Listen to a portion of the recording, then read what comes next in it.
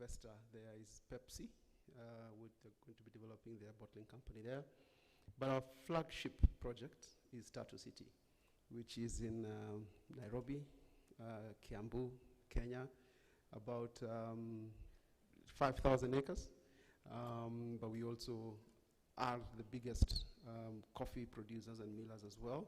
We have coffee as well that is on another 5,000 acres. So we are very proud of the work that we do. I'll be quite brief just to try and link up why, issues to do with urban development, urban planning, and the linkage, the nexus to what we're discussing here today in terms of, smart cities and tech and the back, what supports and the engine that goes behind that. We spend a lot of time and resources in planning, master planning. And what we have learned over the years is that aspects to do with planning sometimes are pushed towards the end of when you have a good plan. That's when now you start fixing in other additives, oh, let's improve this in terms of how driving efficiency, in terms of transport, in terms of technology. That's one of the biggest mistakes we did initially, and that's why some of these forums and some of these topics are extremely important in terms of highlighting certain phases on the very onset on why you need to factor in certain things, especially to do with what we're discussing here today at the planning stage, and take it and give it enough time and depth. In Tatu City right now, we have over 100 companies that are operational. 3 years ago, we were about 88. So this gives you a bit of a picture of how rapidly the need for well-planned urban spaces, well-planned, modern, international standard infrastructure, that the demand is there. And it is not just local, it is international.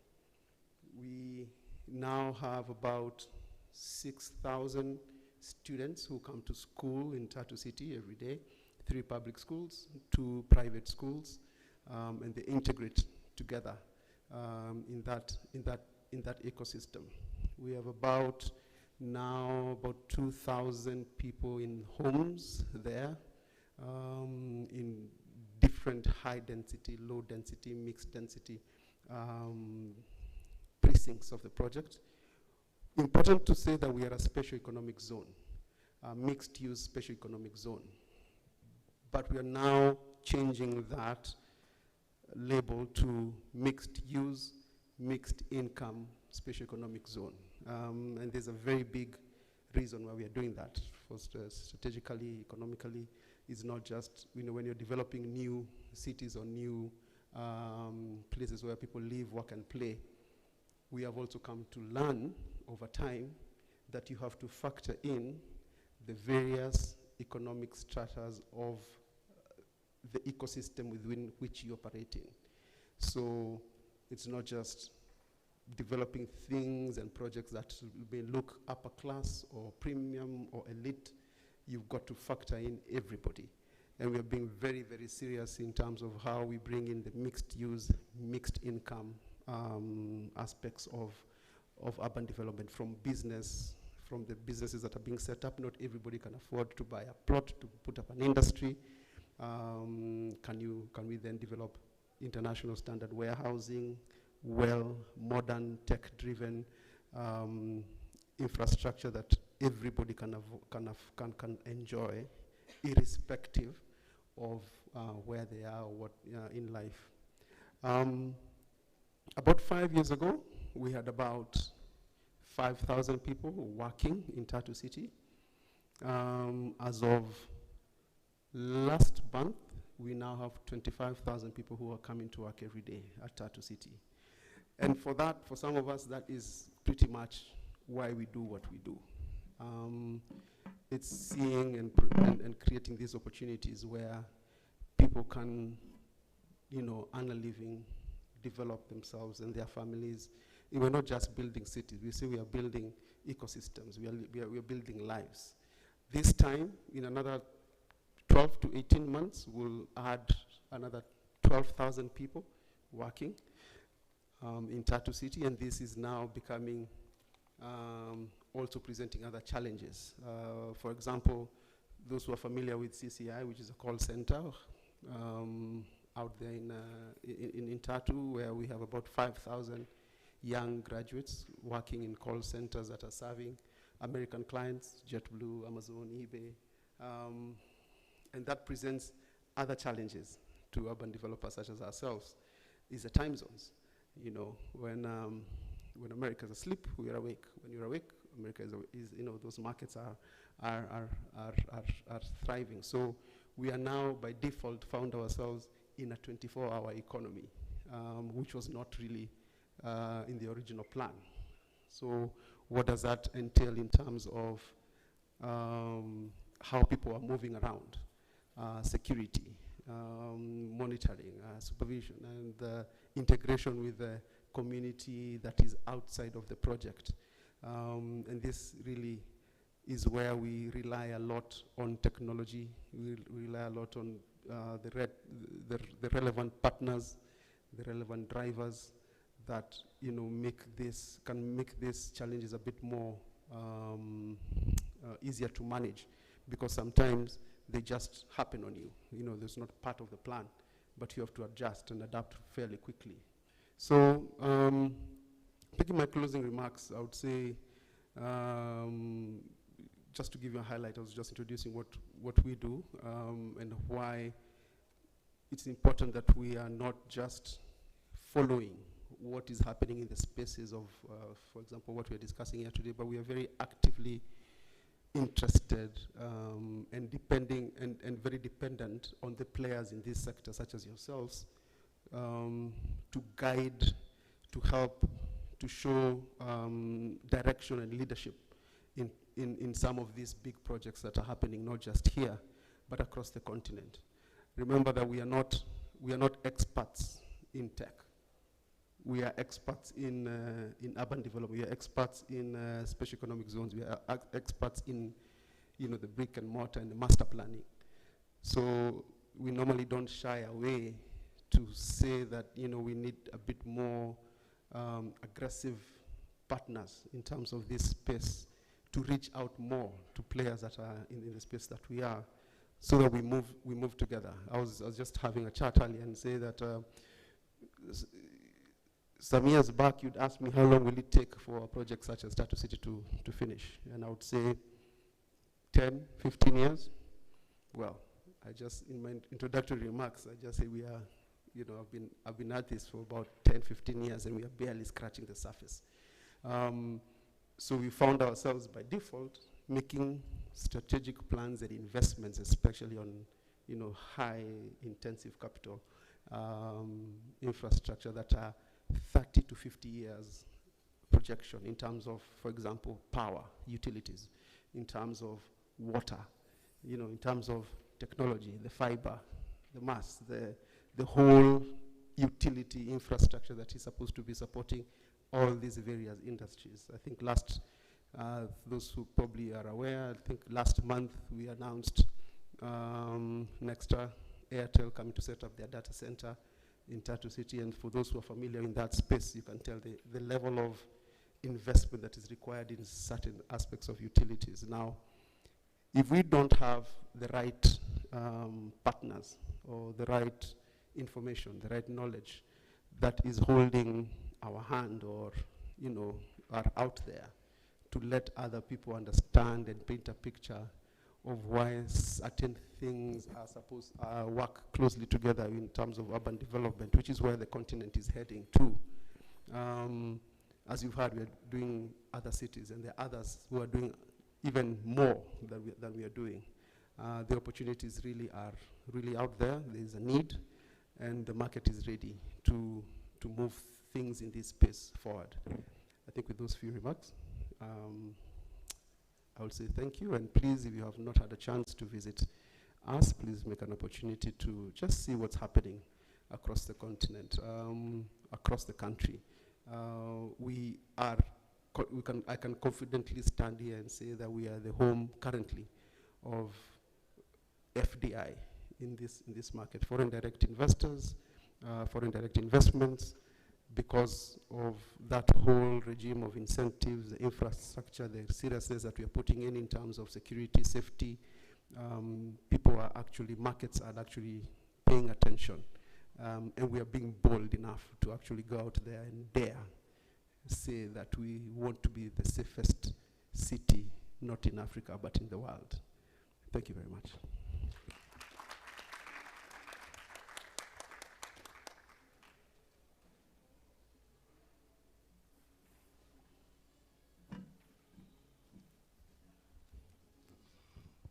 Thank you for the elaborate insight on Tatu City.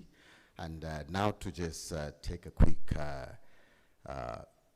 detour in terms of recognizing some of the personalities and representatives who've been able to grace us. We have Brother Afrique Marco Brandelli. We have MSK CEO Sami Ombogo. We have Pwani Halimu Shauri. I didn't use any titles around it, but I apologize for that. And then there's Dr. Faura Kidere, Director, Innovations. Now, to move on to the next part of our program is the Chair for National Chambers of Commerce was to be here, though there will be Dr. James Maura. They'll be represented by the CEO, Christine Mwende, from Kenya National Chamber of Commerce and Industry, Nairobi. She's the CEO of Nairobi. So welcome. Thank you.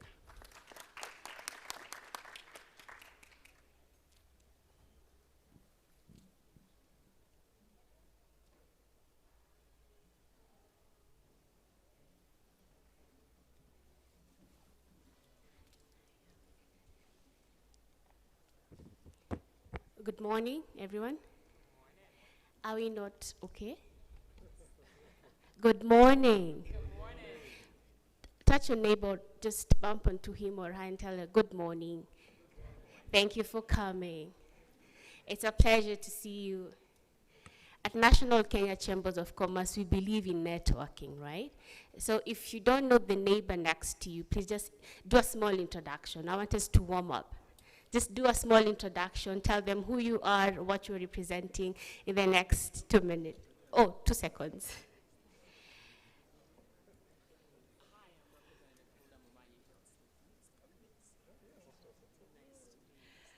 All right, I've already known my neighbor. Okay, so I'm Christine Mwende from the Kenya National Chamber of Commerce. Sincere apologies from our chairman. He was supposed to be here, but due to unavailable circumstances, he couldn't have made it. So I'll just allow me to go straight to his speech that he had prepared for today. So good morning, distinguished guests, innovators, investors, policymakers, and champions of Africa transformation. It's a great honor to stand before you at the Yora Summit 2025, a gathering that truly embodies Africa's spirit, bold, creative, and unstoppable. Allow me first to recognize and appreciate our distinguished leaders present today, Mr. Solomon Mahinda, the Vice President, Tatu City, and appreciate also for the visionary and in driving sustainable urban innovation, Honorable Hulda Momanyi Hitsley, Minnesota State. Yes, you can clap. State Representative, District 38A, a bridge between Africa and global leadership. And also Mr. Len, this name is quite hard, but I will try. Mr. Len Kowoski. Okay, great. Senior advisor to the chairman at the Crutch Institute of Tech Diplomacy and Purdue, a global advocate for secure and trusted technology.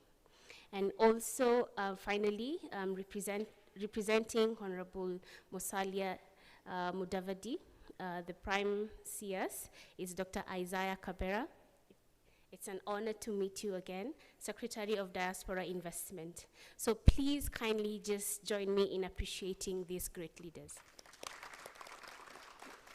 That is for their service and also leadership. Ladies and gentlemen, we meet at a defining moment when African narrative is shifting from potential to performance. In just a decade, Africa entrepreneurship ecosystem has more than doubled. Today is valued at $8 billion, and it's also projected to reach $20 billion by the end of this year. That's not just growth, but transformation.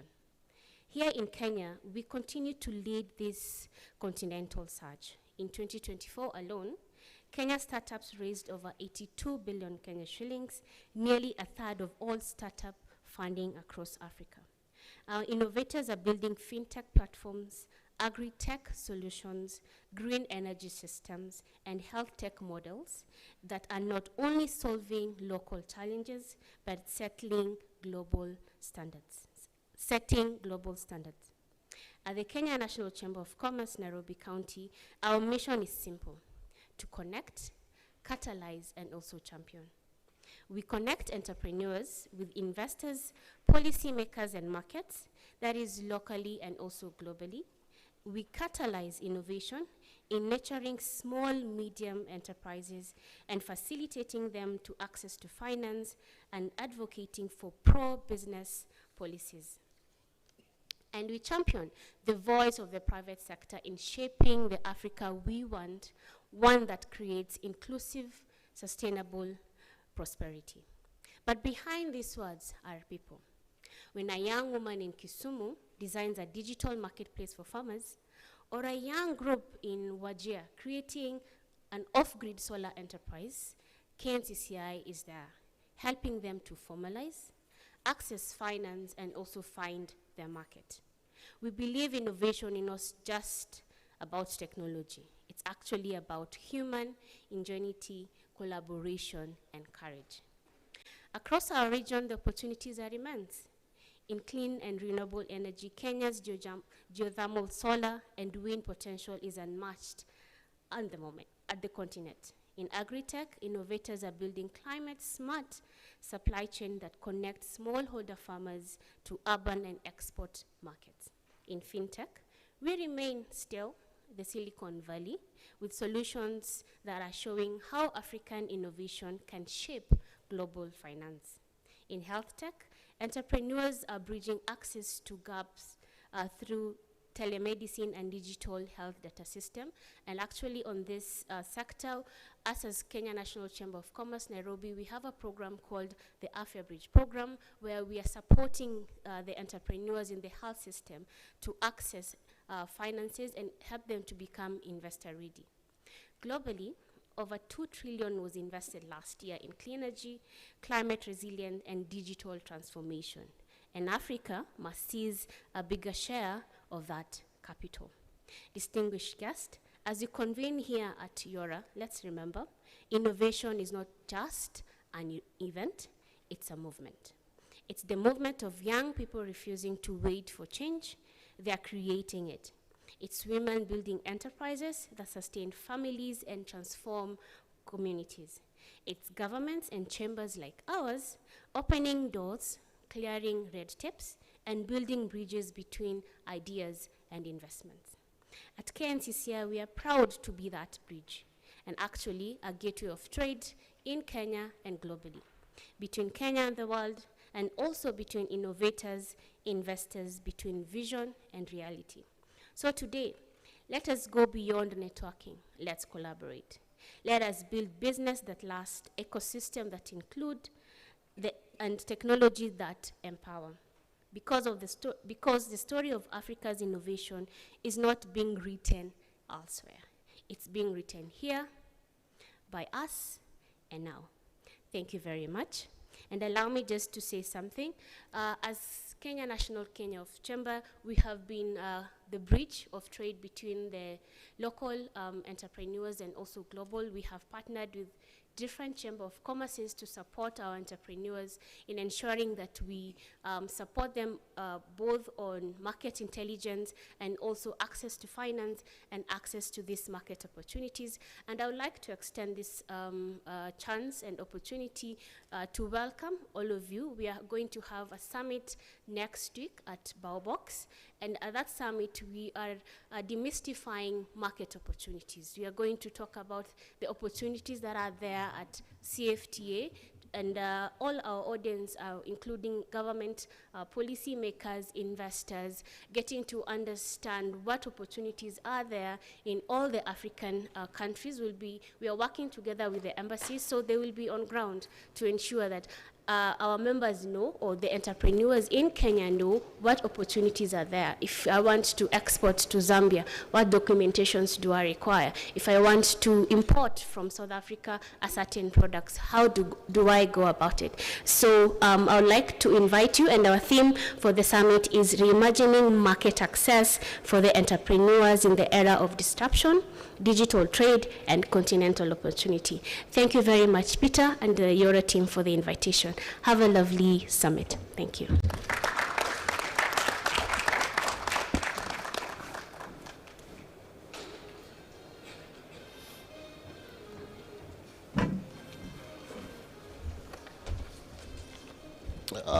That was a pretty good insight into the business of Kenya National Chamber of Commerce and Industry, and I hope we keep connecting, keep joining each other, and like she's invited us for another summit, which shows the intensity we are all doing to just create networks, create opportunities to build businesses, to build investments, create entrepreneurial platforms. So without further ado, we'll move to our next speaker. Honorable Hulda Momanyi Hidsley. I get caught in my Luya accent with Hisley. Minnesota State Representative, District 38A. First Kenyan-born legislator elected to the Minnesota House of Representatives.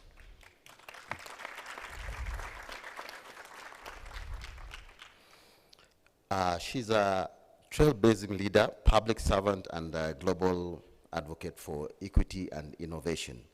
And she definitely made history, being Kenyan-born and makes it to the House of Representatives. Now, her priorities have been on housing, education, healthcare, and mental health.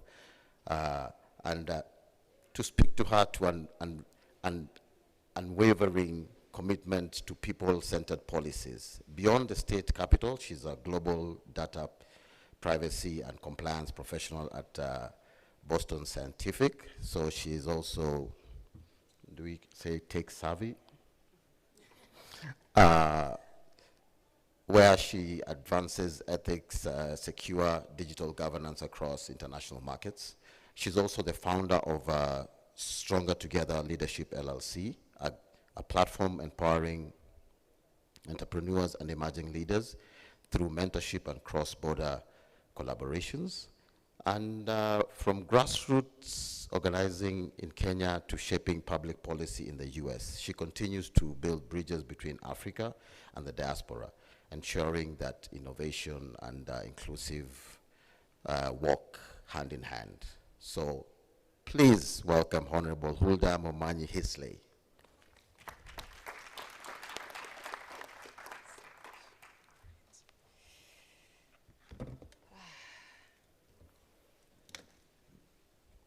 I'm a bit tall. Good morning. Good morning. Can I hear some Gen Z energy? Good morning. Thank you so much. I see my young Gen Zs here. I'm excited that you guys made it. Wave. Thank you. First of all, let me just say it's truly an honor and a privilege to be here in the capital of Africa. Sindio, see, Nairobi is the capital of Africa. Yes. So to the distinguished guests, visionary organizers and leaders, esteemed speakers, some amazing speakers that are lined up, My brothers and sisters across the African continent and the diaspora, once again, I say good morning. And it is definitely a good morning because we are here to talk about innovation. We're here to talk about networking. And we're here to talk about how do we build an Africa that is centered on technology, because that's the next gateway to markets, right? And so this is a moment that I have been looking forward to. When my good friend Jackie told me about Yora, you know, I always thought Yora was just the West African, the West African part of the continent, but to know that has come to East Africa, and Kenya is the epicenter of this movement is definitely exciting. So a special thank you to my good friend, Madam Jackie, for her tenacity and her leadership in this space. So it is an honor again to stand before you here in the great city of Nairobi, the heartbeat of innovation, resilience, and hope, and to open the year of the Return Africa Yora Summit, where global thinkers do what? Let me see if you people were listening. Do what? Meet. I don't think people were listening earlier. Meet become local changers to shape the destiny of our continent. Let me begin by thanking again the organizers of Yora Summit for your courage and your clarity, for your conviction. You have created not just a convention, but a platform, a global table where Africans at home and abroad gather to design solutions, to build partnerships, and to drive impact. So thank you so much for making history right here in Kenya. And I truly believe that Kenya and the African continent, we have our own people to provide our own solutions. Sindio, we have the capability to create and bring about our own solutions. So as a Kenyan American legislator, and a proud daughter of immigrants and who come and hail from Nyamira. Anybody from Nyamira County here? Yes, there's a few Nyamirans. It fills me with deep pride to stand here as both a witness and a bridge between continents, between generations, between dreams and their realization. I'm here not only as a policymaker in the state of Minnesota, but as a partner with Yora, committed to strengthening the bridge between Africa and its diaspora. We have a large population of not only a Kenyan diaspora, but also, you know, I represent the most diverse district in the whole entire state of Minnesota. We have, you know, Liberians, Nigerians, Tanzanians, Ugandans, you name it, a very rich fabric of the African diaspora. And this year, our gathering carries a profound message that Africa is no longer waiting for change. Africa is the change, right? We're no longer continuing to wait for change, but we are the change that we want to see. And it's you, each one of you who are sitting in this room, ready to step up and meet the moment. So from Minnesota to Mombasa, from Silicon Valley in California to Silicon Savannah here in Kenya, our stories are merging into one. The story of return, reconnect, and rebirth. Let's talk a little bit about Kenya, the gateway to tech diplomacy. You know, Kenya is my motherland.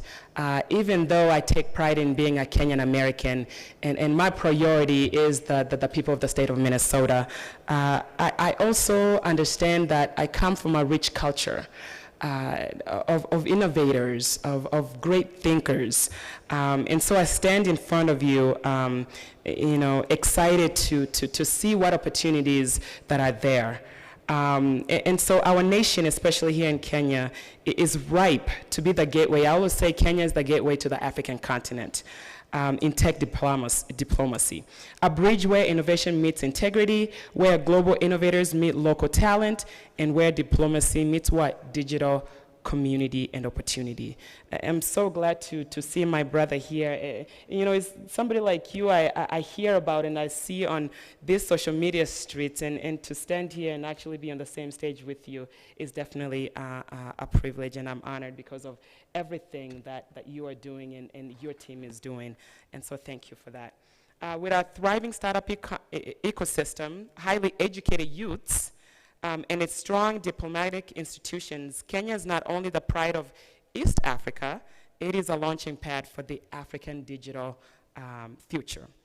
This is why I truly believe partnerships like Yora and the collaborations with global institutions such as Kraft Institute for Technology Diplomacy at Purdue University matters so deeply in this race to make sure that we as a country, as a continent, we are ready to meet the opportunity. Together we are proving that Kenya is ready to lead, responsible and inclusive, and will lead boldly. I also want to take a moment to acknowledge and recognize and sincerely thank my newfound friend, Len. My sister, you really tried, so I'm also going to try to say his last name. Kondokalski? Close enough. He's going to teach all of us, so when he gets up to speak, so he's going to tell us how to pronounce his name. Because also my name is very interesting as well, and so I look forward to you teaching us how to say your name. Thank you so much for everything that you're doing. As the chairman at the Kraft Institute of Technology Diplomacy, your steadfast support and visionary leadership continues to open doors for African nations. And I'm so excited and to learn that, you're coming to Kenya. You're using Kenya as that stepping stone into this work, to engage globally in ways to protect our values and the people and our data. Your belief in the power of the African innovators and your advocacy for trusted technology and principled partnership inspires me personally. And I hope it will inspire, as we continue to engage with you, inspire all of us here. So thank you for championing the future where tech diplomacy becomes a tool of peace, a tool of prosperity, and a tool of freedom, not only here in Kenya, but the African continent. So thank you so much. Can we please give him a clap here? Yeah. Because this work is not just about technology, it's about trust. It's about building digital bridges rooted in freedom, transparency, and opportunity. So here's my call to the diaspora, especially for those diaspora who are listening to me. I want to challenge you. We have gone out from our various countries, and especially for those Kenyans in the diaspora, and we have seen what's possible. We have seen what we can do, especially within the tech space. And I want to encourage you to look back and see what's here in Kenya and how you can bridge that gap between where you are in the continent. To the brilliant speakers, innovators, and trailblazers joining us in this summit, your voices are the engine of change. You're going to bring a skill set and your knowledge to this summit that will open doors for a lot of people who will be a part of this summit. Your insights will challenge us, your ideas will inspire us, and your leadership will remind us that transformation happens when vision meets what? Let me see my young Gen Zs. Transformation happens when vision meets execution, right? And so, to my fellow diasporans again, it's our moment to return here and to give back, not just physical homecoming, but a strategic one. We return to invest, to mentor, to build, to create the Africa we want to see, and the one that thrives and shares prosperity and global partnership rooted in trust. So it's a new dawn here, not only in the country of Kenya, but also in the continent of Africa. This summit is more than just conversations. I want to challenge each one of you. Make sure you're making connections that will create sustainable development, sustainable partnerships that will call into action to think globally, to act locally, and to build collectively. So let us forge partnerships that will outlive us. When I think about, when I want to leave, when my time has come and gone and what legacy I want to leave, I want to make sure that I'm a part of building institutions and systems that leave a legacy of growth and empowerment. Institutions of integrity and accountability and transparency. So let us raise leaders who outshine us, let us dream dreams that outlast us. And because when Africa and her diaspora move together, there is no limit what we can do and achieve together. So as I finish, I always say we are stronger together. When I ran for this political seat, my motto was stronger together. So I want to challenge you together. You know, we are stronger. Together we are global thinkers and local changers. Together we are Yora, shaping Africa's tomorrow today. And so I want to challenge especially our young people here. I always say this, don't wait for somebody to give you permission to lead. You know, you are the solution that Kenya is looking for. You are the solution that Africa is looking for. You have the ideas that we need in this very moment. So I charge you to go forth and be bold in stepping up and being the leaders that Africa needs today. And so with that, I want to thank my friend here, who is a great partner to me, the Ministry of Foreign and Diaspora Affairs.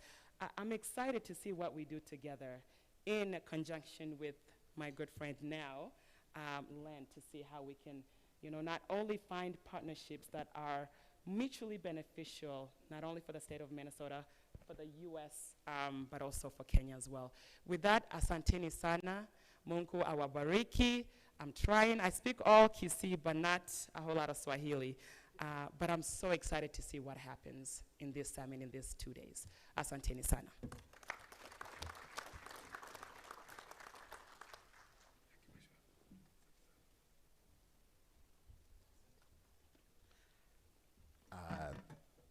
That is an introduction from the outside with somebody from the inside, and that gives us some insight into how global this world is.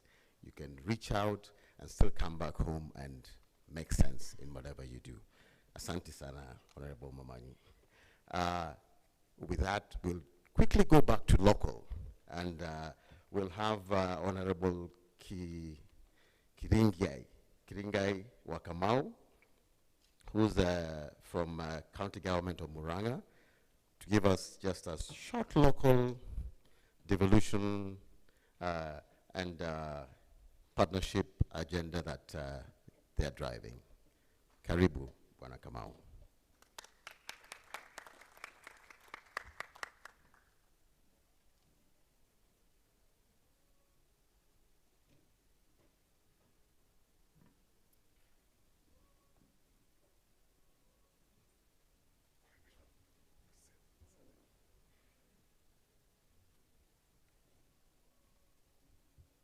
Good morning. I want to thank the organizers of this event for ambushing me only yesterday and told me that I must be here representing my governor so that I can share what we are doing in Muranga. I normally don't use a written speech, but for the purpose of coming to represent somebody else, you normally do carry some written speech so that you can tell the story that he would have wanted to deliver. So, our honorable representative of the government, or it is the county of Minnesota, the state of Minnesota, and from Purdue University, and my colleagues, you look like you are from here. Good morning, everyone. How many youths came from Muranga? Okay, thank you very much.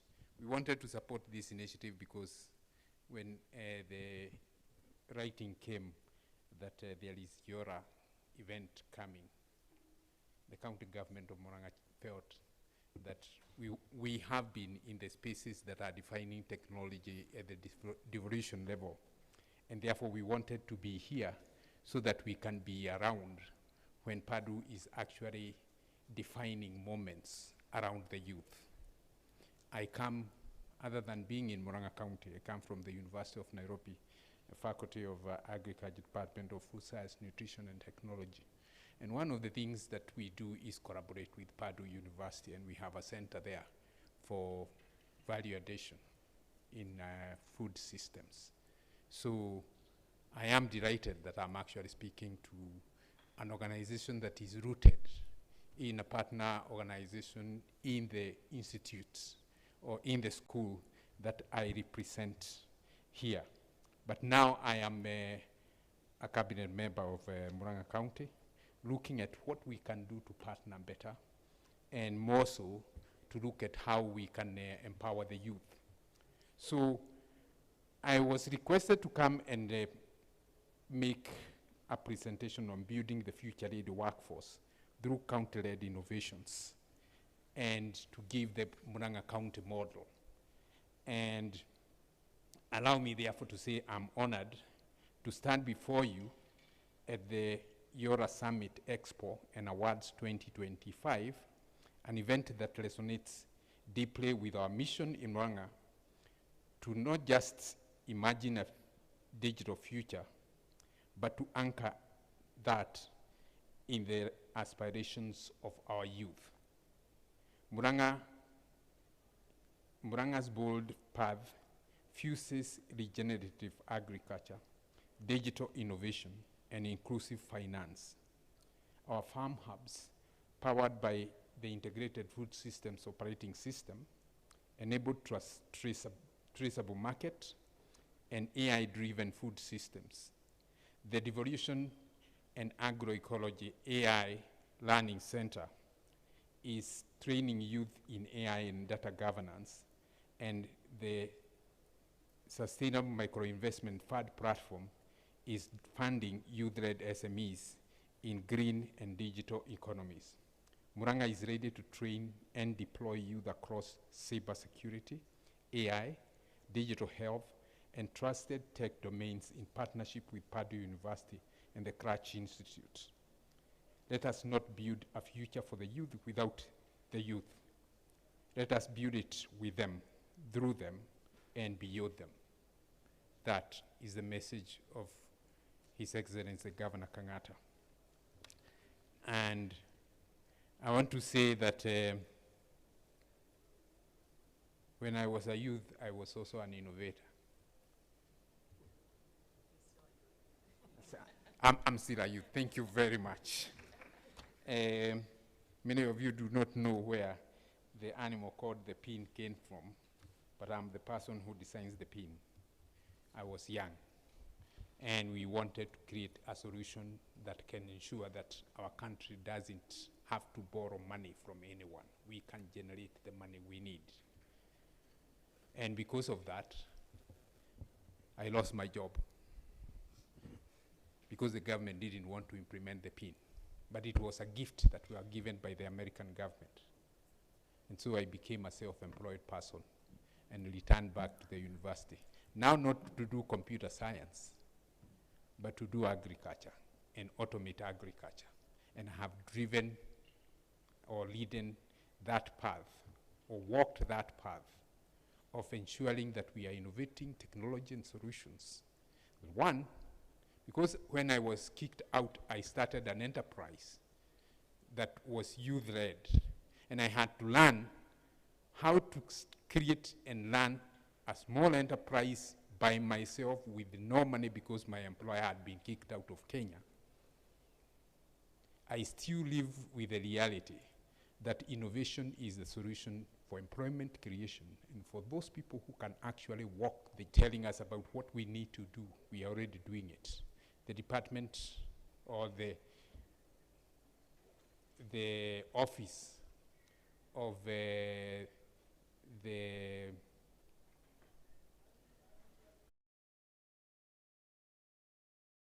us who are working with us in fine-tuning the agroecology food systems initiative, because we are the only government of the 48 that we have in Kenya that has an agroecology law and a policy. And we pride in that, and we love telling people that you anchor everything in law and you make people work with it. That is why you find the biggest population of youths that you see here will most likely be from Muranga. And I feel excited that they listen to that story because they have been driving that agenda forward. And we want, together with the university, to actually support them. And now with your 100,000 number that you actually floated as the interest, it is what made me and the governor say that we have to be there so that we are helping those people train the youth, and the center is going to be Muranga. Thank you.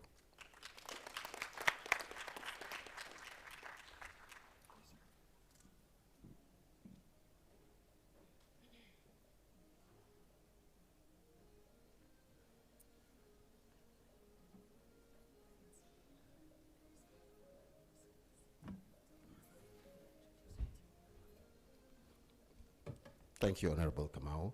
At least you gave some representation from internally, that is from county level engagement.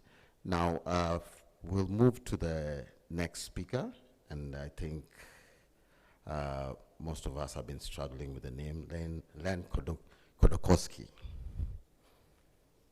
I think I delivered it. Len Kodokowski is a senior advisor to the chairman of Crouch Institute for Tech Diplomacy at Purdue. He's our next speaker, and he spent his career at the nexus of technology, diplomacy, and national strategy. Now, Len is the senior advisor to the chairman of the Crouch Institute for Technology, and this has meant that the world of leading institution in advancing trusted technology has been what Crouch Institute has been really pushing on and upholding freedom and prosperity within that innovative sector. He is a former Deputy Assistant Secretary of State for Digital Strategy. He was described by the Jerusalem Post as the State Department's secret weapon. I hope it becomes ours.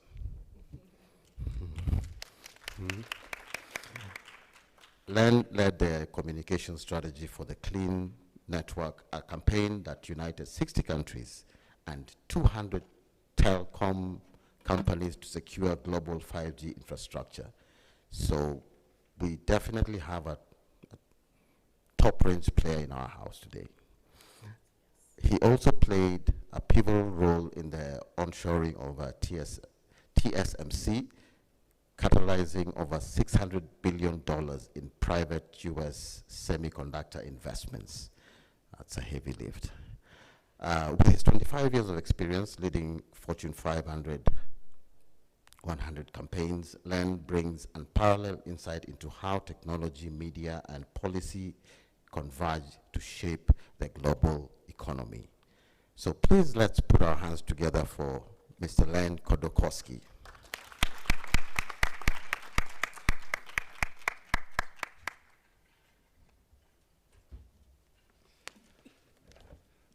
Kodorkovsky. Everybody. All right. Well, good morning, everybody. Distinguished guests, colleagues, friends, new friends, old friends. I am so energized this morning seeing so many young people in the audience. Thank you for welcoming me here to Kenya. It's my first trip, and I feel right at home already. I'm going to be an honorary Kenyan by the time I leave. Thank you so much to Yora leadership for inviting me here for this very important and timely gathering. As you've heard, I come to you from the Kroc Institute for Tech Diplomacy at Purdue University. Purdue University is one of the top engineering schools in the United States. It's also becoming one of the top national security universities in the United States. And I'll tell you just a few data points about Purdue, and every time you hear Purdue, you should pay attention, because Purdue University graduates more engineers than any top American university. 83% of our undergrads are in STEM discipline. For those of you not familiar with STEM, it's science, technology, et cetera. And those are the kinds of disciplines that are going to be crucial in the economy of tomorrow. Purdue has a nanotechnology lab, which is vital to the semiconductor industry. It rivals top commercial chip fabrication facilities and something very few universities in the world can match. And finally, Purdue is called the cradle of astronauts because we've graduated 30 American astronauts, including the first man to walk on the moon, Neil Armstrong. So technology, science, innovation, all of those things are in our DNA. Now, the Kroc Institute itself is focused on tech diplomacy. And I feel like I should explain what that means. It sounds great, but if you go around the world and you talk to leaders, political leaders, economic leaders, innovators, average citizens, you understand that nothing happens today or will happen tomorrow without technology. And it is the key to growth, personal growth, business growth, and national growth. So tech diplomacy is a new category of diplomacy that recognizes the central role of technology in international relations and modern relationships. Tech diplomacy combines tech expertise, Silicon Valley business strategies, and foreign policy tools to ensure that technology advances freedom. That's the North Star of the Kroc Institute, to advance freedom by accelerating the innovation, deployment, and adoption of trusted technology. Now, we see technology at the epicenter of a four-dimensional contest between freedom and authoritarianism. It features economic, military, diplomatic, and cultural facets.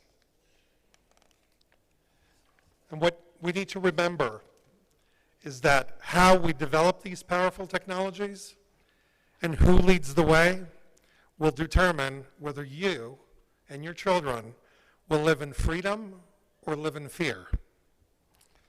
Today, a quarter of the way into the 21st century, it's clear that securing freedom requires securing technology.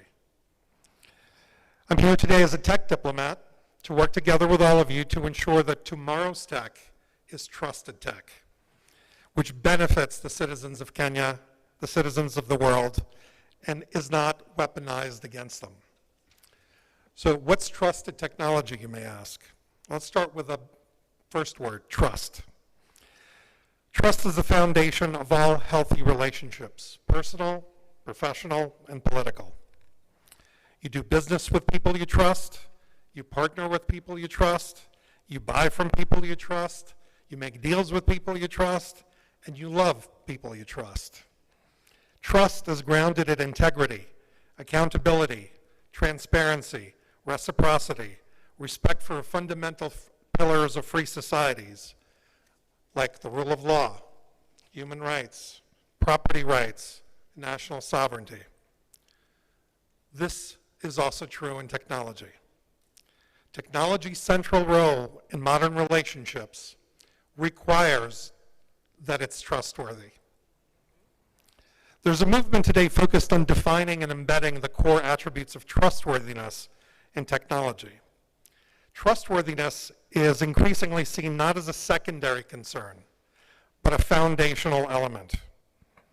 Instead of viewing technology primarily in terms of raw capability, it's increasingly being treated as a form of societal infrastructure, something that must be designed with ethics, accountability, and trust at its core. And the global shift toward trusted technology is reflected in the growing body of international agreements, multilateral statements, and industry-led initiatives. This is not a hypothetical concept. It's happening right now. If you pay attention to statements coming out of G7 meetings, G20 meetings, the technologically advanced economies in the world are all heralding the trusted technology movement. So coming out of here, and I congratulate you for being here this morning because you're going to walk out much smarter and more ready to compete in the world than those folks who are not here. And you can tell them about it. So let me tell you about some examples of where trustworthiness is embedded in international agreements. The OECD principles of AI call for AI systems that are, quote, trustworthy and respect human rights and democratic values. The G7 Hiroshima AI process emphasizes the need to build, quote, trust in AI through risk-based regulation and transparency. The EU-US Trade and Technology Council reiterates a shared commitment to, quote, trustworthy digital infrastructure. The Quad Principles in Technology calls for technologies that are, quote, trustworthy, secure, and resilient. So this is not me just telling you this. This is already the reality, and it will be the reality going forward for your generation and onward. It's not just governments that are saying this. The private sector is doing it too. Microsoft aims to, quote, protect democratic processes with trusted technology. And trusted cloud principles signed by leading cloud providers, including Amazon, Microsoft, Google, IBM, commit to maintaining, quote, trust in the cloud ecosystem. The Cybersecurity Tech Accord, signed by over 150 companies, affirms the need to, quote, improve the security, stability, resilience of cyberspace to foster user trust. Across sectors, the message is clear. Trust is not an abstract ideal, but a strategic imperative embedded in the governance of digital systems. Making tech trustworthy is the job of innovators, entrepreneurs, and lawmakers.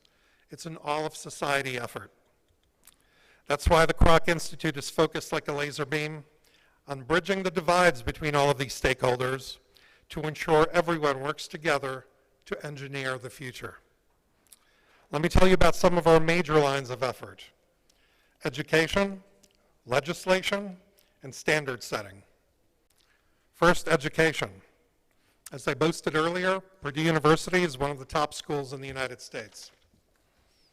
We have built on the DNA of Purdue University and created the world's first Tech Diplomacy Academy. It's an online platform to equip government, business, and citizen leaders with the knowledge and tools to compete in the new tech age.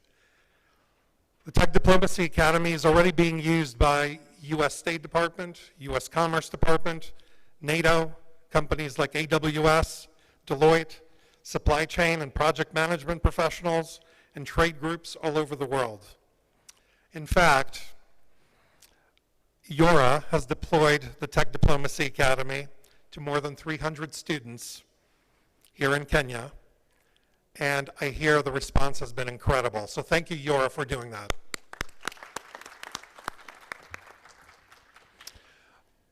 Now, the Tech Diplomacy Academy can be available to all of you, and I am sure if you reach out to Yora, they can make it available to you as well.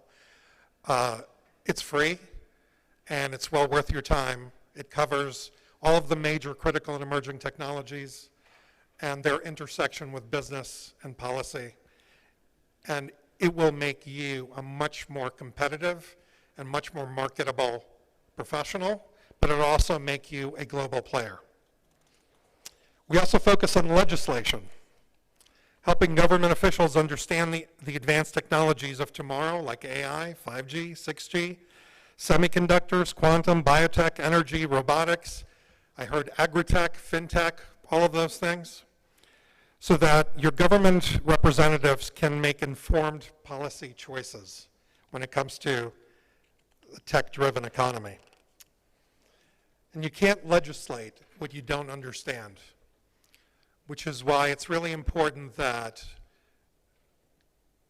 technology understanding is not just for engineers and innovators, it is for all decision makers.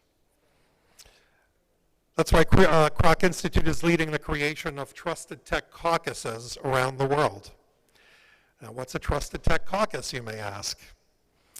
Well, trusted tech caucuses typically are government working groups. They're made up of lawmakers from different parties who recognize the impact of advanced technologies, and despite disagreeing on perhaps every other issue, they work together to ensure they get this issue right because it's that important. And I'm thrilled that later today, together with the Council of Governors, we'll be announcing the establishment of a trusted tech caucus here in Kenya, the first such caucus in Africa.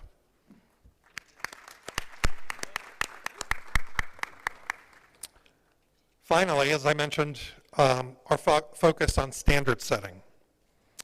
Today's supply chains are increasingly fragmented due to geopolitical and other disruptive forces. Companies have to navigate a patchwork of standards, struggling to come up with practical, efficient models that make their lives easier. The answer is not another technical standard, but a trustworthiness standard. Recognizing this, we at the Institute have launched something called the Global Trusted Tech Standard, or XGTT.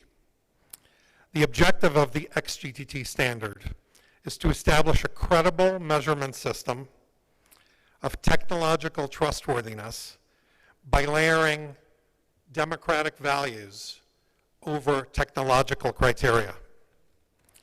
Certainly, the evaluation will examine things like data privacy, security, transparency, interoperability, but also things like respect for the rule of law, intellectual property, human rights, labor standards. The XGTT standard will also consider financial transparency, ownership structures, supply chain traceability. The upside of trusted collaboration is huge. Now, imagine a global trusted tech marketplace where trusted startups are funded by trusted investors, where trusted companies find trusted talent, trusted suppliers, and trusted partners, where the global trust-driven economy is humming seamlessly. If that happens, and it will because of what I mentioned earlier, that's where the world is headed. 75% of global GDP is going to be powered by trusted technology. And if that's where we end up, you can either jump aboard or be left behind.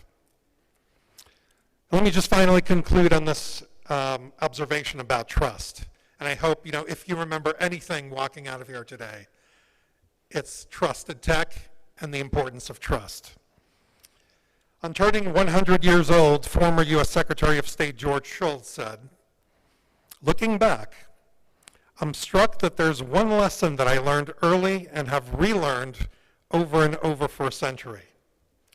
Put simply, trust is the coin of the realm. When trust was in the room, whatever room that was, the family room, the school room, the locker room, the office room, the government room, or the military room, good things happened. When trust was not in the room, good things did not happen. Everything else is details." Kenya has a lot to gain by adopting a trusted tech mindset and empowering its innovators to be trusted tech competitors in a global marketplace. And the Kroc Institute is here to help all of you to accomplish that. Thank you once again for inviting me. God bless you. And let's work toward a stronger future for all Kenyans, the people in Africa, the people around the world of good faith and goodwill, and toward peace and prosperity for all mankind. Thank you for having me.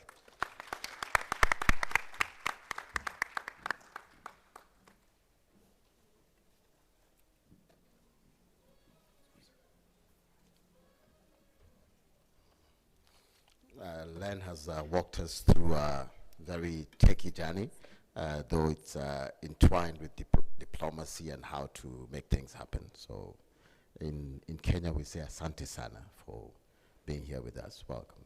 Right back at you. Thank you. 1 second.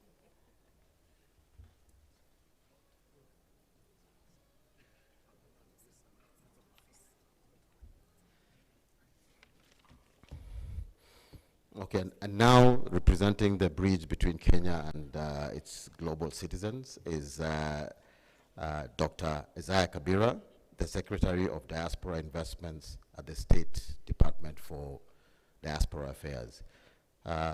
Dr. Kabira's mission is to unlock the full potential of diaspora capital, connecting billions in remittance, which currently I think is our biggest foreign exchange earner, structured the investments opportunities that build industry, create jobs, and sustain economic growth. He's a seasoned diplomat and communication expert. I think we've grown with you telling us stories on our screens. And some of us that we remember him for that, like since we were young people. I'm not saying you're too old, sorry. His work reinforces one of Yora's core messages, that the African diaspora is not just part of the story. It is central to the continent's global economic rise. And with that, I'll say, please welcome Dr. Isaiah Kabira to take us through this. Thank you very much. Before I make my remarks, today has been a sad morning for our nation. As some of you may be aware, this morning we lost a great son of Kenya and a great son of Africa, Mheshimiwa Raila Odinga. So in his memory, I want to ask all you to be upstanding to have a 1 minute in honor of a great son of our nation.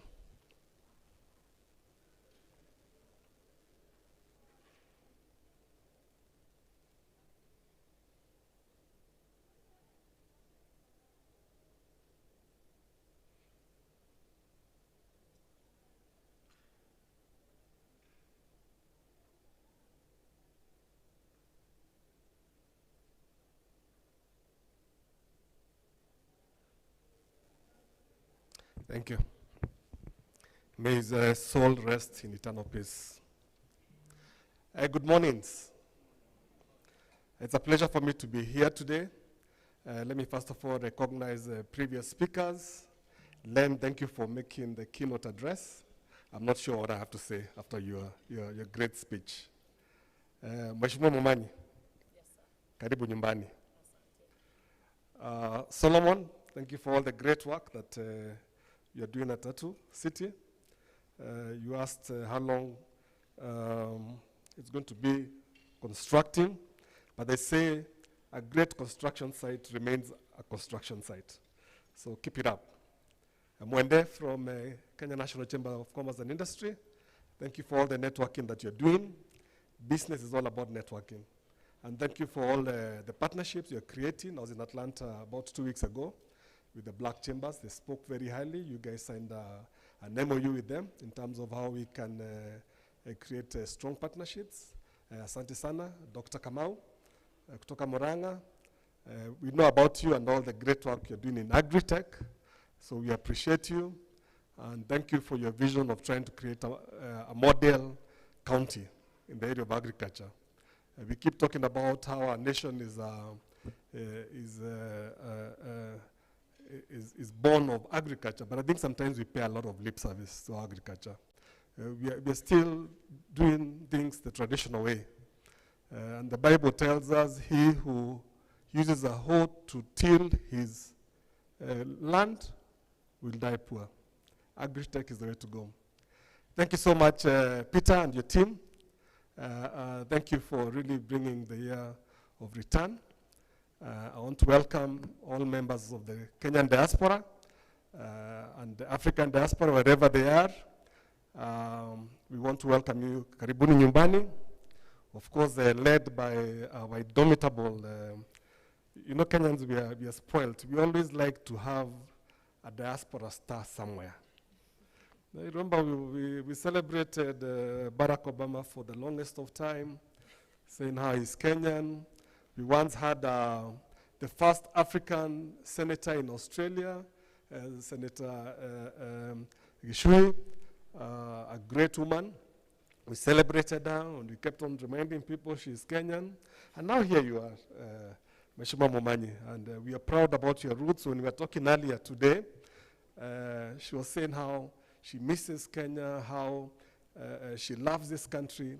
So I told her, make sure your voters in Minnesota don't get to hear that because they won't vote for you.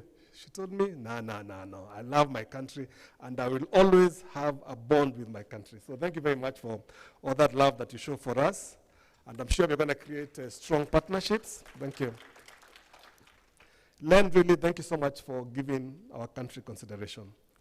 I love the language that you use about tech diplomacy, how we can engage our youth. Thank you that even to imagine that you can empower 100,000 of our youth, really.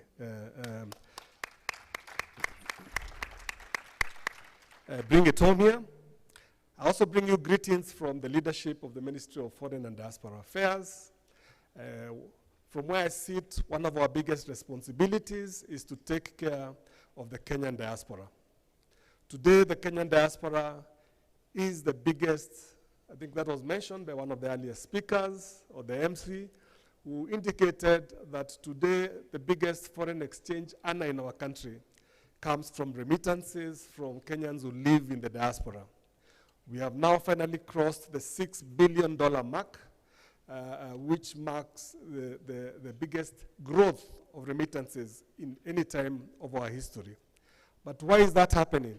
It is happening because the Kenyan diaspora is strong, they are patriotic, they love our country, and they're backbone of our society. They're also there because the biggest resource that God gave us, where we did not have minerals, where we do not have oil, God gave us a strong human resource. And we are very proud about it. Our young people are today the pride of the world, making a strong contribution wherever they are. But we must find other ways of empowering our youth. Today, youth unemployment is the biggest political and social challenge that we have as a nation. We have lots of people that we have educated because in the last 20, 30 years, we've exponentially grown our university education, our TVETs, but unfortunately, our economy has not been able to absorb a lot of our young people who are graduating. That is why in the Department of Diaspora, one of the biggest things that we are doing now is the area of labor mobility, trying to see how can we get jobs for our people out there. And we're not telling you to go out and get jobs because we don't love you. We love you very much. But we're just being realistic that we're not creating enough jobs for a very well-educated Kenyan labor force. So we'll continue to engage as a department. Our biggest responsibility is to protect the Kenyan diaspora in what we call PIP. Our first responsibility is to protect them, then we engage them, and in the process, we get them empowered. And once the Kenyan diaspora is empowered, as a nation, we are able to prosper, for example, through instances like the remittances that I've just spoken about. The young people today are living in a very interesting time, a time of emerging technologies. We're talking about AI and many other nice innovations that are coming up. But are we equipping our people adequately? We are educating our people, but are they skilled enough to join the international labor force? We have expanded our education system, yes. We have educated our people, yes. But are they skilled enough? Are they in the right sectors? Are they being able to be market ready? Are they being able to be absorbed in the international market? What is it that the world out there wants? It's a conversation that we have to continue having, because as long as we don't understand the dynamics of the international global labor market, we will not be training people in the right areas. I was just looking at a survey the other day, a report from, just get it here.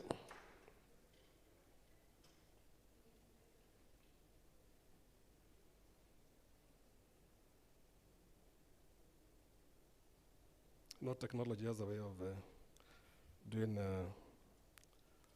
wonders. Where is that? It's a report by the World Economic Forum.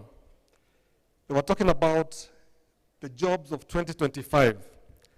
And the top 10 jobs were listed as 1, analytical thinking and innovation. Number 2, active learning and learning strategies. Number 3, complex problem solving. Number 4, critical thinking and analysis. 5, creativity, originality, and initiative. 6, leadership and social influence. I don't know whether they're talking about TikTokers here, I'm not sure. Number 7, technology use, monitoring, and control. Number 8, technology design and programming. Number 9, resilience, stress tolerance, and flexibility.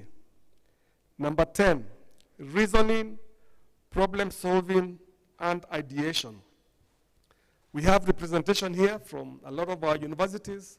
We must ask ourselves, are we on the right track? Are we skilling our people in the right to be ready for the job market? We're here talking about AI. How ready are we? Many years ago, we used to talk about the digital divide, that there are countries that have enabled themselves digitally. There are fears today that we're going to have an AI divide. AI is the future, but what are we doing about it? Are we making investments, for example, in enough data centers? Because at the end of the day, AI is about storage of data. Are we ready for that? Today, there's a country in the Middle East that is looking for 100,000 coders. What are they telling you? They want to take a lead in this area. We must, as a country and as Africa, make deliberate efforts, make deliberate investments so that our people continue to be competitive around the world. As I said, our young people are our biggest human resource, but we must empower them. We must empower them with the tools of trade that will make them competitive around the world. As a State Department for Diaspora, we continue to engage with Kenyans around the world to ensure that they're creating the right partnerships. We are not going to walk this journey just by ourselves. We are going to walk this journey with strong partners.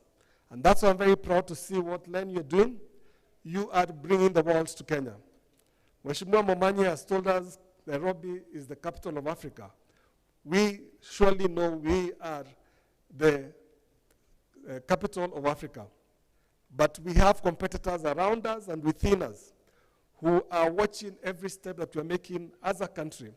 We cannot afford to sit on our laurels. We need to become more innovative.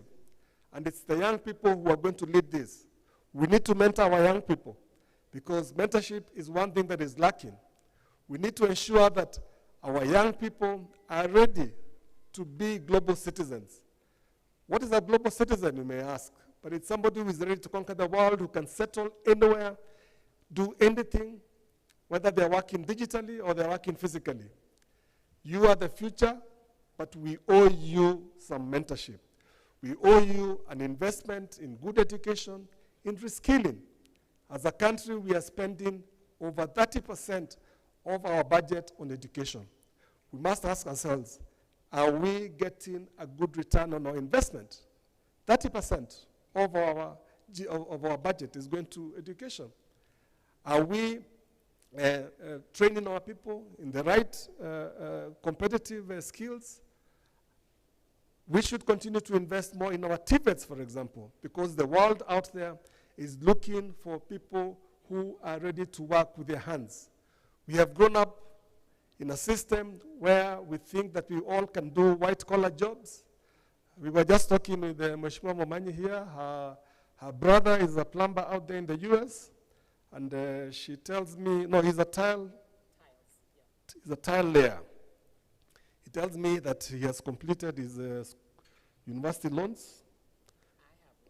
She has loans and she's a politician and she has done fantastic jobs, but all he does is lay tiles. And he makes more money than her, despite whatever she is. So we have to change our mindset so that our people are adequately equipped.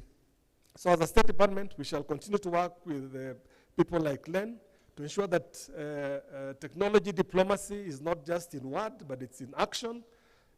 We must ensure that we make investments and talk about agri-tech. And Daktari, please, can you keep talking about it? Because we cannot continue doing things the way we are doing them.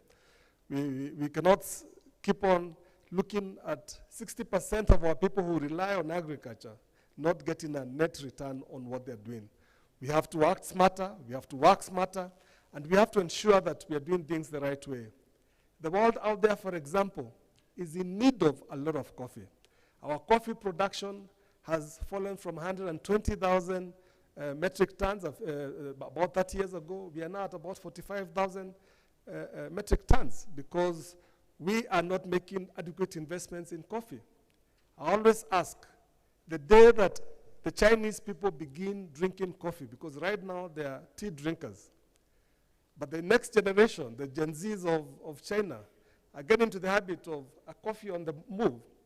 Will we have enough coffee to sell to the world? Our land sizes are becoming smaller and smaller every day because we are dividing our lands. We need to be agri-tech smart. We need to use technology in agriculture to be more productive. Our land needs to be more productive despite the size being smaller. So I want to wish you very good deliberations. Peter, once again, thank you so much for inviting us. We want to assure you of your support. We thought that this was the reserve of the Western Africa, but thank you for bringing it home. We want to wish you all the very best, and we look forward to continuing the engagement and participating in the second Yora Kenya Forum. Asanteni sana.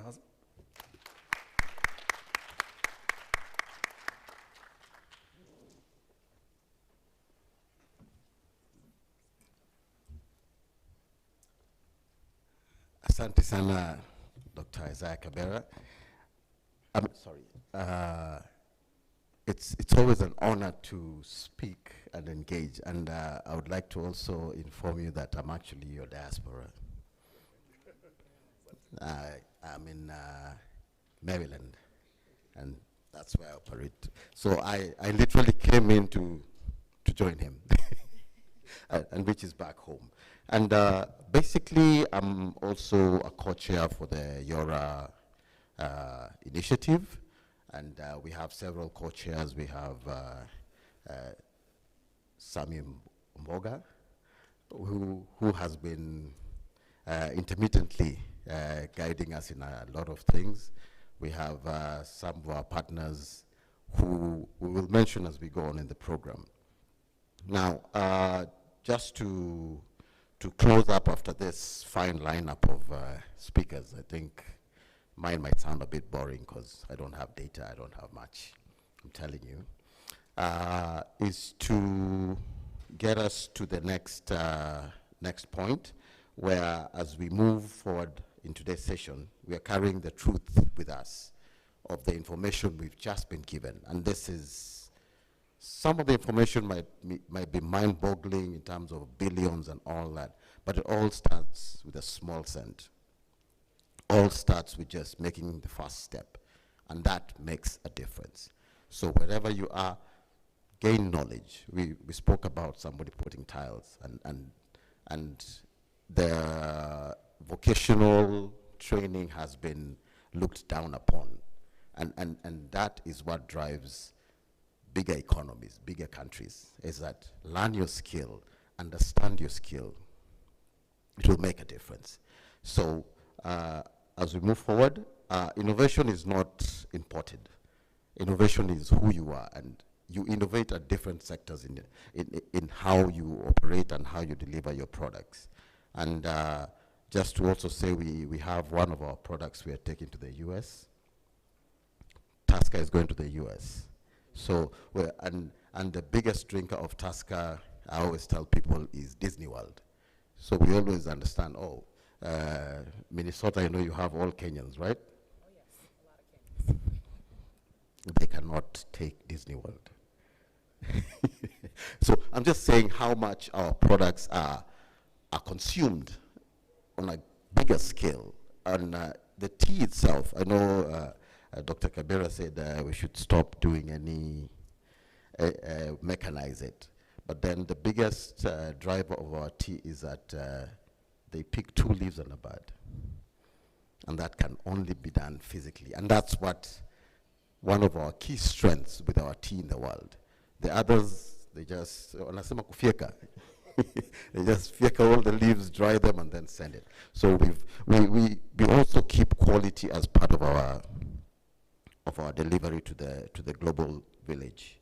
Now, in conclusion, for this session, we'll bring together some key stakeholders for an in-depth tech diplomacy dialogue led by Len, and this will follow a signing of a strategic memorandum of understanding, a powerful step towards long-term collaboration and investment. And we extend our heartfelt appreciation to Crouch Institute for Tech Diplomacy at Purdue University for being a sponsor for this session, and really applaud. Please give them a big round of applause. So Len will be co-moderating, and I'll welcome, I think, Peter to just guide us to the next session.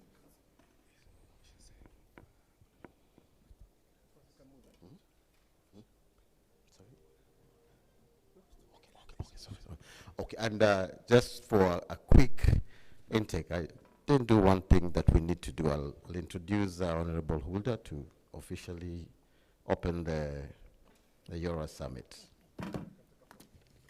And we can take some pictures together.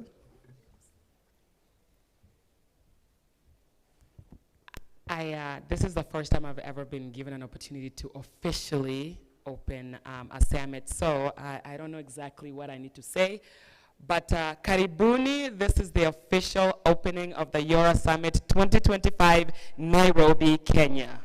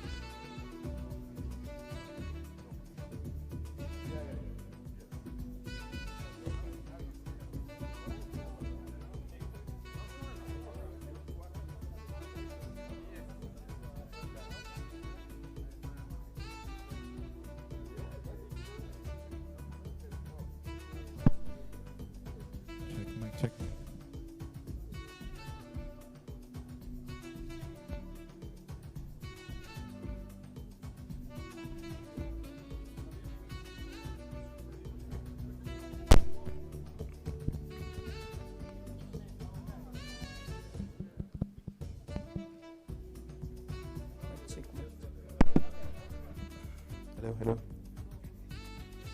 Hi everyone, as this is going on, so after the photos and after the awesome selfies, feel free to network with the person beside you, get to know the family of Yora, and we'll just be taking a short break after this, but we'll be coming back immediately after. And we're also going to have a closed roundtable that will be taking place in one of the breakout rooms. And the conversation will just be steered around the tech diplomacy, what that's going to look like here in Kenya. Again, as Victor had mentioned, that will be followed by a signing ceremony for the Memorandum of Understanding between Yora, the stakeholders, and the Crack Institute for Tech Diplomacy. So feel free to go look at the booths for the next 5 minutes as we just transition into the next sessions. Thank you.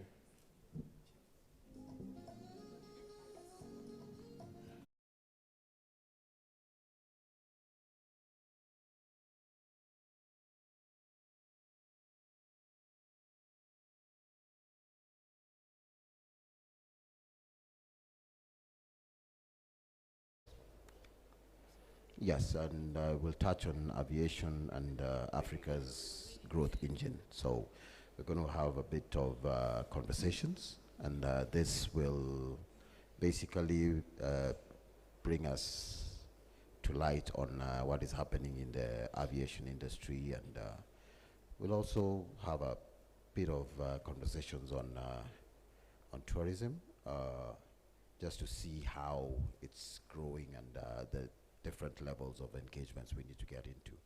Our speakers for this session will be Lucretia Ichela. Did I get it right? All right, okay. My lingo is becoming good. And we have Nikenoa Sabula, who's from Kate. Is it Qatar? We were discussing a lot about, is it Qatar, is it Qatari, is it, I'm confusing with the airline all the time. It's Qatar. We'll have moderation from Grace, and we'll just take a dive in and see how the aviation connects more than cities. It connects opportunities. This session explores how air connectivity drives commerce, tourism, entrepreneurship across the continent. So without further ado, I'll allow Grace to just take charge, and we can get into the session. Asante.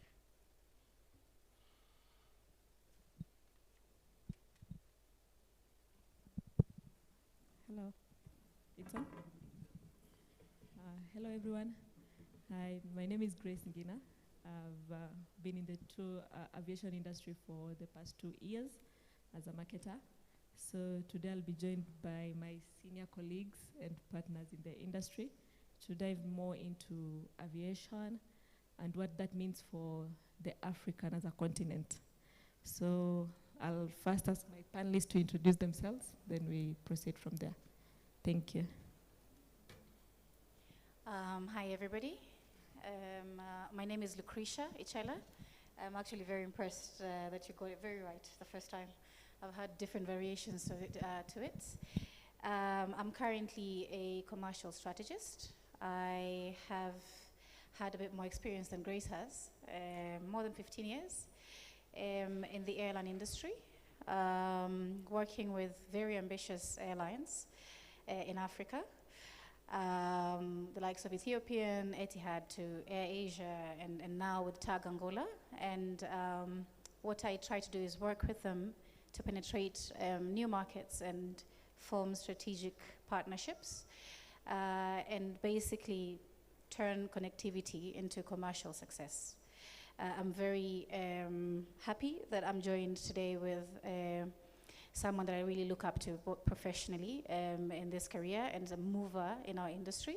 And I'm looking really forward to our conversation today.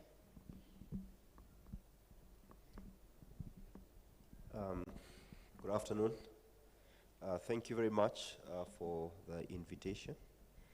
My name is Nicanor Sabula, and we are quite a number of hats. So I'm the CEO of the Kenya Association of Travel Agents, which is a national umbrella organization of travel professionals. I also lead our regional association called the Association of Eastern and Southern Africa Travel Agents, which brings together, travel agents from 13 countries within our region.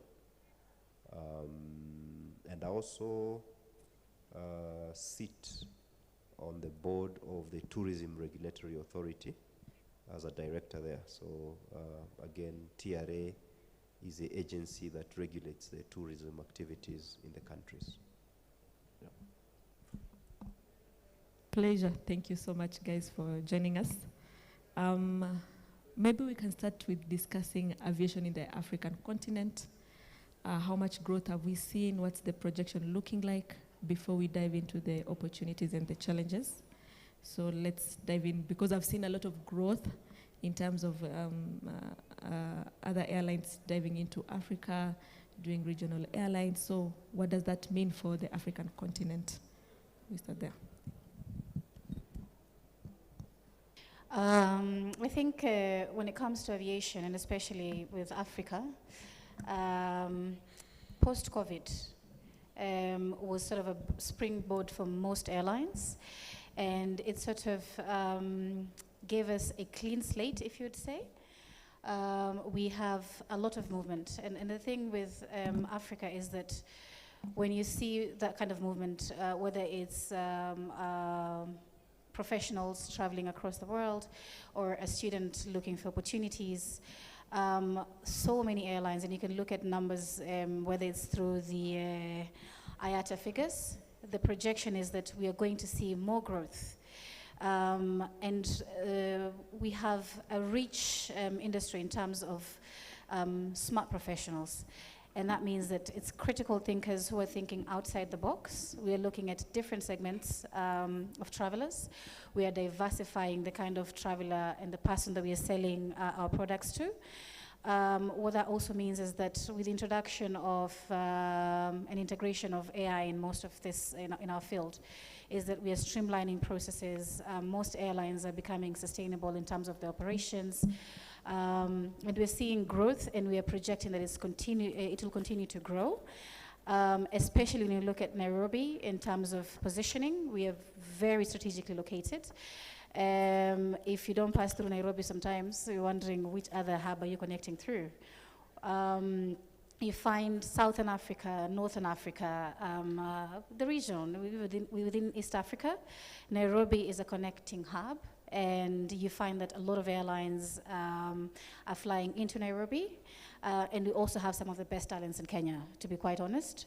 You find that we are spread out, and that means that the growth that we are seeing now, after COVID and the numbers slowly increasing, is that we are also seeing demand in terms of not just travel, but other aspects of business. For example, logistics or cargo or maintenance and repair, travel tech, and so forth. Yeah.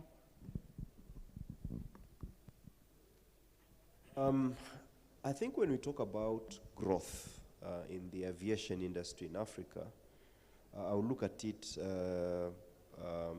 from 5 fronts of growth.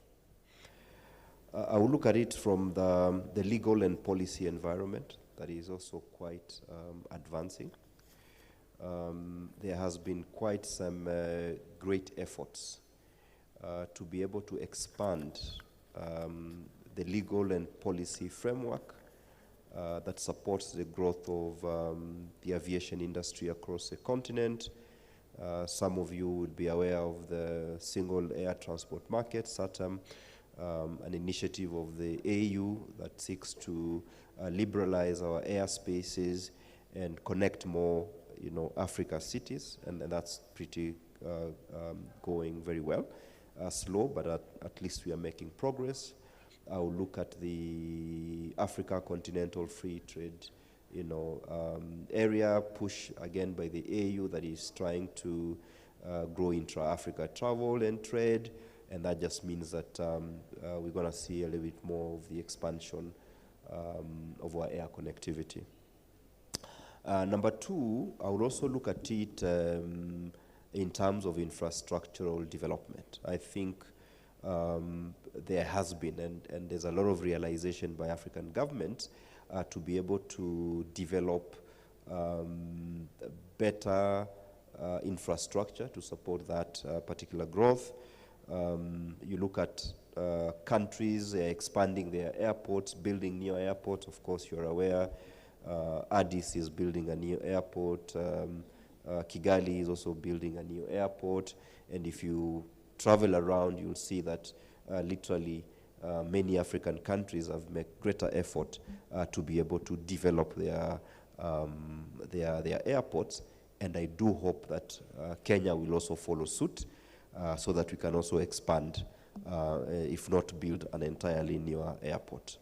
Number three, and I think my colleague Lucretia is talking about this, is the growth in terms of the airlines that are flying into the continent. I think that is quite rapidly growing. I was looking at a report the other day, 3 fastest destination growth, I think, in terms of newer airlines connecting, Joburg, Johannesburg, Dar es Salaam, and then Nairobi. And then slightly Cairo. So those are the fastest, regions in terms of connection. And when you look at Kenya particularly, this year alone, we've welcomed about 5 new airlines, fresh new airlines that actually are flying into Nairobi for the first time. Last year we had another 5. So that tells you that in a span of just 2 years, we're having 10 new airlines that actually are connecting into Nairobi, and therefore reinforcing that.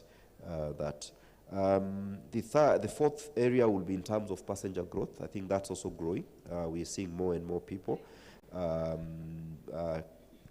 traveling across our airports.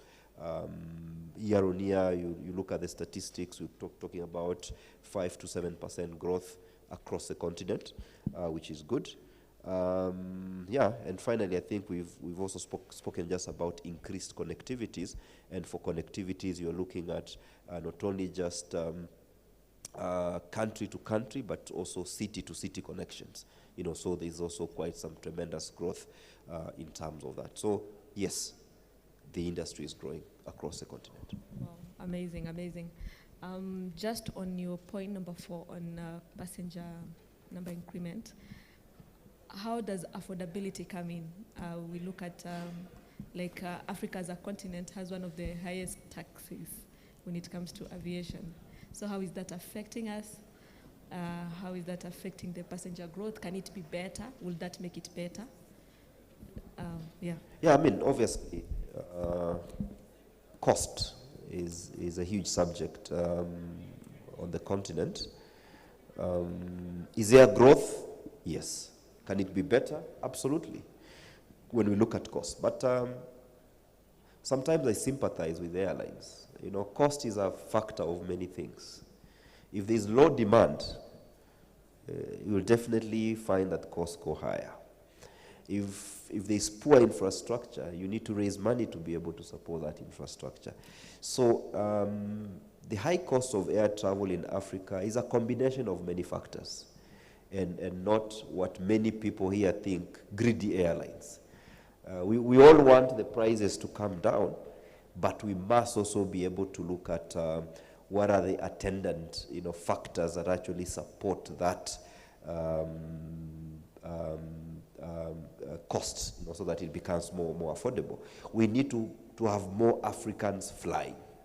But for you to do that, the price has to be right. All right? But for the price to be right, you need to increase competition. There's not going to be competition if there's no demand.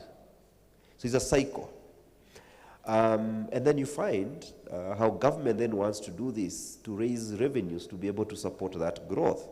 then they head to taxes. And those taxes pushes the price up. So somebody has to meet the cost. All right? So the important thing is for us to be able to see how do we strike a balance, okay? Raise necessary taxes, but also find opportunities that actually facilitate the investment in air travel, but also how do we encourage more and more people to start consuming, air travel.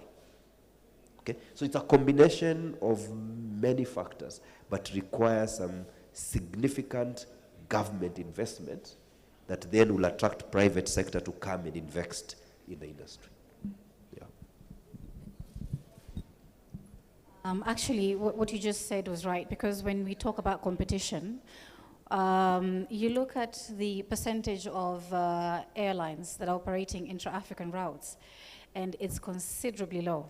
Probably my numbers are a bit off or by a few digits, but it's probably less than 20% that you find African carriers operating within Africa. The competition is good, it's there, but it's still very fragmented.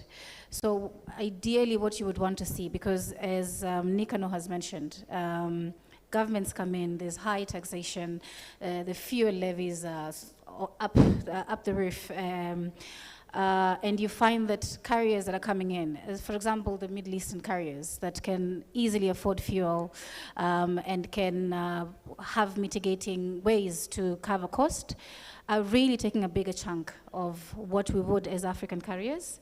So while we want there to be competition, I think there's so many policies that Nikano and his team and some of the organizations that he's part of are trying to push to make sure that we are flying African within Africa, because you look at guys flying within Europe, from Berlin to, let's say, Barcelona, and it's way cheaper.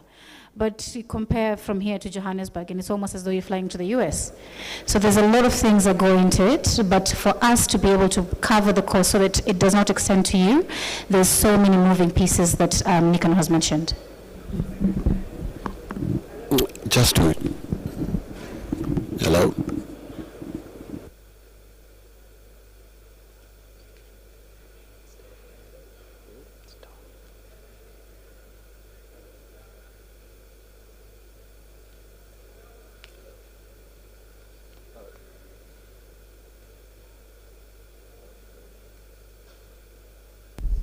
I seem to be microphone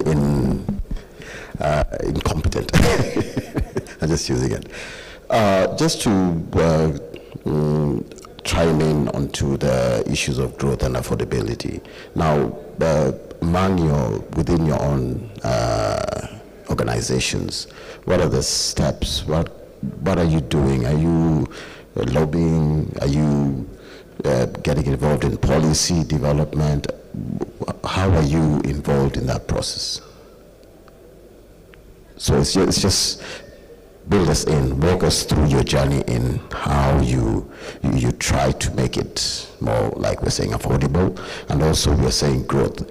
I know like Kenya Airways has tried to reach out to the Americas, though they have one direct route, and with the other airlines are really hogging all the other space. So how do your different organizations just get in there to try and add value?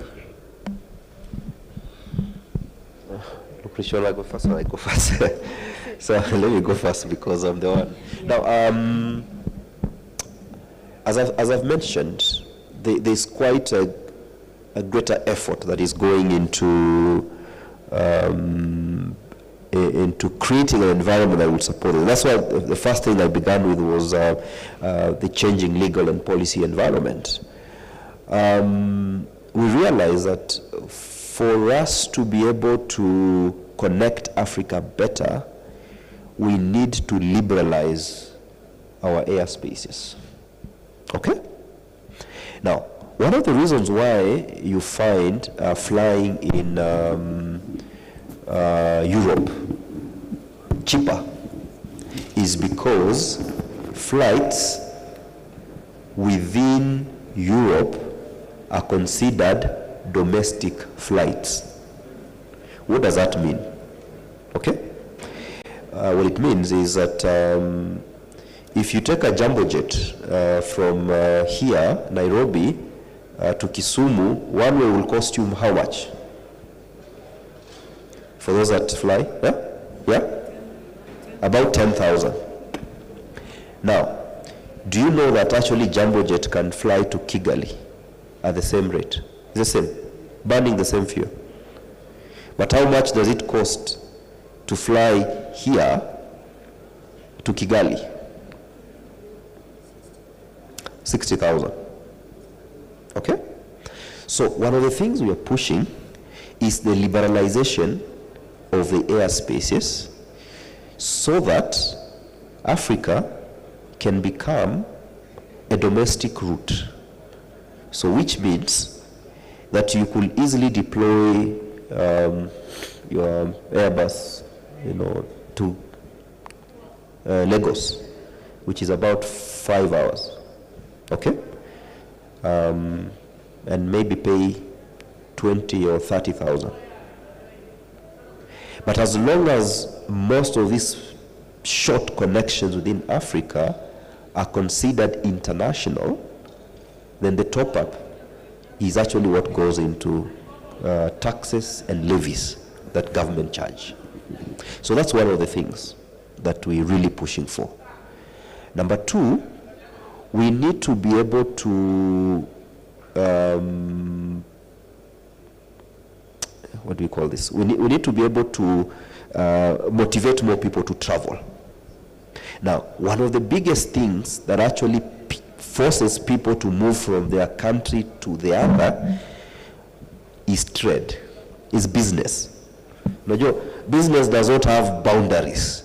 That's why we still consume onions from Tanzania and tomatoes and eggs from Uganda. So if we are able to motivate increased trade amongst Africans, we spur demand for air travel. Because business, if I've got my waru and I realize that I don't have a good market in Kenya, and that waru has a better market in Congo, I want to go and sell my waru there. So if you've got more people moving around trade, then you begin to spur demand. Now, with that demand, supply comes in. So you're getting now more investors that actually are able to deploy their aeroplanes and their airlines to be able to meet that demand. And then with the demand, you begin to bring down the price. So that's why working very closely with the AfCFTA, we are pushing that African governments make it easier to travel across Africa. Because when we do that, then we will stimulate. This thing does not work.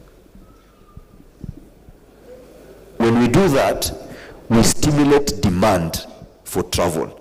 And then with that demand, you're going to attract investors that then wants to service that demand. So those are some of the practical steps we are taking, in our lobbying efforts.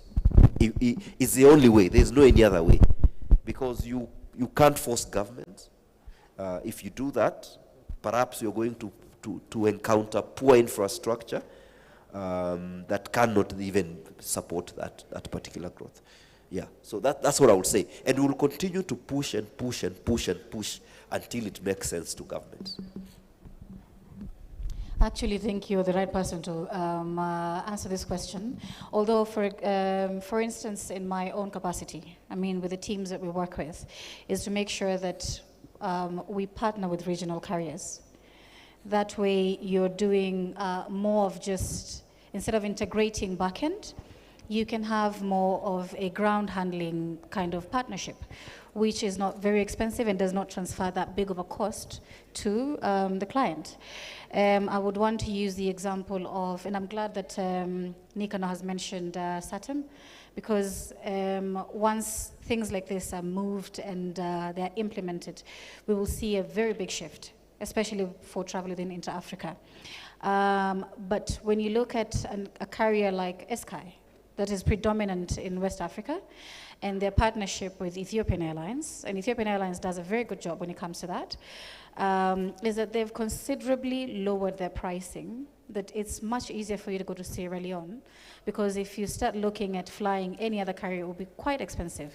So you'll find that you're plating on one airline and flying on a different carrier, but because it's within Africa, and you can have your own local arrangements and agreements that not have too much that is tying you down, that would have to transfer to the passenger or to the client to pay, it makes travel quite affordable. So for our part, we're trying to make sure that, as Nikano said, you want to talk to Jambojet, because Jambojet can still operate to Kigali, they can fly to Djibouti. I want to be able to fly them from Johannesburg to Nairobi and then fly to Djibouti. If I have a ground handling or interline agreement, the cost for that would be fairly or reasonably cheap and would not extend to the client in a sense that it's too expensive. Yeah. So thank you so much for the feedback.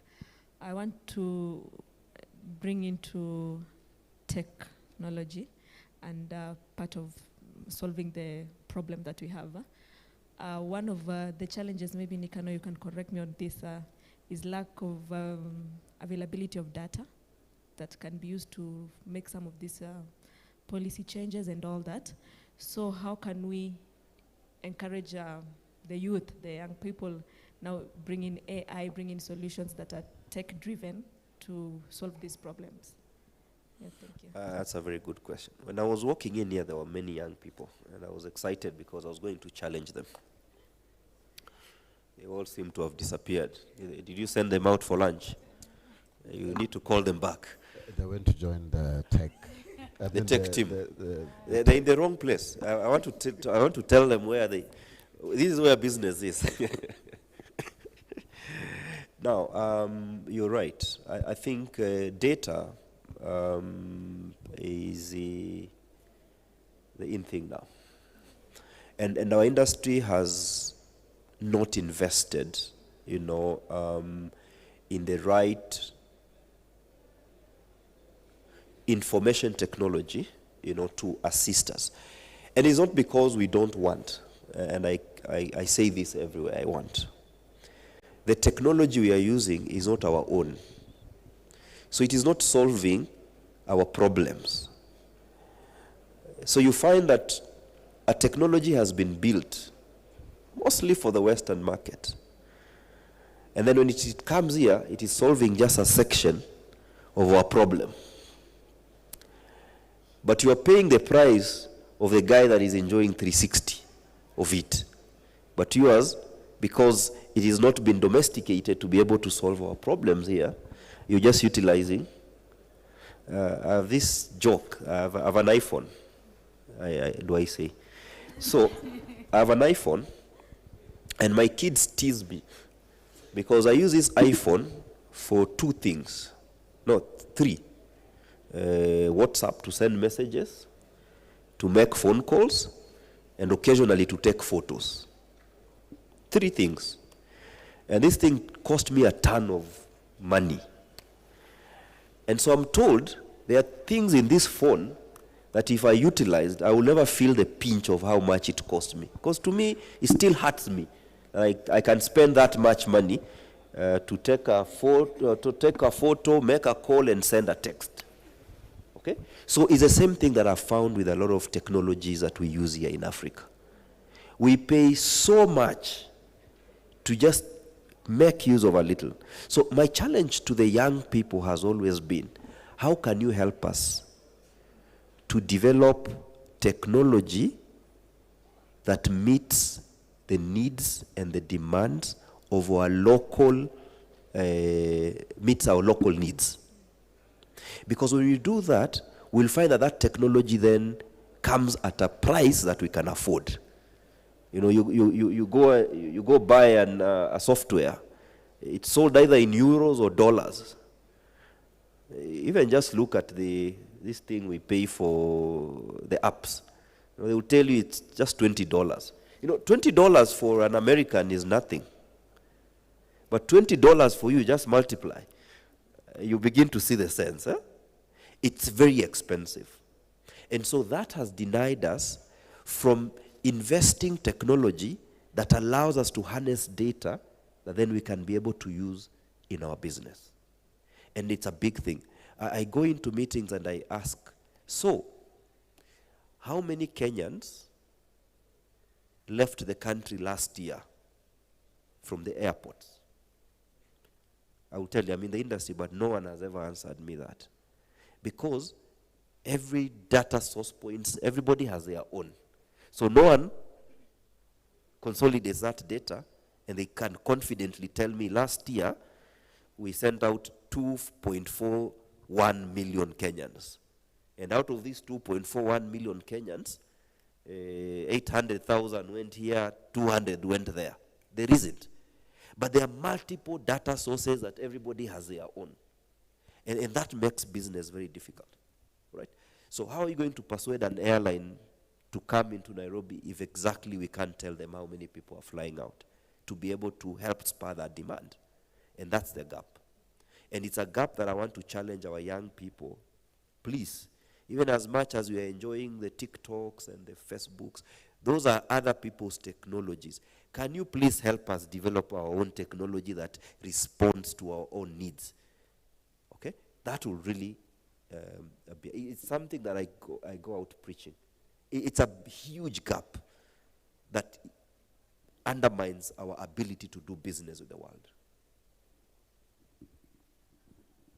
Just to reiterate what you've said, I think the biggest challenge, or what I would put out, is you can't get an opportunity, you have to create one. Recently, there have been a surge in online travel agents, but there's also been incorporation of AI and technology in travel, especially when it comes to the travel agency business. And there's ways that you can do that to make your operations seamless. As Nikano has said, when it comes to numbers or figures, you will not believe sometimes. I would have to look at the International Air Transport Association to get me the numbers of passengers who have flown out of Kenya in one calendar year. But there's somebody somewhere that has a way that they could work this out. And we are more than capable. We are a smart group of people.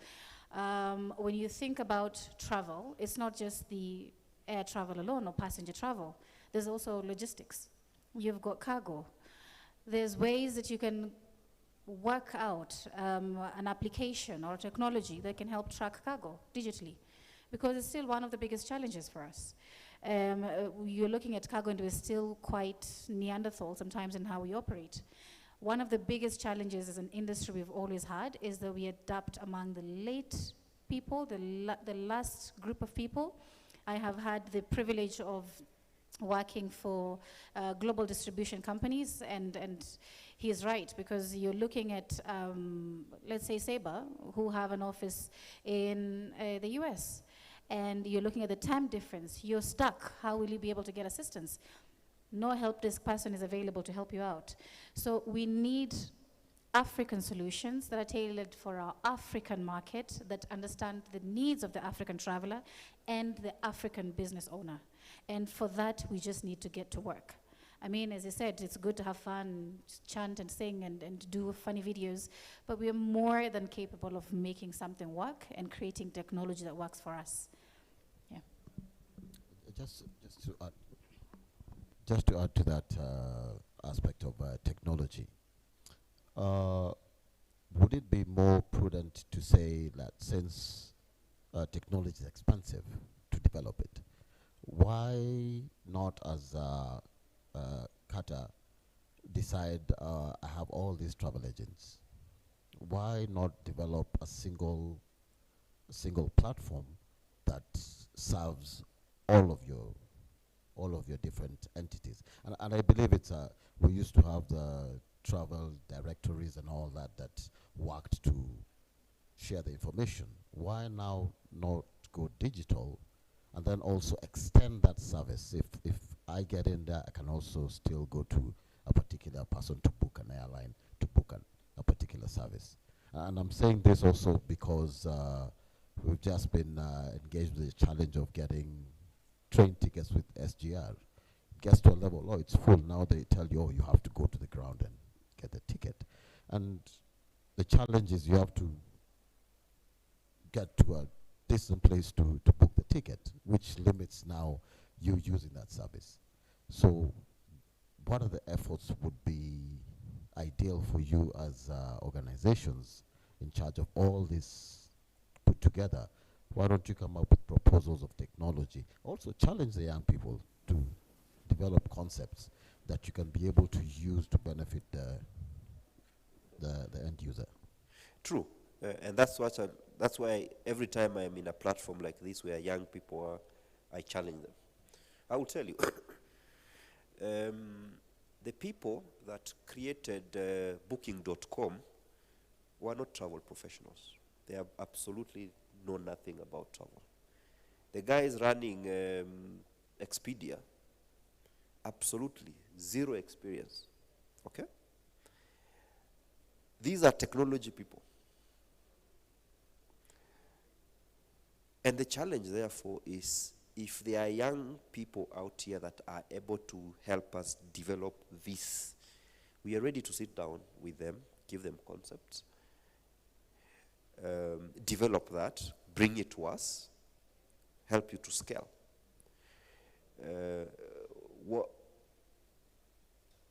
Because we deal with so many other things, it will be very rare for me to sit down and start thinking about that solution, because that's not my space. Okay? And that's a challenge that actually we will still throw back to our young people, because people that actually have created revolutionary technologies across the world have been young people, and not necessarily in the fields where they are. There are people that actually look at systems the way you are telling me, come to us and tell us, I can be able to provide for you these SGR booking system. I've developed one. Then we handhold you, take you to the right places, test it with you to see whether that makes sense. That's a sort of like partnership and collaboration we are looking for. And I've seen that this Yora has a lot of, I was just reading a bit of our diaspora community. And I think that's where the opportunities are. You've the opportunity to sit outside the world and see these things. How do we support our young people to also be able to help us develop homemade technologies that actually address our local issues? We are happy with the Facebooks, we are happy with the Twitters and all these worlds, but there are also things that can help us connect and solve our own very domestic problems. I think that's a challenge that all of us have, just that openness to be able to collaborate. But that will be. We are willing, but we are not the ones that are going to do it. We want people out there to come and help us see that through the innovations that you have. And that lies in the hands of young people. Charia? I like that, because I was just telling Nick, I'm always bumping into him in this kind of forums, and he's not wrong, because we have to put it out. The association is there. We have a whole directory that someone can just come and say, and it's public knowledge. You can look at it and say, I can make this better in this way. The solution lies with you. And as he mentioned, you're visiting all of these places out of the country, and you're bringing some of those experiences, some of those solutions, some of those technologies, you're bringing them here. The best thing about having Nick here today is because he's part of organizations that are helping out, because it's not just about you developing the platform or solution or technology. You will need a bit of hand-holding through the process, and because it's a solution that is helping air travel or tourism be better and improve, he's more than capable to help push you or point you towards the right direction. One of the biggest challenges that he mentioned at the beginning of this conversation was about government regulations and policies and things like that. So apart from being able to create a solution that can be able to be adapted in our industry, we also have to try and make sure that governments are more inclined to listen to us and not tax us crazy or charge us too much whenever we have an idea, we want to start a business, a small startup. So there's a lot of moving pieces, but it starts with that initiative being there, because we cannot lobby governments or create policies when we don't have the people who are actually bringing the solutions, because we need to have things moving, but the solution, again, as you mentioned, lies squarely on the guys that have the brain power and are a lot more equipped to create the solutions that we need. Thank you.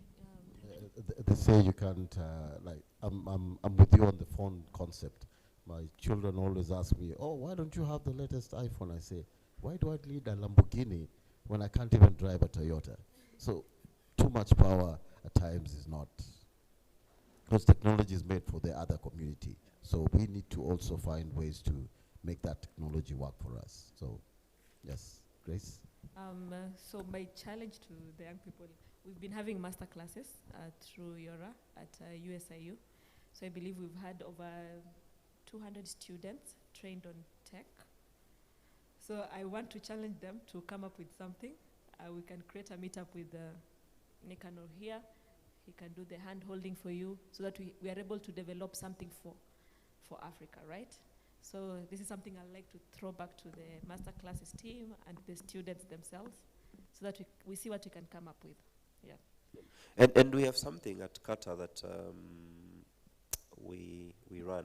It's occasional because sometimes we don't have people, you know. We call it the Travel Tech Innovation Forum, where we challenge innovators to, if you've got any sort of like innovators, we put the consumers, your potential clients, in a room, and then you're able to showcase, you know, what you have in terms of solutions.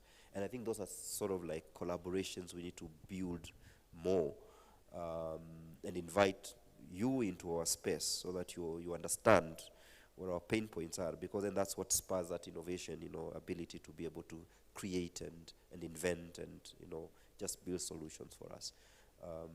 Yeah, so I see the opportunities for such collaborations. Okay, thank you so much. Before we close, I don't know if there's anyone with a question for the panel. Anyone with any question? Okay, I think we are satisfied. So we can do our closing remarks. I had a quick question just to add on to that. For me, tourism sector, it's always evolving, and always, today we have good weather, we have good attractions. Tomorrow, Tanzania has same attractions, but suddenly they are better than Kenya's. What kind of information dissemination structures are you building on to make sure that, I'll be selfish and say for Kenya, because most of the time when we speak out there in the diaspora, all you hear is safari, safari, safari. And you're thinking, when I'm back home, when I tell you I'm going on a safari, I'm just going on a journey, but to them it's wild animals. And if you go to places like Disney World, they're literally picking and transferring what is on the ground here and replicating it there. So limiting travel to us for the tourism purposes. And that's the question I'm asking. How do we work to move that back to our place? Because the youth are looking for jobs. And if it ends up being taken away from us, our natural resource, how do we work to make sure it stays here? That's a very good question, and it's really a good question. Are there people from diaspora in the audience? Because I've got a bit of ideas for them. I'm in the tourism industry, but I will tell you I'm so tired of selling two products that we've sold since before we got independence.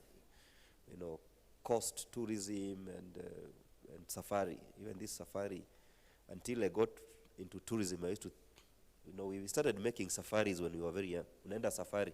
Safari used to be leaving the village to Nairobi. That was what safari was.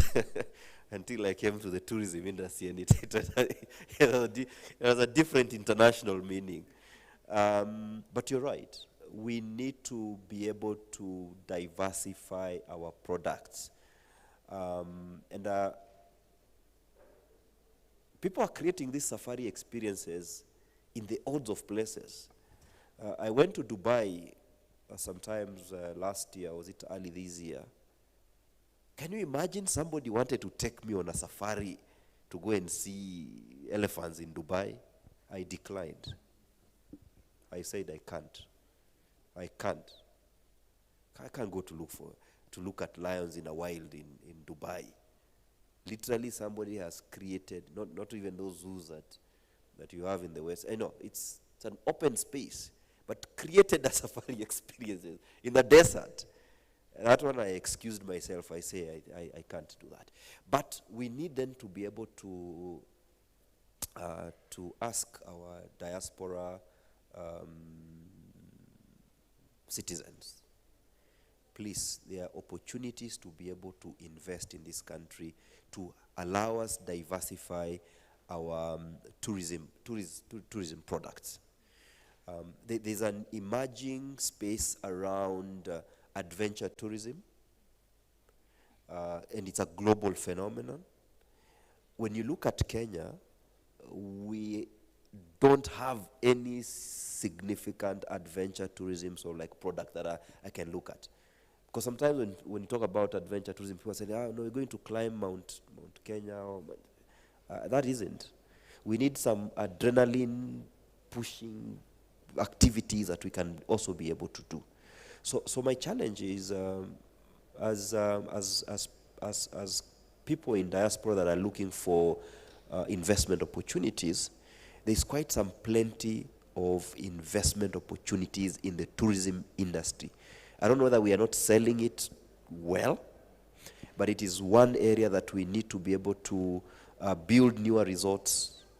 We need to be able to put up adventure parks across the country to supplement the natural attractions that we have.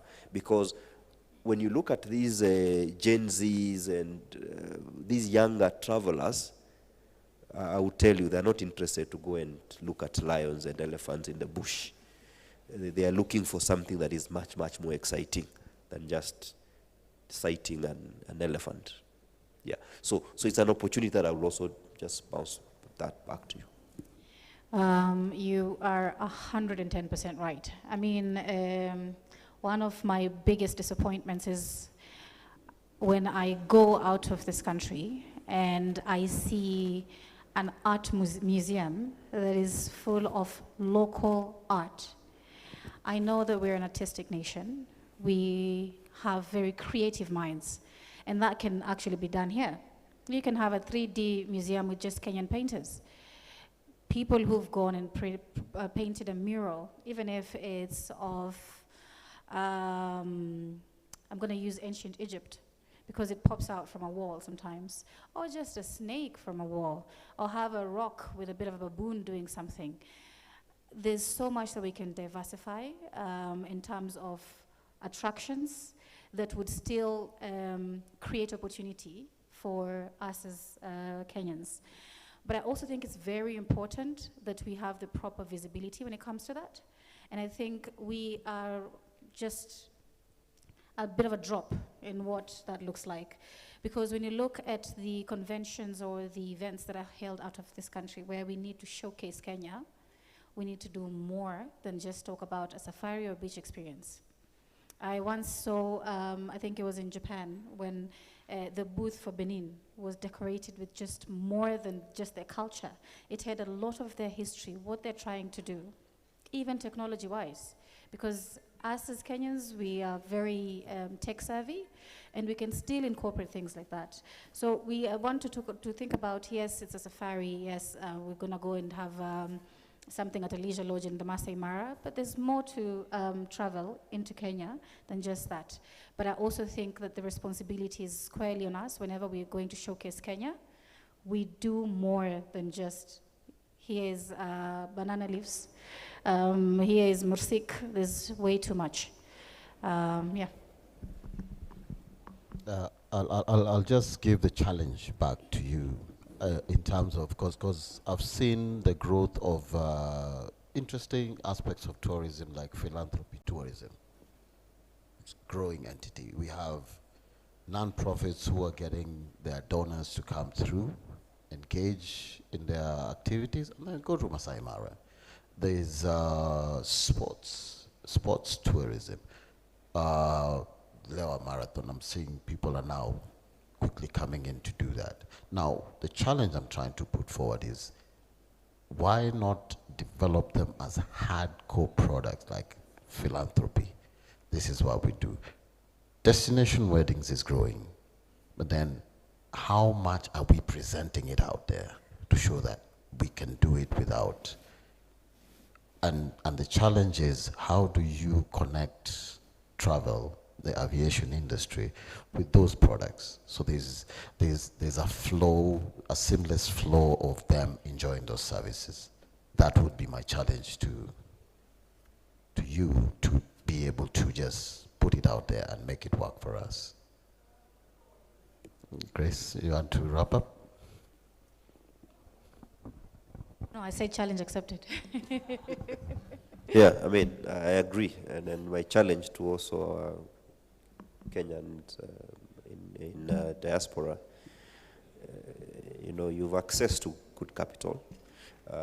Let's find a way of investing in really significant economic activity. Leave us to build apartments. Don't build for us apartments. Those ones we will do them. We'll do them ourselves. We want you to invest in serious business. And we are open. We are open to, my association is open to be able to sit down with you if you're looking for opportunities to be able to expand.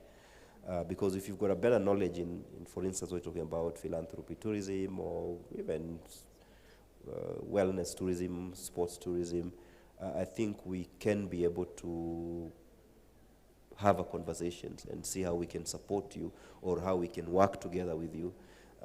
Because our biggest problem here still remains access to capital, to credit, actually, that is still very expensive. And so if you learn something outside there, we'll be here to work with you. Apartments mutuachie sisi tutajenga wenyewe. I think I insist, apartments mtuachie. Yeah, so thank you so much. That has been interactive. So we can do some closing remarks if you don't have any questions. My key takeaways is for the young people to get busy. Let's create solutions that are Africa-centered for our problems. So we can start with you, Lucretia.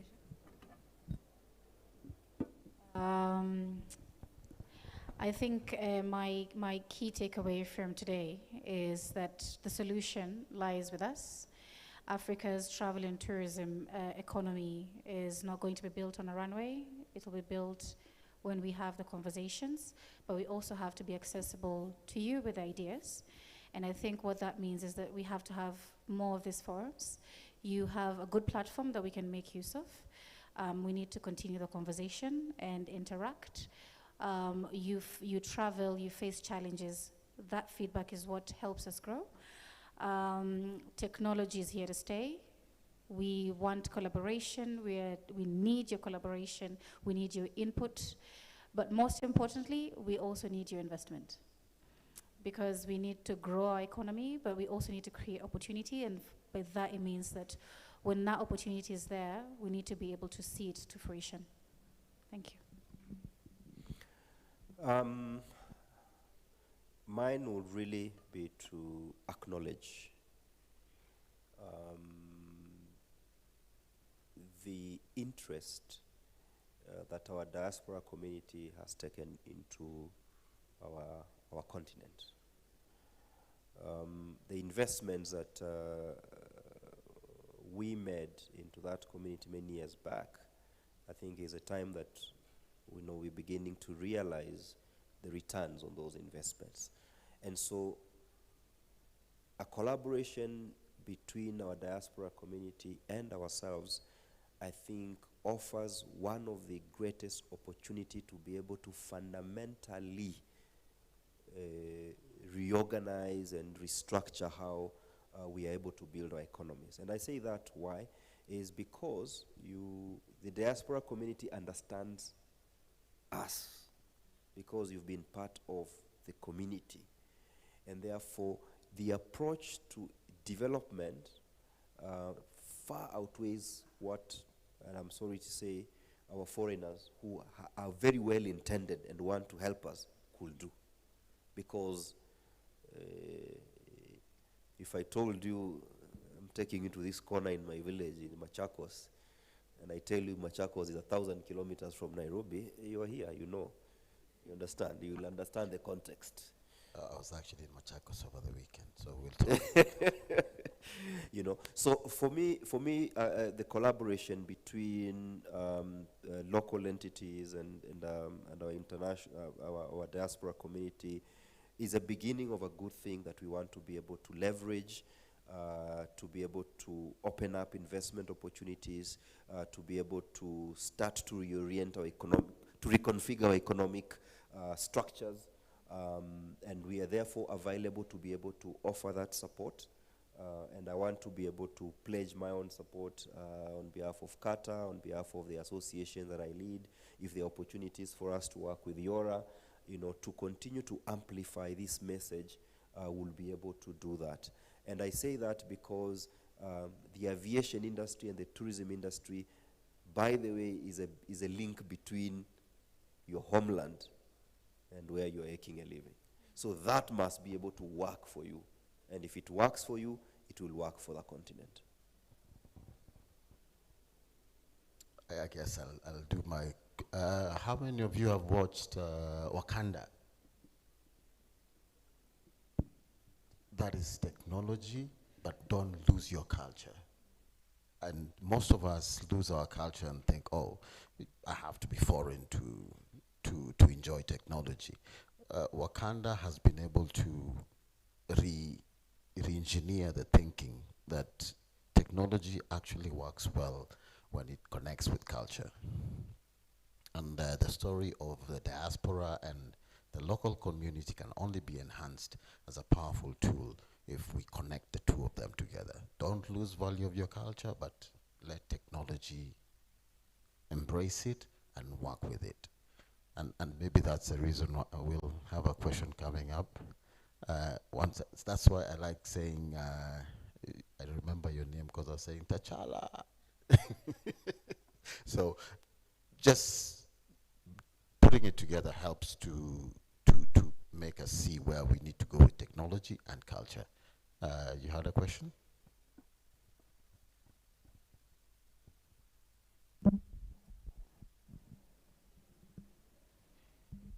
Good afternoon, everyone. My name is Wesley Masongo, a student from Yora University. We're here to learn from Yora and the partners that are here on board. My question is going directly to any of the panelists as they see fit. And the question is, as young people, we usually are invited to attend such forums. And in the forums, we usually hear that CEOs of big companies, of big organizations saying that we need to leverage the power in our youth. And then at the end of the forum, the CEO goes home when he has left unemployed youth seated in the bench.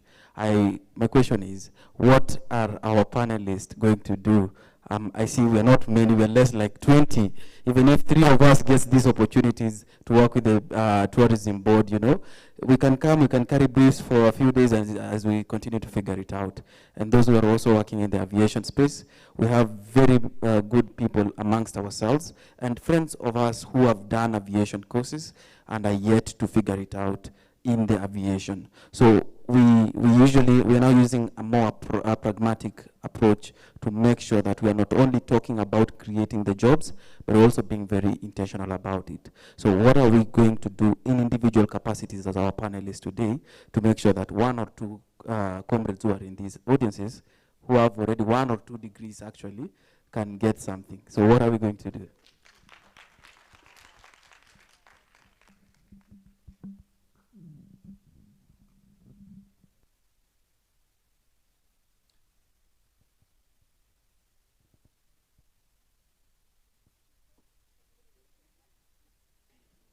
It's not working. Oh, it's working.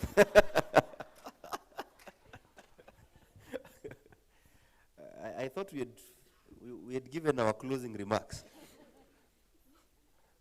Yeah? I thought we had given our closing remarks. But that's a good question. And let me answer you as a CEO, maybe not of a big organization. As a CEO, one of your responsibility is to be able to inspire people. Sometimes CEOs don't get the job done, but if you're able to inspire someone at least to be able to rethink or just reorient his thinking, you will still have done your job. So over and above, I hope our conversation has been able to spur some thoughts around you, some opportunity, and that we've managed to do that. Number two is we also hope, we live in a very competitive world.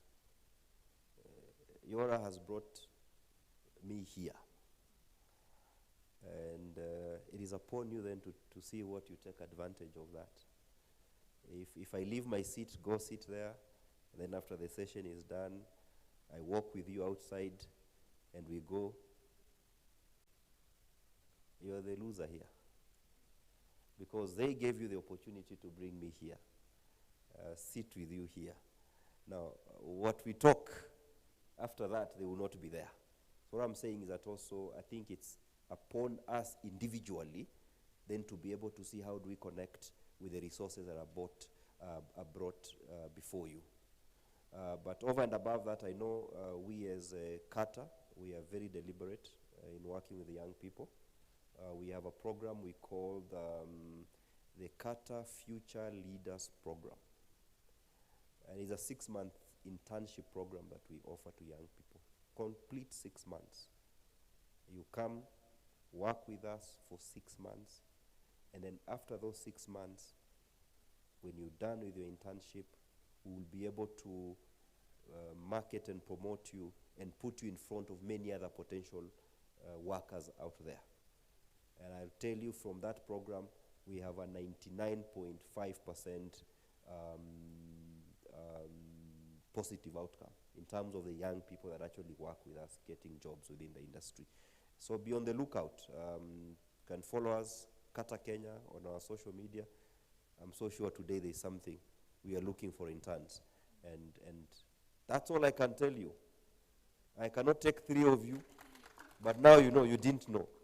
Check our social media. You'll see that actually we are looking for some interns, and make sure you apply. If you're lucky, then you'll say at least CEO came and mentioned this to us. Maybe to just make it a bit more on a, as you said, very pragmatic. We somehow, all of us started at an internship somewhere. So I am very happy that there are people already within the audience who are qualified. But I am also of the belief that Yora has a mentorship program. I would actively, personally, because Nikano started by saying that last year we had 5 new airlines come into Nairobi. This year, we are in October, the last quarter of the year, and today, Fly Dubai is launching its flights out of Nairobi. So what I'm trying to say is that we have come as an opportunity. I would want to guide you on how to do that. I am also in touch with a lot of people within the industry. We can either help you get into an internship or give you the guidance that is needed. So as you said, once we walk out of here, I'm not going to start screaming my number, but I mean, please feel free. I want to feel like there was a bit of impact today that I just did, apart from sitting here and saying some big words. So I'm hoping that whoever is here that feels as though I could be of value, I have a bit more of the experience, the connections and the contacts. The responsibility is fairly on your shoulders, but we can always hold your hand. I might know someone who needs somebody in cargo. You have your own, what do we call? You have a degree, but are you trainable? I want to be able to talk to you before I say I can point you towards this direction. So there's opportunities, but our industry is also so full of smart people. Always make sure that there's something that sets you apart. Your portfolio is not just what you've learned in school. Make it rich, make yourself stand out. There are things that I did not think I would ever take on. But as the industry grows, because it's very dynamic, and I have to make sure that I stand out, and I'm the go-to person and people want ABCD, then it means that I have to make sure that it's just more than my travel and tourism degree. What else can I do? So I would be looking forward to engaging with most of you. There's opportunities, but again, we have to hunt for them because everybody is hungry for it. Thank you. Just to support on that, I think we had a master class. I think I'm picking on somebody today.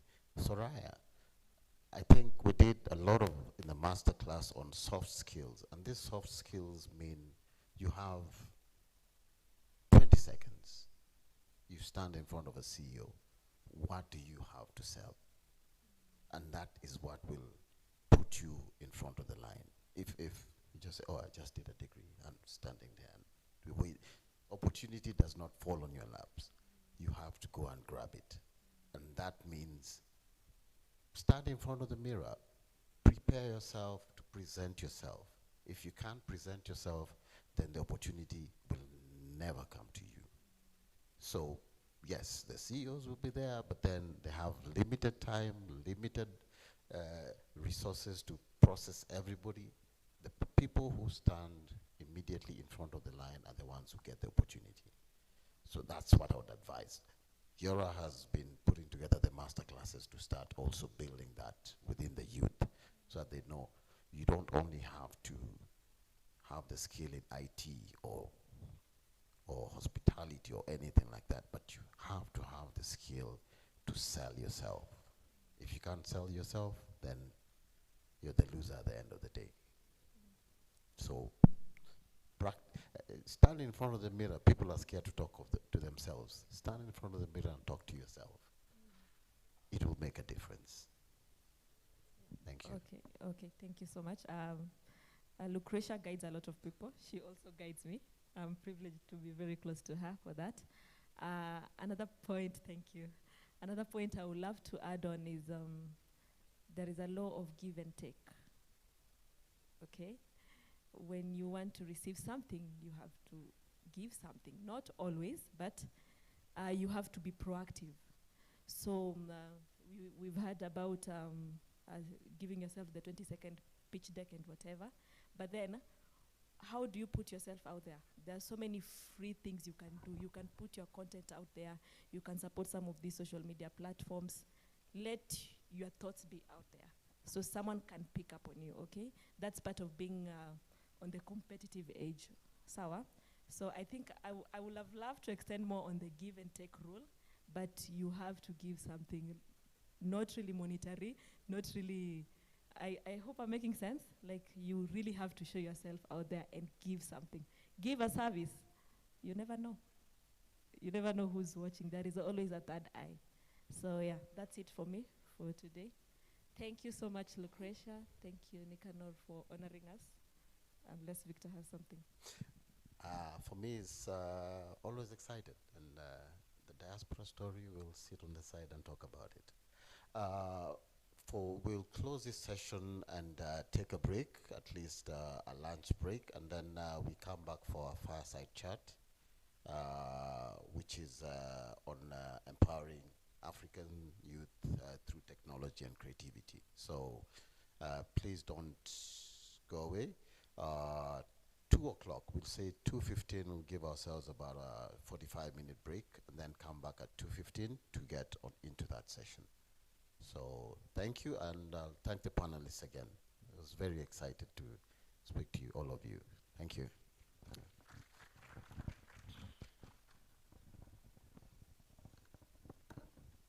We are starting our next session, and this session will include a fireside chat, just looking at empowering African youth through technology and creativity.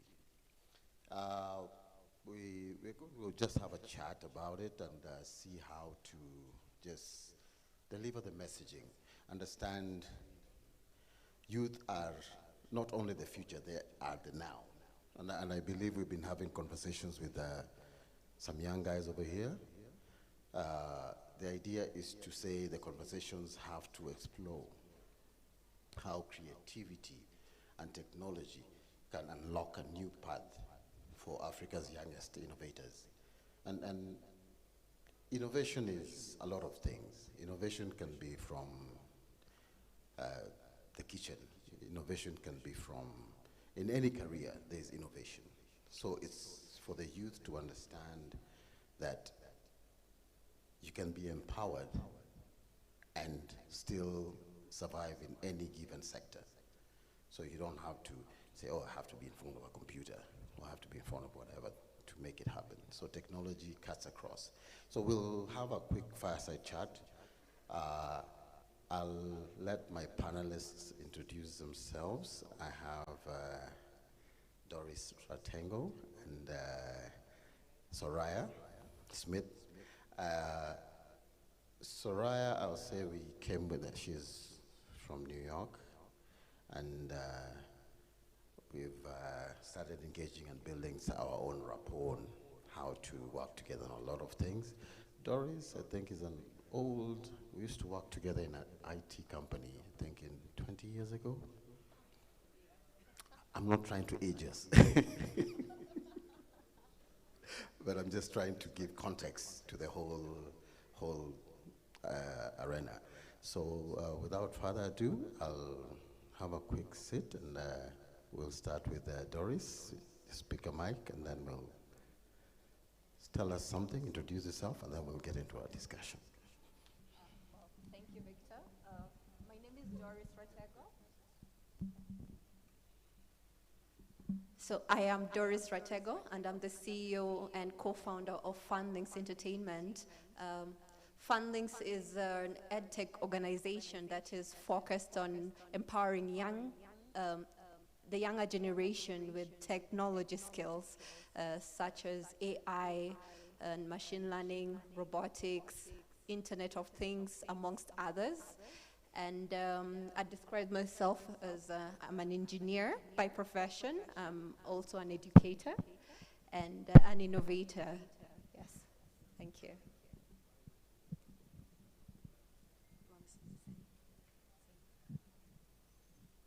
All right, good afternoon, everyone. My name is Soraya Smith. I come to you, as he mentioned, from New York. So first time in Nairobi. You guys are all amazing. Thank you in advance. I come to you as a 23-year educator. So I've taught on every education level, private, charter, elementary, middle, high school, before school, after school. And I just mentioned this because I know Doris and I were having a conversation about her industry. She's the industry expert. I am in education fully. I've developed education programs, and I've seen some of the things that students have used to help them to be successful on all levels. So as we're having this conversation, just to give you some idea of where I'm coming from, where my frame of reference is. But I'm really excited to be here. I'm glad we're having this conversation. You can keep the mic. So just to get ourselves to a level playing field, as just the world races towards automation for almost everything, AI and digital transformation, Africa's greatest opportunity lies in preparing its youth for a tech-driven future. Yet, the real challenge isn't access to the technology, it's access to relevant skills. And like I said in the beginning, problem solving comes in any context. Like I just pointed out, a kitchen. Tech is being developed for food. Tech is being developed for how we dress. I know, like, I'll use the context of the military. They actually have tech that measures them and quickly sends the information for their uniforms to be made. So tech is there for us to use, to improve, and then the relevancy is always important. Now, just bringing it to a point where to understand how does, like, Fundlings entertainment, how are you redefining education through gamifying learning, coding, robotics, digital storytelling, turning classrooms into like a launchpad for innovators, creators, and problem solvers? Just walk us through that journey. Yes, it's true, technology is redefining our future of work. And as Fundlings, we are here now to ensure that our younger generations are now prepared to fit into this future, this digital economy that we are currently in. And yes, it's true that it is being applied in every sector, in every industry, whether it's in your kitchen or at the farm. And we've realized that the current skills that we're equipping our children with currently, it will be updated. It will be outdated very soon. So we'd like to ensure that when they're graduating from school, they have the relevant skills that will service them once they're out there.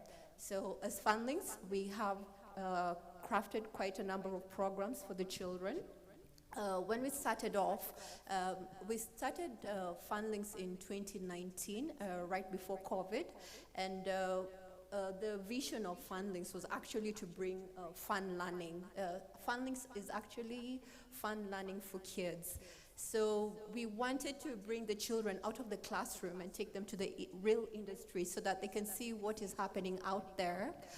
They interact with the professionals and learn how the different professions are, how they're working, how a doctor will treat a patient, or how an engineer will build a solution, how a developer will come up with a solution.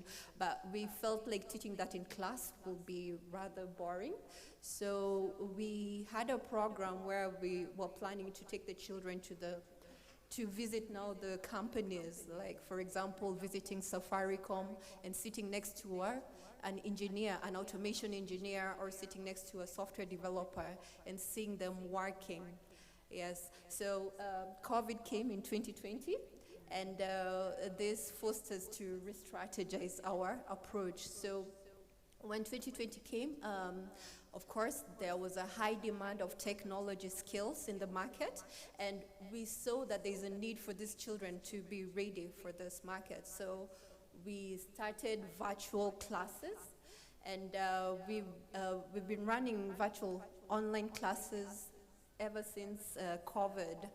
And so our programs are tailored to the children's need. We do not want to group the children, just like in a traditional class where you have like 20 children, each at different learning paces, and they're all following, just one teacher. So there's no personalization in that classroom.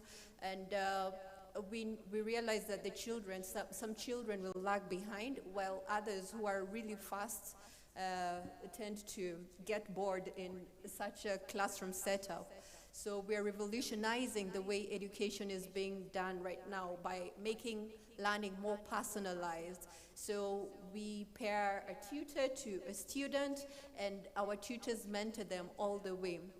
So as I said, we're teaching them coding.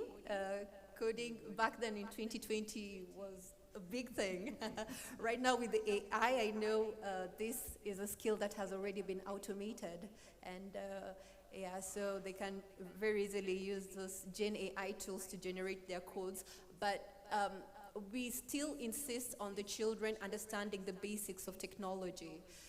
They have to appreciate how the logic comes in, and yeah, so we do make our classes fun for the children in order for them to appreciate the logic, the syntax, and the systems that come into play when you're developing an application. Yeah, so our classes are hands-on. They're very fun.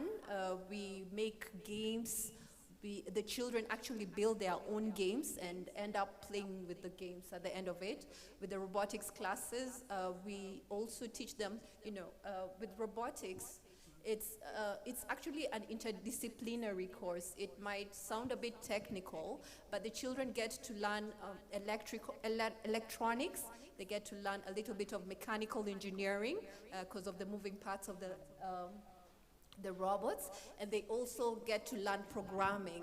So we teach them various programming languages in a fun way, just to, by also bringing in gamification into our classes, just to ensure that they have absorbed everything and they can show their peers what they have developed.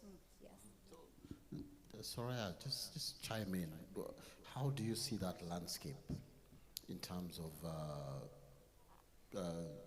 back in the earlier days, we touched computers when we were like, you're going for a job, that's when you're in-house training, that's when you touch a computer or you learn how to use technology.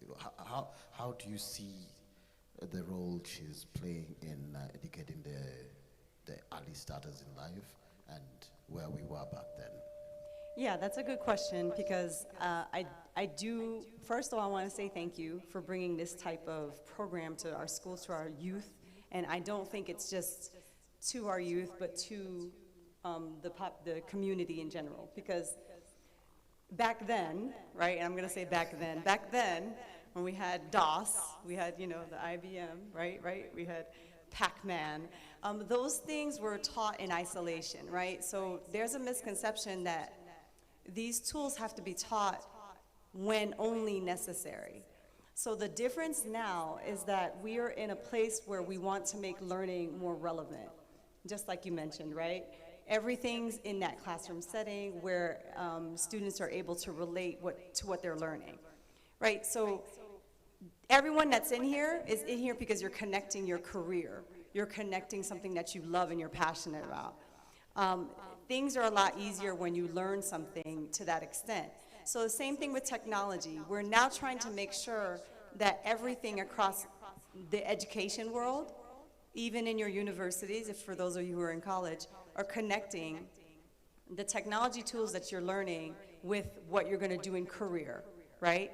ChatGPT isn't something that you're just asking a simple question to, but ChatGPT is a tool if taught to use effectively. So now we're in a different place because we're using technology as a tool embedded in what we do on a day-to-day basis.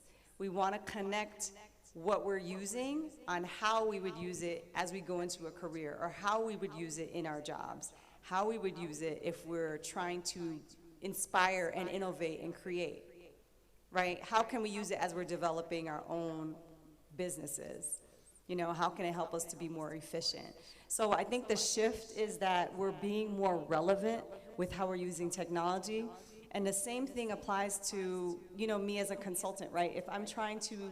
If someone's asking me to build or develop curriculum, there's always going to be a technology piece embedded in it, because we need everyone to at least know the foundational skills, as you mentioned. We need people to know how to type.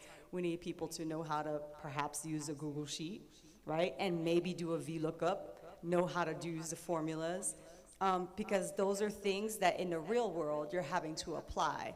And the more frequently that you use these things, the easier it makes it for you to apply when you're in that setting where you need to use those skills and strategies. So that shift has happened. We're here. And the more as industry professionals we embed those things in what we do, the more we're assisting the community, our youth, our students, to make that progression in that direction. And I say thank you to you because not too many companies understand the value of that. If you're gonna bring a curriculum, don't just have students sitting in front of a computer, right? Connect it with a real person, with a real problem. Many of you who are doing internships with Yora have a real world problem that you have to solve, right? And it's really applicable. It's not get on a computer and work through a module. This is the problem that this company is having, and how can you help them to be more efficient with marketing, right? So that's the shift that we're seeing. I just love that we're continuing in that direction. I'm following you as I develop curriculum or as I evaluate programs, and hopefully we have our industry professionals are going to do the same. Yes, because the one thing that is always realized is that, like with kids, there's a big divide. The parent is taking the kid to school, but the parent is sort of intimidated. It's like, oh, my child is learning high, and they don't want to get caught in that conversation because they are scared that they may look either, lack of a better word, stupid, not cognizant, not modern, not what is a Gen Z word of modern and cool? You're tech savvy. I'll use tech savvy for just to explain it. So how do you bridge this student-parent engagement in terms of do the parent get to see what their kids are doing? Do they get to understand it? And how do we make sure that the parents feel more involved in the programs like you're doing at Fundings? Well, that's a good question. And yes, I know technology can be a bit intimidating. This calls for a mindset shift. And this is something that we've seen here in Kenya. Our parents have seen the importance of learning technology. I don't really think that it's a big problem.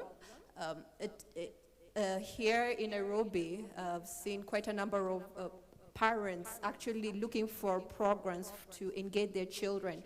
And not just any program, they're looking for programs that will add value to their children's lives. And people are more aware, they're more conscious about what they're exposing their children to. And I'm glad to see that they have embraced technology very well.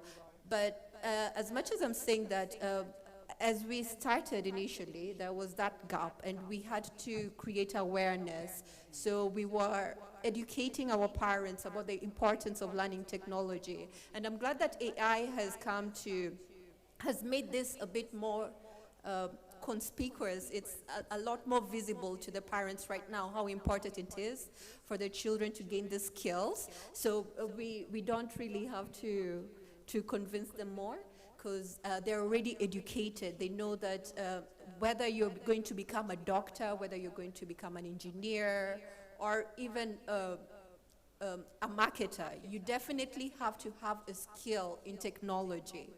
And AI is here. AI is here. It's transforming industries, and we are no longer working the way we used to work. Let me not even go so far, 5 years ago. Yeah, things have drastically changed, and they want the best for their children. Yes. Yeah. Yeah, I have to agree. With parents, there's two things going on, and I'm a parent myself, right? My daughter's 20, my son's 18. They call me a boomer. I'm not a baby boomer, but because I make these mistakes using technology, it just shows the divide that you're talking about. So I think it's important to allow parents an opportunity to have courses somewhere in the community, right, on the foundational skills. Because to say that they're the challenge is that parents don't understand the value, we would be remiss, right? I think the other challenge is that we just don't know how to do it, right? Like you said, I can struggle in some technology things. So, as a community, I do work with a lot of parents in Westchester. I work with a lot of women empowerment organizations. And in order for these women to start their own businesses, they need to feel confident in being able to create Google Docs, create Google Sheets and things like that, SurveyMonkey, anything like that. And so there's a component of it that as a community, we have an obligation to make sure we're embedding the community courses, making sure that somehow they're free, we're all citizens have access to it. We're not creating any barriers that are keeping some parents or some families from accessing those type of courses. And then also bridging it, right? Like not only showing parents how to do it, but having opportunities where students are engaging in technologies at the same time as parents or aunties or uncles, right? Because then it's gonna allow for the collaboration. It's gonna allow for us to meet in the middle somewhere. The greatest, I don't know, how many of you have ever had, a grandparent or something, you're trying to get them on WhatsApp? Anyone? How did that go? Was that smooth? No, it's a challenge, right? Because you're trying to start from the beginning, right? So if we teach the elderly population, I hate to say elderly, but the older family members, and we teach our younger to be more proficient, I think we're gonna slowly meet in the middle. Yeah, in fact, just going in that direction, specific training, you say like Google Sheets and all that. Now, just trying to move back into the context of kids, you're not teaching them Google Sheets, because for them, it's like a playful learning curve. So how do you gamify the projects so that they are key motivators for them to focus on it, and how do you make them curious about the whole agenda so that they are productive build-ups, games, show leadership through the programs they are working on? How do you define that curriculum? So you'd like to know how we define the curriculum? Okay. Before I answer that, she just brought up a story on my mind. You see, kids, the way that kids nowadays use technology, it's sort of intuitive. They were born in this era. They've grown with the phones, the devices. They know how to use Google Sheets. There's a time a friend of mine had traveled, and he got a very nice piece of article on from the plane. So he carried the magazine home, and he asked his 10-year-old son, he asked him to go and type it out for him. Yeah, so he was like, this is a very long article. It will probably take me 1 hour to type it out. So the boy took the magazine, he went to the room, he locked himself there. 5 minutes later, he came out, and he was like, Dad, I'm done with the document. So the boy was actually using the text dictation, yeah. So he was dictating. He just read out the whole thing, and Google Sheets typed it all out for him, and the guy was so shocked. But that's where we are, and that's the technology divide that we are currently dealing with. Of course, the older generation are still catching up, but for the younger ones, it's rather intuitive. They know what to do. So, well, when we're developing our curriculum, for us, we are addressing the relevant skills that are needed right now. Like, for example, AI, yes. So when we're talking about AI for kids, we are actually offering a curriculum for kids. When we're making it, of course, there's a lot of theoretical knowledge behind artificial intelligence, and we wanted to make it fun. So our classes are gamified. We definitely have projects. They are gamified and project-based. So as much as we're teaching the children about the history of AI, the theories behind it, like machine learning, how to do supervised learning, how to do unsupervised learning, we have different platforms that we use to engage them. For the games, our quizzes are gamified.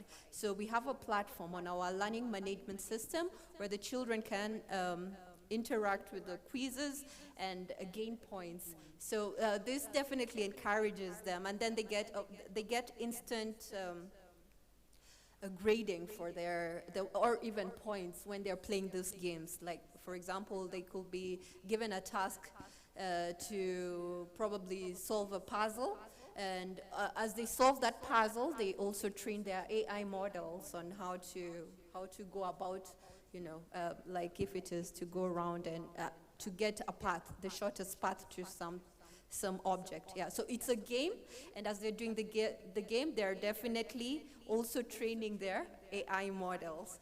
Yeah, so other than gamifying our learning through quizzes and also through the project-based, we also strive to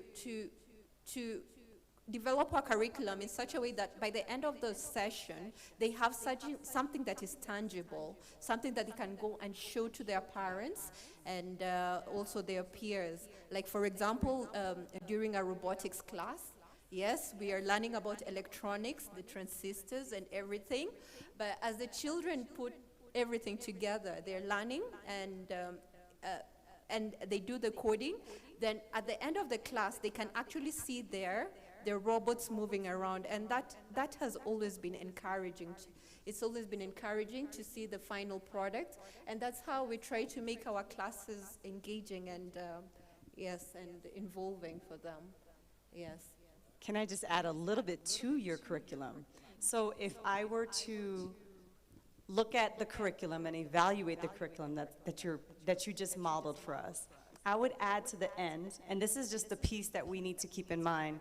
When we're talking about technology, we're really looking at the problem solving, right? The problem solving aspect of things. So what she just brought up for us was that they had the opportunity to see the execution of the work that they put up in the beginning. But at the end, I would probably add more of the inquiry-based opportunities.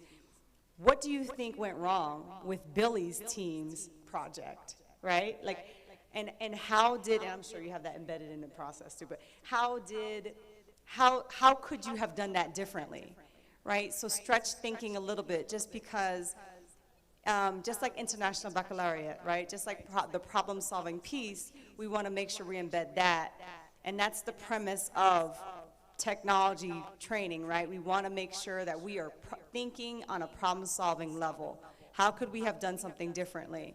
And when we're using AI, when we're using any of these tools, we're really trying to solve a problem, but differently. So I thought I would add that component towards the end of your curriculum piece. Thank you.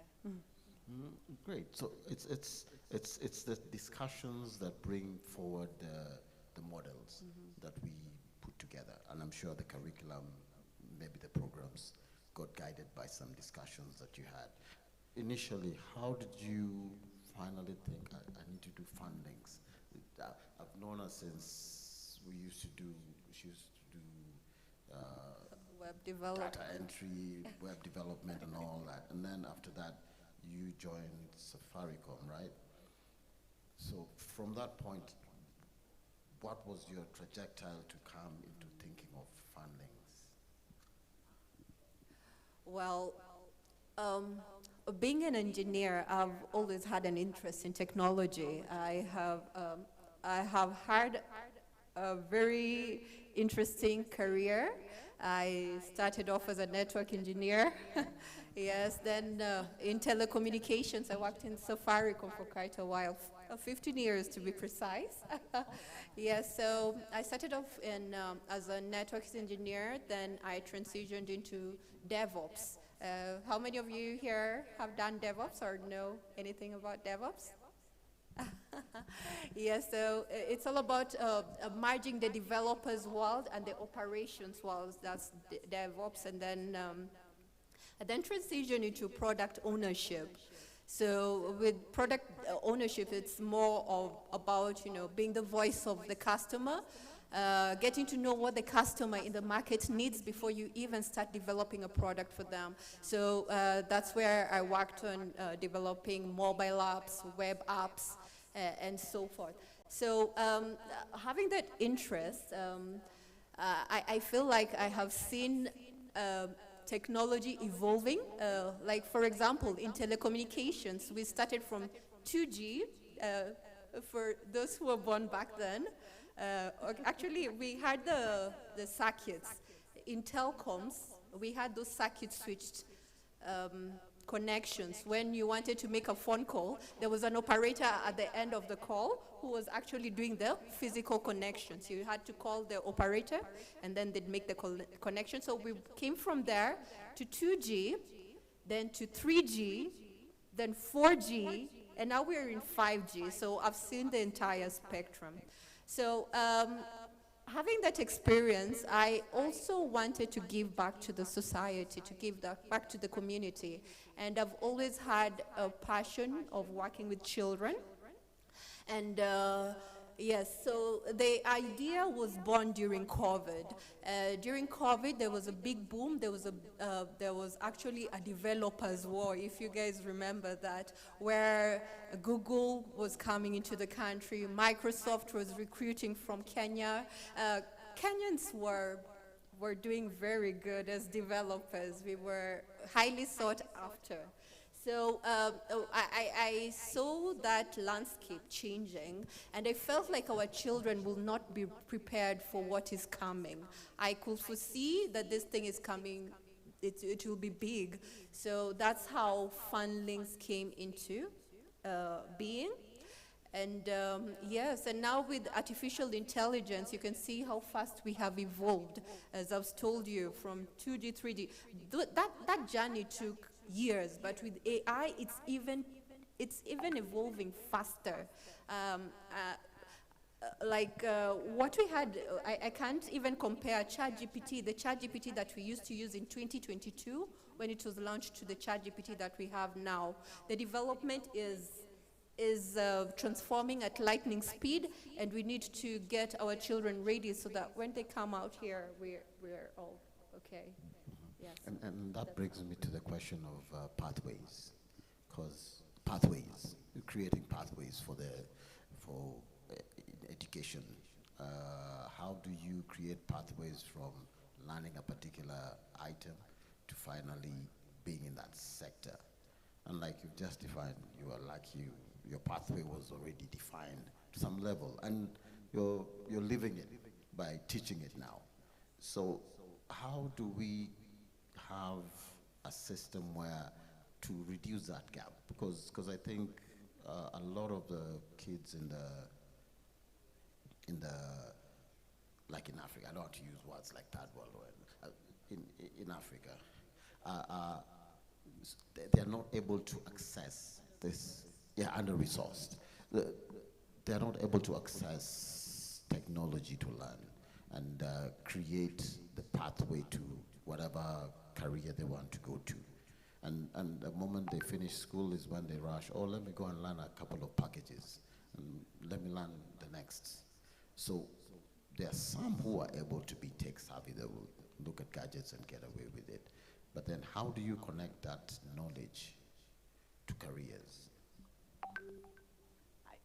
So I have to talk about some of the research that's coming across from Westchester County in New York City in the U.S. So right now I'm doing some research with the county. We're trying to decrease the gap in digital equity. So right now we're trying to understand what barriers that we're seeing in people who have no computers, who have challenges with internet with regards to affordability. And I think that's where you're getting at, right? We have the population who cannot afford internet, and that they have to make a decision on whether they want to buy food, groceries or pay for the internet, right? And ironically, the internet gives opportunity to families to be able to maybe, you know, the elderly, the grandparents to order food order food and have it delivered, have a telehealth and a medical appointment online. So having access to technology changes lives. We know that, right? It shifts how everyone functions in society. So it not only shifts the family, but it's what's happening with regards to education, right? If students don't have access to technology, they're not having a chance to practice. They're not having a chance to learn with a parent or with an adult. They're not having access to it. And so we're still seeing a large percentage of our elderly who are 75 years old and up who have no proficiency in digital technology, who are struggling with accessible and affordable internet. This is some research that's being done with the Office of Economic Development, with the Westchester County Office of Economic Development, and the STEM Alliance. So we have people across the county with disabilities, those who are veterans, they're 75 and up, and then we also have those who are with disabilities that struggle with having access to it. So we have to talk about access, right? Like if people even have access to devices, you know, and using a cell phone in comparison to a laptop, it's very different. You can access more governmental sites on a laptop than a cell phone. And typically, if you are unable to afford the internet, you're using your cell phone's mobile data to be able to access, right? So then now you're already limited in what you can access. And then if you're limited in what you can access, you know, hopefully we're looking at your type of programs and funding that would be able to give free or reduced funding for people to be able to access that. So I just have to bring that up, right? Like when I'm looking at the research right now, there is still a gap in having access with technology. And if we're really talking about making sure everyone, like, we're leveling the playing field and that everyone has the ability to be proficient, we have to start there. And then we go into having access to the great programs that you offer. Yeah. I agree 100% because the conversation is all about lack of skills, lack of the talent, but we cannot get to the talent if we don't even have access to the digital infrastructure. Yeah, so. Oh, and this took, I was very surprised. People, infrastructure is critical, right? So we have some cities and towns that do not even, they're not built to withstand the infrastructure, meaning they're unable to have the Wi-Fi connections, the capabilities in the building, in the way buildings are made, in the way the towns are built, for everyone to be able to access internet effectively. Some schools are so old that they have to tear the entire building down in order to rebuild to have appropriate internet connections. So things like that. Can you imagine if a school in your neighborhood was built but doesn't have the infrastructure? So then that's another challenge, right? So just wanted to bring that up also.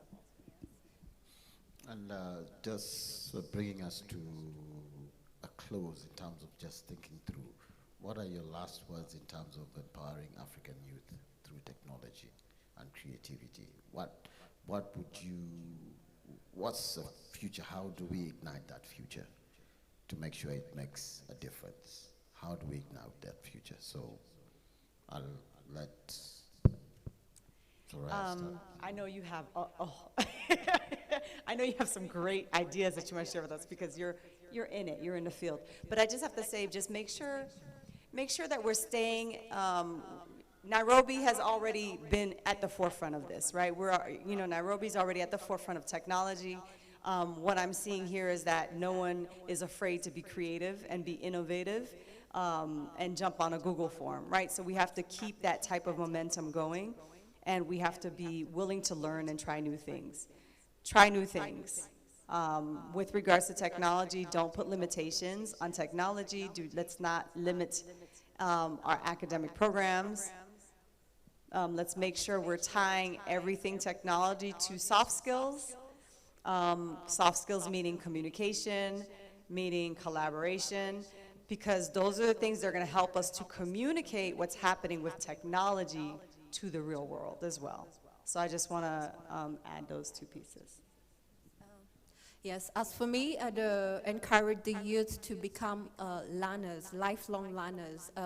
As you've seen, technology keeps on changing every day, and we need to keep up. So you need to be studying. Yeah, you need to study how to use AI, how to use the tools, and not just using the tools, but also building our own tools. We need to own our own solutions. Right now, we are more of consumers, and I foresee a future where here in Africa, we are creators. So I know with creativity, we think about content creators on TikTok. Yes, but I've realized that that same energy, I also try to create some content. Yes, but I've realized that that same kind of energy that you put into making that TikTok post or that Instagram post, it's the same kind of energy that you can put into building your own AI tools. And we've seen, I've seen ChatGPT is now offering even better solutions, solutions that can empower you to build your own AI tools. Like I heard the other day, it was the 6th of October, they launched their AI builder, which makes it now more accessible. You can create, I see a future where people will be running a whole organization with just a team of 3 employees. So you'll be having AI agents handling your customer care, handling your marketing, probably handling finances. Yes, so that is the future. We'll be able to create our own solutions. So I'd encourage everybody to become lifelong learners. And yes, and of course, the other thing is to understand that it's important to also understand how systems work, have that systems thinking. Because as much as we're talking about technology, things might change so much. It will only be advantageous for you if you understand how things are working, how things are interconnected to each other. Yes. Thank you. That was in-depth for some of us. And celebrating engineers. Give them a round of applause. Civil engineers, I heard you. Thank you for having me. We'll go into a quick question session just to get ourselves acquainted. You have a quick question? Hello, good afternoon. I am Laban Choti, final year student from Daystar University. So I have a question and a proposal maybe. So my question is to Fundlinks.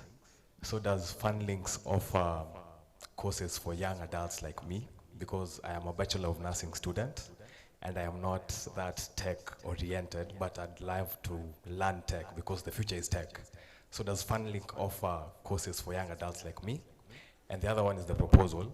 I'd like to, perhaps it's there, I don't know, propose a proposal. If Fundlinks could teach us tech, the way they're teaching kids, you know, in a very fun way. And then we learn social skills and tech diplomacy from Yora and KRAC. That would really be helpful to us, the youth. Yeah, I think that's it. Thank you. Oh, well, yes, so thank you for that. And yes, Fundlinks does offer courses also for young adults. As a matter of fact, we offer different courses in like data science. You know, right now you have to be data literate. You know, AI is all about data. So we offer courses in data science. And of course with AI, we anticipate that cybersecurity will be a big issue in the future. So we do offer cybersecurity courses. And also AI, yeah. So it depends on, what are you studying again? Sorry? Say it again. Bachelor of Science in Nursing. Nursing.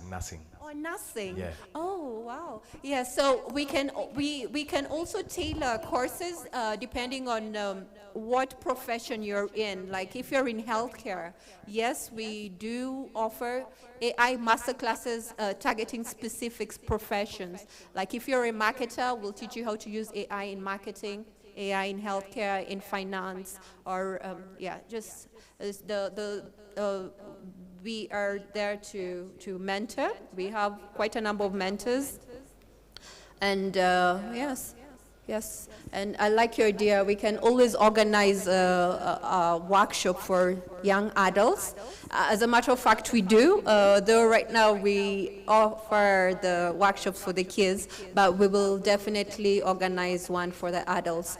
We have a developers community on the site called Coding and Kahawa. If you've heard of it, yeah, you can look it up on the internet and probably join us. Yeah.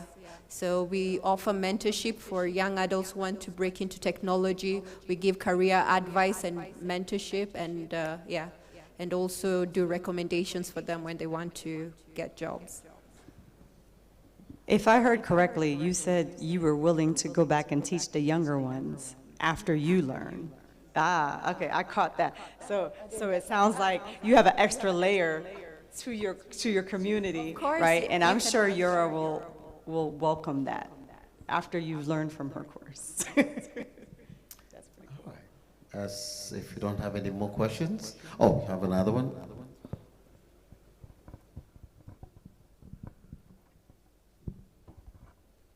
Good afternoon, everyone. Good afternoon. Okay, I have only one question to the findings. My question was, are you only specified on the kids, or it is even to the young adults? Like, let's say it is a bit similar, but there's a small difference. Like, let's say the high school. I was thinking of incorporating something, adding into whatever you are doing. Like, I wanted to incorporate something like simulations, like in teaching subjects like physics, which are a bit technical. Can you just improve it to simulations where someone can learn even without the supervision of a teacher? Yeah, something like that. Is it to that level, or you don't have the plan to reaching to that? Yes. Yes, yes, indeed. I love your idea, and yes, we do incorporate simulations in our classes. Like, for example, when we're teaching the children electronics as part of our robotics curriculum, we use AutoCAD. Not AutoCAD. What is it called? AutoCAD. Oh, AutoCAD. No, Tinkercad. Sorry, Tinkercad. Yeah, AutoCAD is different. So we use Tinkercad for the children, so they're able to build their circuits without really having the real components in the laboratory. Yeah, so if you may, maybe we can also borrow a few ideas from you, and yeah, hopefully work together to empower these children. And as I told him, we not only work with children only, like in primary school and high school, but we can also offer courses to professionals who want to switch into technology, and and businessmen. Yes. All right, round of applause for everybody. Thank you. Thank you.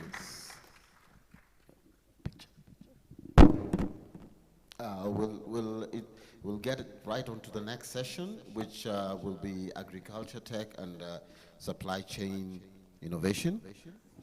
Doris, let's take a picture. Soraya.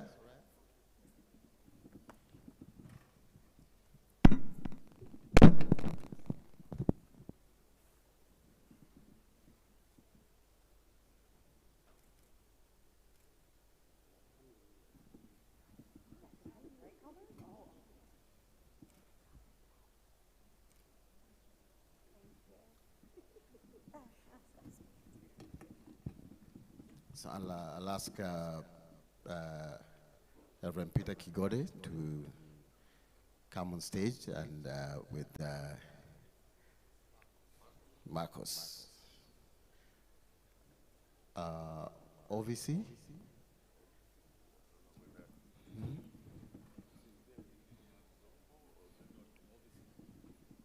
Engineer Zombo?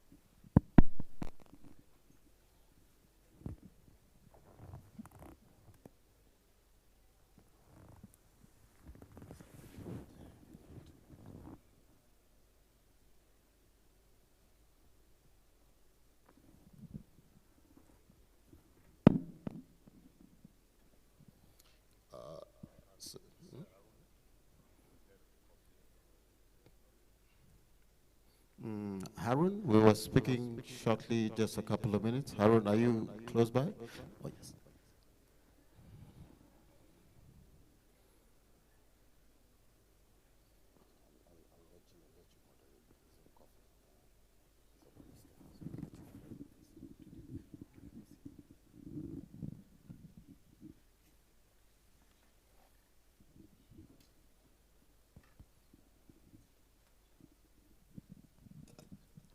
So I'll just do a quick introduction, and I'll be able to hand it over to Peter Kigode to proceed. This session is about from farming to tech. Just agriculture is being redefined through technology, and this panel is trying to just see how innovation is feeding Africa's next billion. And there are a lot of ways, they say, to kill a cat. So farming also has its defined way of looking into different areas of being productive. So I'll leave it over to Peter Kigode to take us through the session.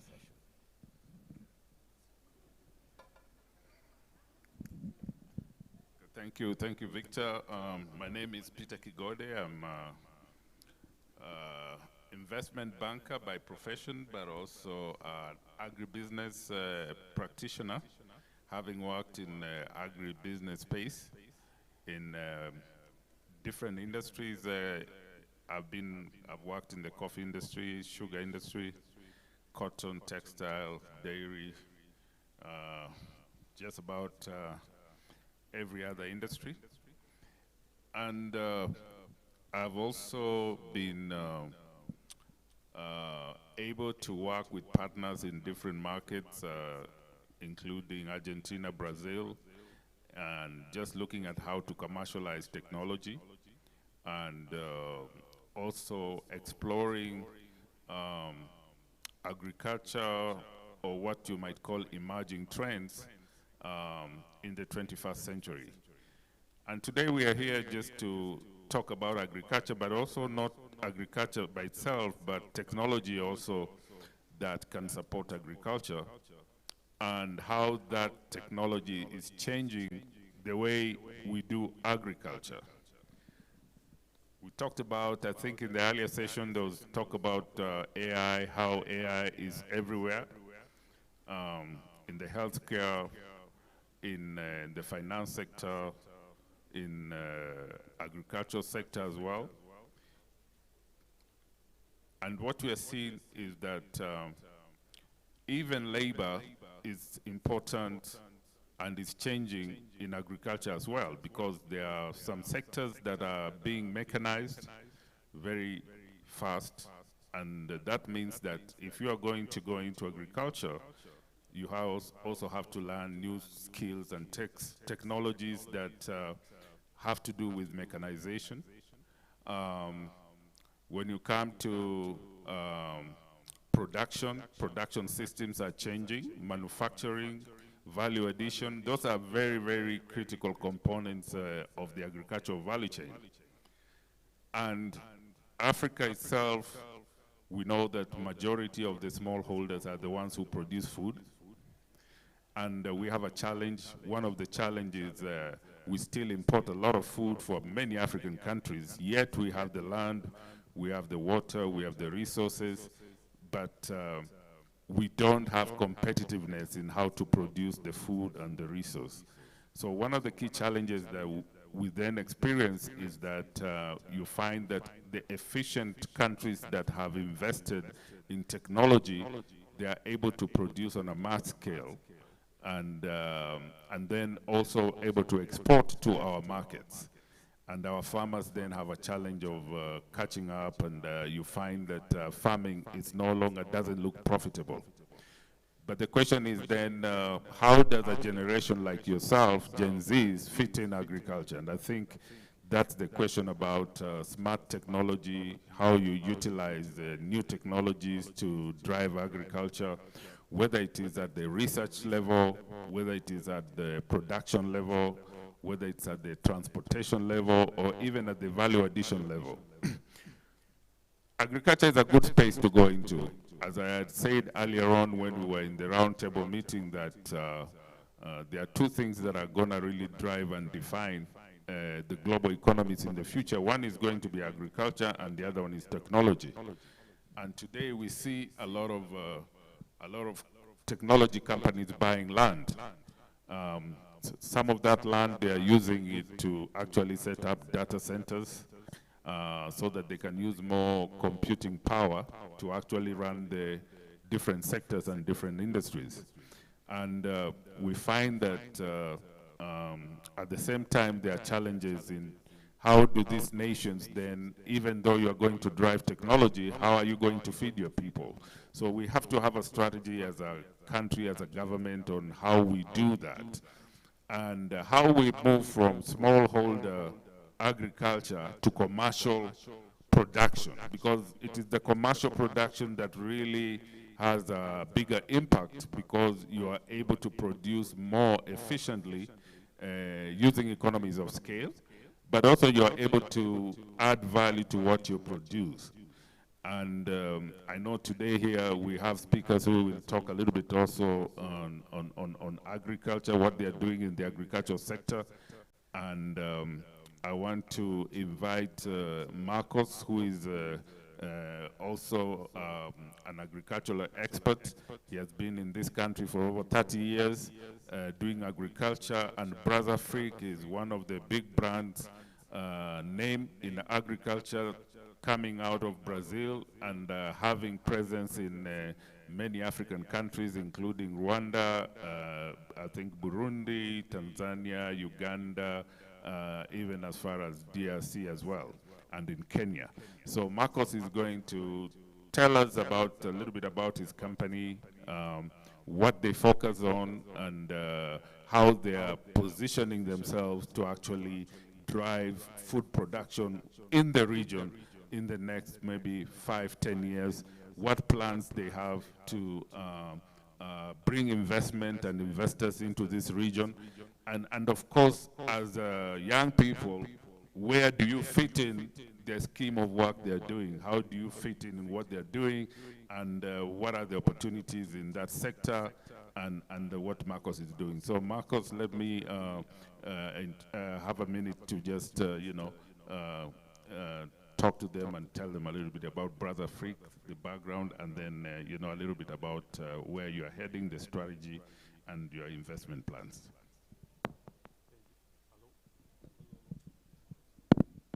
Hello. Yeah. Thank you, Peter. Good afternoon, everybody. I mean, some people already saw us there in the other round table, but I'll repeat a little bit what we said there. Basically, I am a Brazilian. I'm 37 years in Africa, 32 years in Kenya, 30 years doing agribusiness. Basically, supplying equipment for the agriculture and livestock sector. So basically, I copy more or less several different type of solutions that Brazil succeeded in the agriculture and livestock. I don't know if you know, but Brazil in the 60s and 70s, they were importing also food. They were importing around 30% what they were eating at that decades. And today, Brazil is the first and second biggest producer and exporter of food in the world. They lose basically to USA only. So I don't know how much you know about Brazil, but Brazil is very similar to sub-Saharan Africa. So it's soils, climate, several different type of things that you have here, we have there too. So and the success of Brazil was due to several different factors. Number one, research and development. Number two, facilitation from governments. Number three, financing from governments. Number four, entrepreneurship. And there's other things there too. So the similarities between sub-Saharan Africa and Brazil are very, very close. What Brazil achieved in 50 years, Africa, sub-Saharan Africa can achieve in possibly 10 years, because you don't need to reinvent the wheel. Yeah, the solutions are there already. It's just some adaptation and things like that. In the 60s and 70s, there was a huge migration from rural to cities because people were very poor. The farmers were very poor, the smallholder farmer, yeah? And so they didn't have hospitals, schools, refrigerator, television, etc., etc., etc. So they migrated to cities searching for better solutions. Today, this year here of 2025, or since the year 2000, everybody wants to go back to the rural area. Youngsters, elder people, because the rural area now is well developed. They found what they need. They make more money because in the programs that the government had that time, there was the mechanization of smallholder farmer. So one example, one program that they had was what we call here family farm mechanization program. So they used to buy one set of equipment for 10 farmers. Yeah? So this set of equipment would be sufficient to plow, to plant the land of these 10 different farmers. So that thing worked so well because the city councils and whatever, they had money from the central government. They would lend at a very low interest rate, at a grace period, so the farmers could buy the equipment and make more. I mean, if they were plowing, let's say, 1 acre, but they had 5, they couldn't plow more than 1 acre because there was no labor for that. They couldn't pay for the labor. It's only the family working on this 1 acre. But they have 5. Now with the mechanization, they could quintuple their production because they could now plow and plant and harvest 5 acres. So the smallholder farmers started making money there and could buy their car, put their kids in the school, and etc., etc., etc. The rural migration I don't know the whole Africa, but I know East Africa quite well. The rural migration is happening. If you see majority of the bodas in Nairobi, they are probably coming from the rural area because they don't want to do the same job that their parents and grandparents did, planting in the morning to eating in the evening. This is not commercial farming. So we have developed over the years, based on the experience from Brazil, but also my experience and my colleagues here in the region, and we develop programs that we have now solution for large-scale farming and medium-scale farming. And on both medium and large-scale farming, we have the component of smallholder farmer, because we don't want to depend on the smallholder farmer, but we want to support them if they want the support. Because everything starts with someone needs to wish to do something.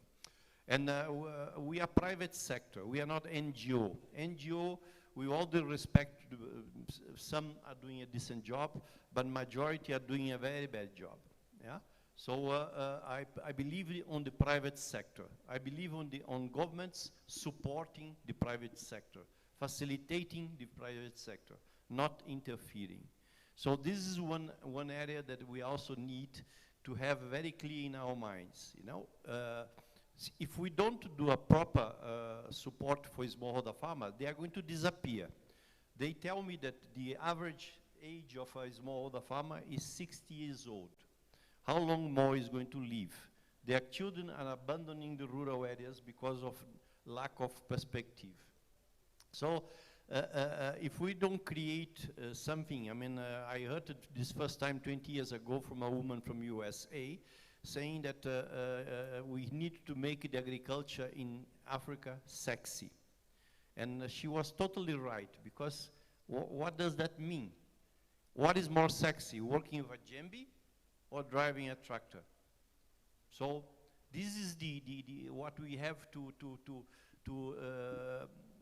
see, that the smallholder farmer, as any farmer in the region, they are mechanized. And it's not easy. Smallholder farmer in Kenya, like using as example Kenya, they produce 70% of what we eat. Am I wrong? Correct me. So 70% of what we eat is smallholder farmer, and he earns a miserable amount of money. The smallholder farmer, he has, when he is planting, is losing 20 to 30% of what he's planting because of bad seeds, bad inputs, bad techniques. And he loses another between 20 to 30% when there is harvesting or after harvesting, because the smallholder farmer has two chances when he is harvesting. He sell at a low price because everybody is harvesting maize or whatever other crop, and so he sell it at a very low price, or he holds his maize in his house or somewhere, not properly dried, not properly stored. So he loses for aflatoxin, he loses for rats, for birds, for you name it. So from the 100 seeds that he planted, he's going to harvest only 50%. Yeah? He's going to make some money, only 50%. So it's a very bad story that we can change. If the miracle happened in Brazil, it can happen here very easy. You have the labor, you have talented people, and you have a very big youth population. So, but you know, we need to make the farming in a way that the youth are interested in working and supporting their families from what they produce, and is very much possible. Yeah. So Kenya is importing 30% of what we eat. So 30% is millions of tons that is imported from other countries. That you could only replace this 30% that we're importing is thousands and thousands of hectares that needs to be planted. So the opportunity is there. The chances are there. I believe some governments are investing and supporting agriculture and livestock, but I think we need a lot more.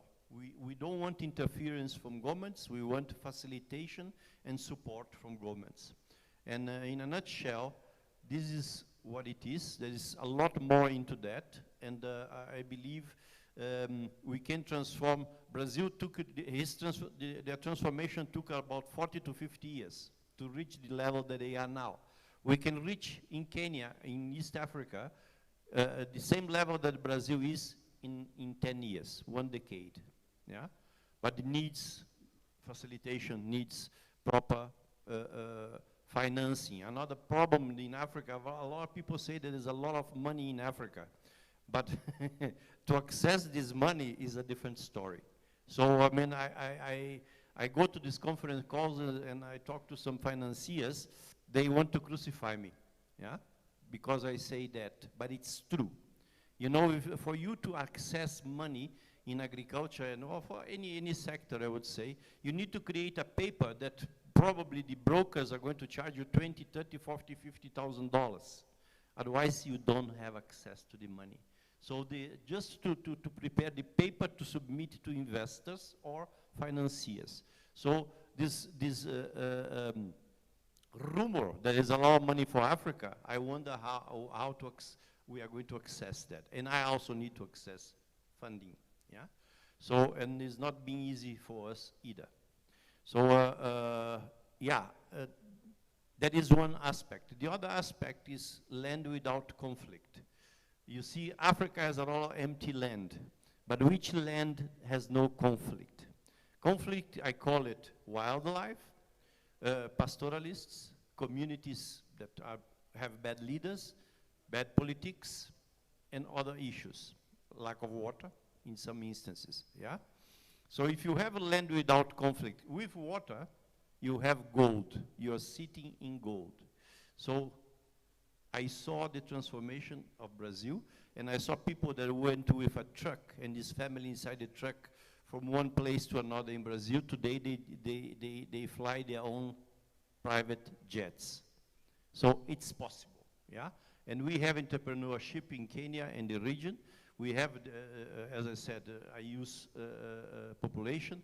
We have the labor and the conditions to transform the thing. We need proper governance, yeah, and other incentives. But that is my message.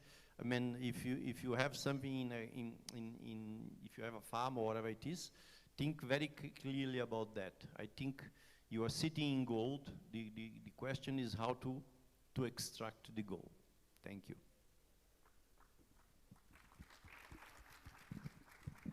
Thank you, Marcos. And now we will also hear from Harun. Harun has been in the coffee business. He's a coffee connoisseur. He will tell us, and coffee is big in Kenya, as you know. Kenya is one of the produces some of the best coffees we have. He'll tell us about what he's doing, how he has also been able to, especially in this, what are these that are changing in the coffee business now that you can actually be able to incorporate technology. For example, how is AI and technology, you know, guiding your business, and what are the opportunities, especially for people who are here and they want to come into this coffee business? What is the best place for them to enter? Should they go on the farm level? Should they go at production, manufacturing, value addition level? You know, what would you advise? What advice would you give them? 1, 2. Thank you so much, Mr. Peter. And I'm really happy to see the room is full of 80% of young youth there. And when I say Yola, you say Year of Return Africa. Yola. Yola. I need some energy, you know? So the thing is, I'm into coffee, and honestly speaking, you can clearly see I'm the smallest fish in this big pond. And I started slowly by venturing into coffee. I did media arts, but with time I started finding myself into coffee. Coffee called me, and slowly, using the app by the name Instagram, I developed a company by the name Coffista. And I think I do have a video over there. Maybe you can play me so that we can be on the same page. We see where we are. So Hello, coffee people. A journey of 1,000 miles starts with one step. And today we start the journey of telling stories and educating people about coffee. We shall be having different people from different areas of coffee in the coffee chain, telling stories and all that now. Right now we are into tech. We are into adding value. We add value to whatever product that we do have. So maybe you can play the video. They see where we are and what I do before I get into it. Hello, coffee people. A journey of 1,000 miles starts with one step. And today we start the journey of telling stories and educating people about coffee. We'll be having different people from different areas of coffee in the coffee chain, telling stories and educating us. So join me, Harun M. Thiongo, or if you like, Coffista, as I take you through this magical journey of coffee from farm to cup. Welcome.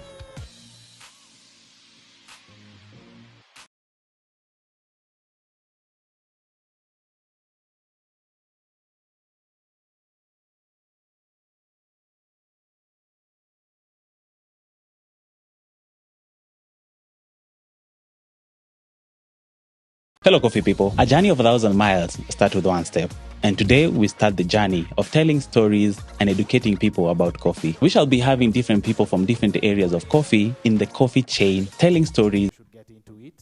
I'm going to explain how I have added value to where I am, where I've been trying to bring young people together from coffee. It was working before. I don't know what's up, our technical guys. So Coffista is a company that started through online. I started educating people about coffee, and I was a barista. Before, I used to do media. I used to be a camera person, going fetching stories, different stories. Hello, coffee people. A journey of 1,000 miles starts with one step. And today we start the journey of telling stories and educating people about coffee. We shall be having different people from different areas of coffee in the coffee chain, telling stories and educating us. So join me, Harun M. Thiongo, or if you like, Coffista, as I take you through this magical journey of coffee from farm to cup. Welcome. Barista is a lawyer. So yes, there is barista. A lawyer is a barista, but there is a barista who makes coffee. So I never knew anything. Hello, coffee people. A journey of 1,000 miles starts with one step.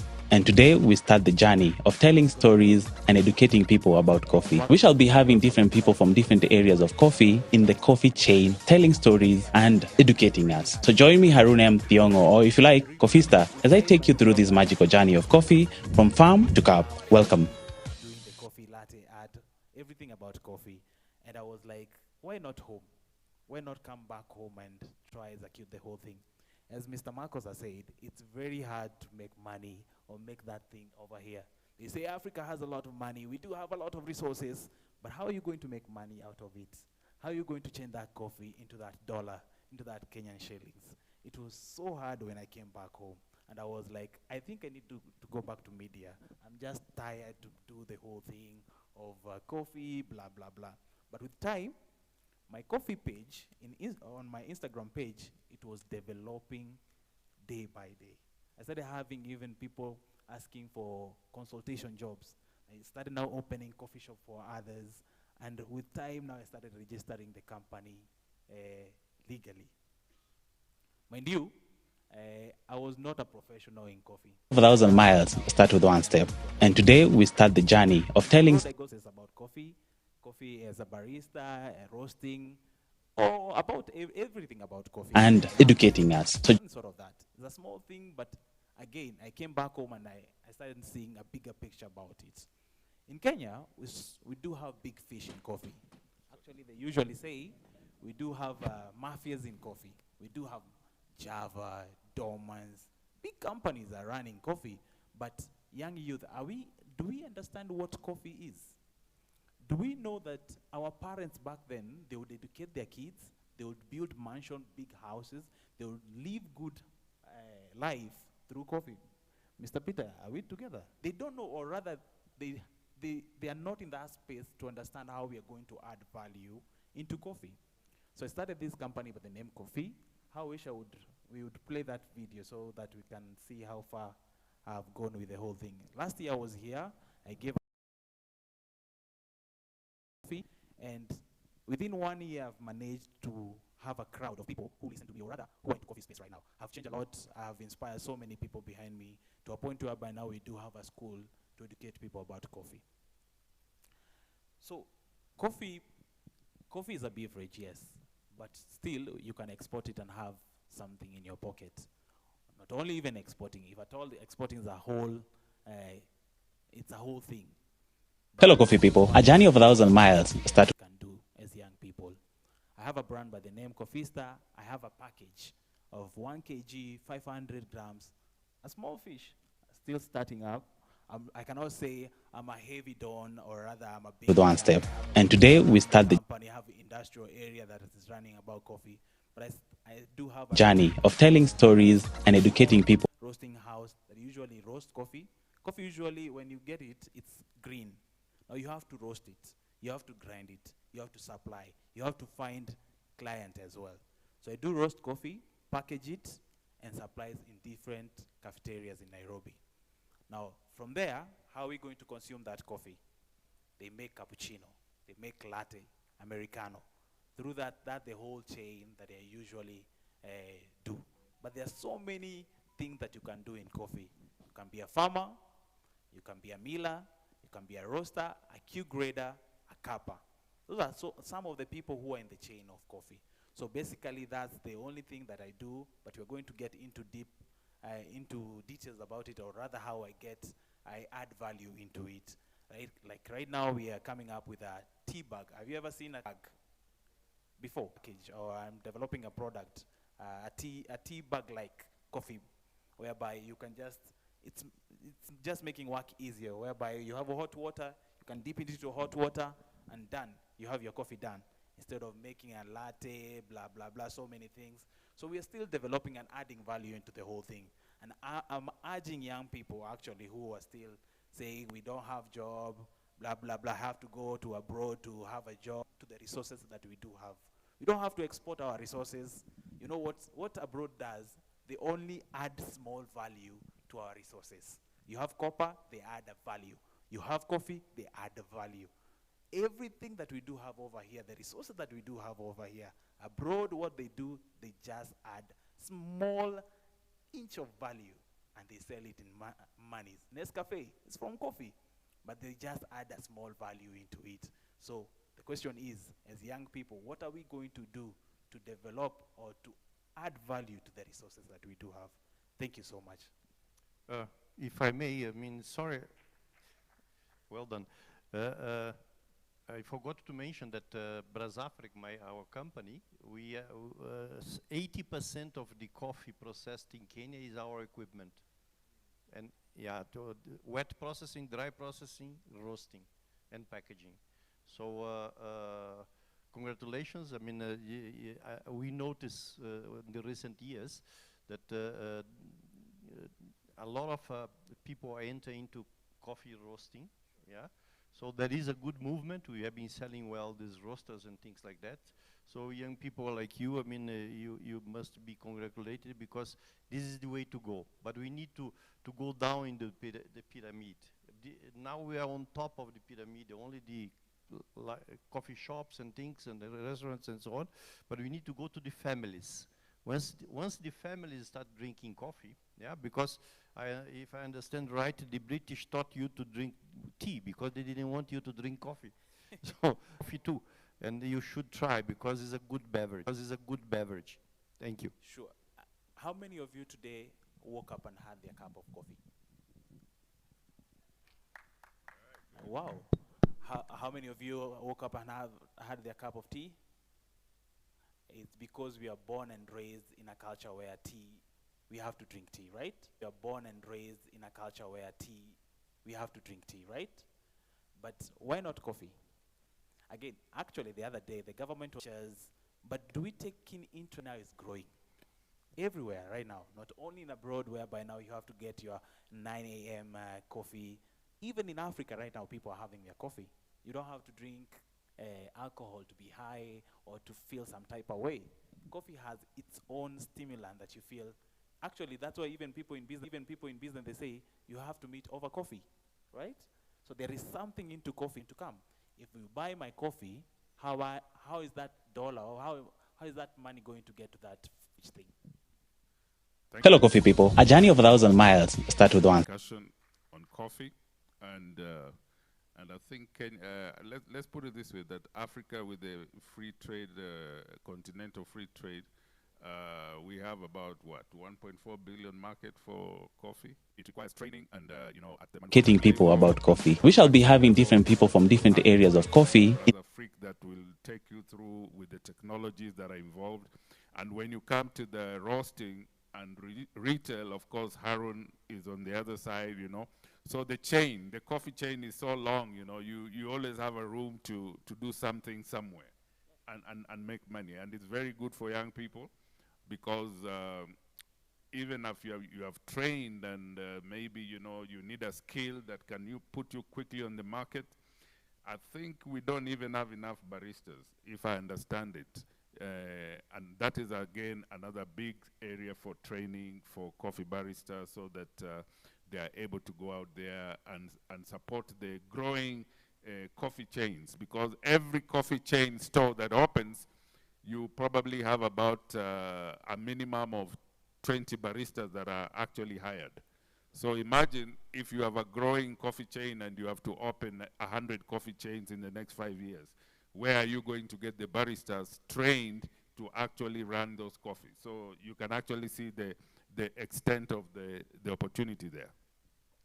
So thank you very much. I think I'll quickly, before go to our last speaker here, Stephen Karuga, who is from OVC. OVC is one of One Voice Consortium, one of our partners in Yora, and I'll just also have him go briefly, talk to us about your certification programs and how they fit in within the agricultural frameworks. Good afternoon, everyone. My name is Engineer Stephen Karuga. From Nyandarua. I represent a group of professionals from Nyandarua. We're an agricultural county. I also here to represent One Voice Consortium, which is professionals and group of Kenyans in the diaspora. I can tell you I have a bit of history also in technology. I ran a technology company in Kenya and the region, mainly focused on data centers, connectivity. I've had a lot of AI, and I think it is time that the people here and those in the room start realizing that AI is coming. AI is coming to take some jobs, but AI will also create much more opportunities. If you don't embrace, AI will wipe you out. I think this is what needs to be done. But if you can embrace AI, you'll be able to do much more and achieve much more. I mentioned I'm from Nyandarua County. We are an agricultural county. And I am happy to be in this conference because we are one of those counties which you are mentioning that we have a lot of post-harvest losses. Nyandarua is known for potatoes, cabbages, basically horticultural products, carrots, which are very perishable. And the county government and the national government are currently working on storage of these goods. You can imagine we are still working on them many, many years after independence. Several initiatives have been started there. We had something we used to call Kinagop Dairy, which was at Midlands, which was meant to help us store our harvest, but it's been embroiled in legal issues. I think the factory is a private factory sitting on government land, so it has not been able to help the people of Nyandarua. We are hoping that we can get investment in that area in terms of cooling, in terms of storing our harvest, and also in terms of aggregating this kind of products, because Nyandarua is a bit of a distance from Nairobi or from what we consider to be the market, so that that food is consolidated and taken to market in the most efficient manner. So I think I heard you are investing in Africa. We will be happy to engage and see how you can assist us diversify the kind of crops. I know the governor has been very, very vocal about us diversifying into things like avocado, into apple. There is a heavy awareness now going on to make sure that, because when we plant potatoes, we harvest at the same time. So like you said, there's low prices. And then the brokers come in. So what we are trying to do is see whether we can do some spatial planning where certain regions in Nyandarua grow apples, others grow avocados, others grow potatoes, so that we are all able to make something out of agriculture. So together with OVC, I think we now are also developing a program where now we can be able to bring this food stuff to a certain standard that it can meet for export market. There will be packaging, there will be training on, this is through GSR, which is a global safety company, to help our farmers certify and package the foods for export market. So let me stop there, but I'm very delighted to see young people. Encourage yourselves. We have some young people in our group. I told you I also look after the Nyandarua. I'm the chairman of Nyandarua County Professionals. We are organized in 12 committees in health, in agriculture, in education, in youth, in ICT, and all these to be able to make sure that we are able to engage with the county government and national government. And we are encouraging the youth to join us because we believe a lot of the startups in agriculture will be coming from the youth. And we really encourage you. You do not have to be the real farmer, but you can help us develop apps that can help our farmers sell their produce online. And we can be able to cut these brokers. So there are opportunities, and I think I'll be happy to engage with the young people, and we see how we can develop some of these apps to assist our farmers back home, and also for the country. Thank you. Thank you so much. I think maybe one or two questions, if we have burning questions, and then we can close this session. Anybody with a question? Yeah? Two questions there, that and the other one. Go ahead.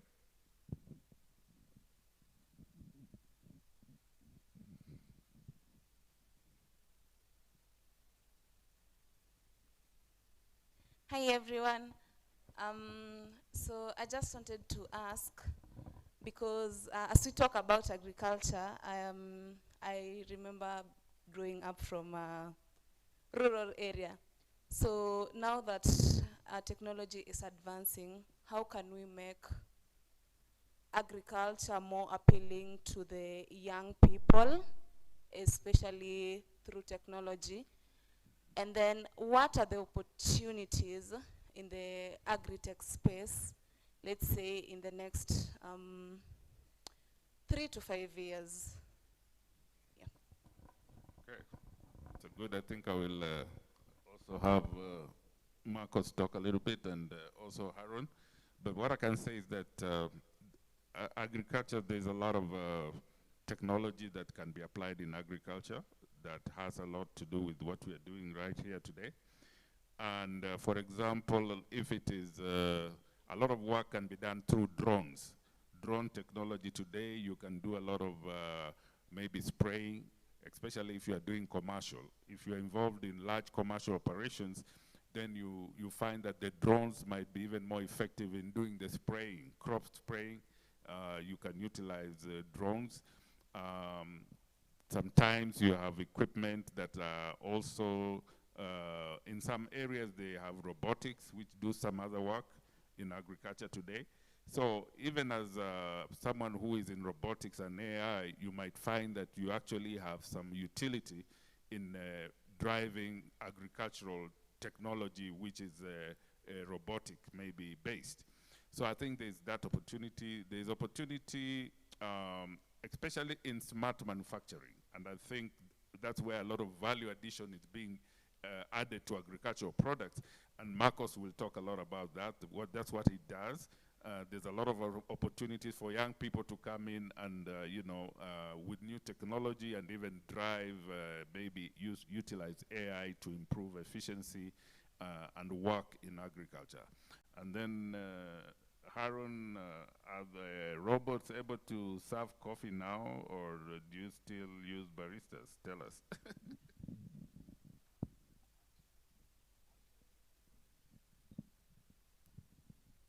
Apparently, we are having robots. We are having machines that are doing the latte art. Barista is a personnel who makes coffee, and now it's no longer a lawyer. So we are having machines that are coming up, doing the whole thing. So if I told you as a barista you're not well equipped, okay, of course, the robot won't give the customer service, but it will serve you coffee.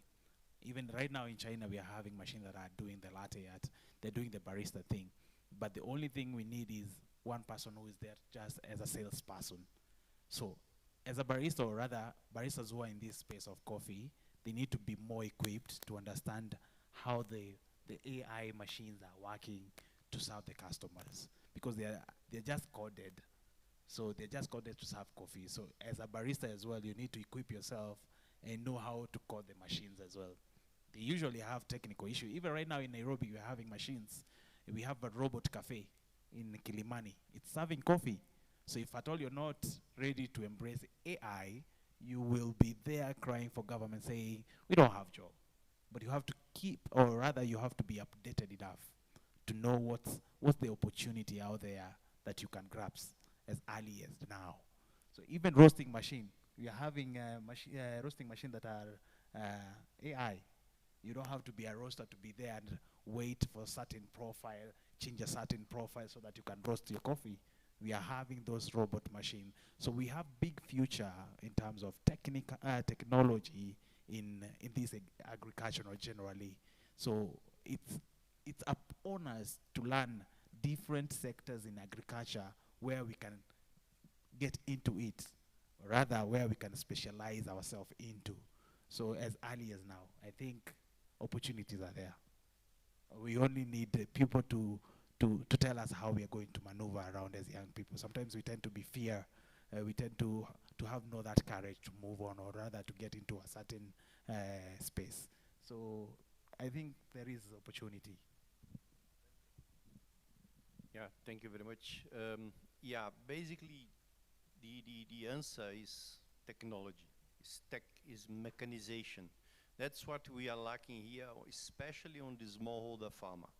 That is the one that is producing 70% of what we eat. So mechanization is going to enable people to produce more and therefore to be more viable. So and mechanization exists for smallholder farmer, for medium, for large scale.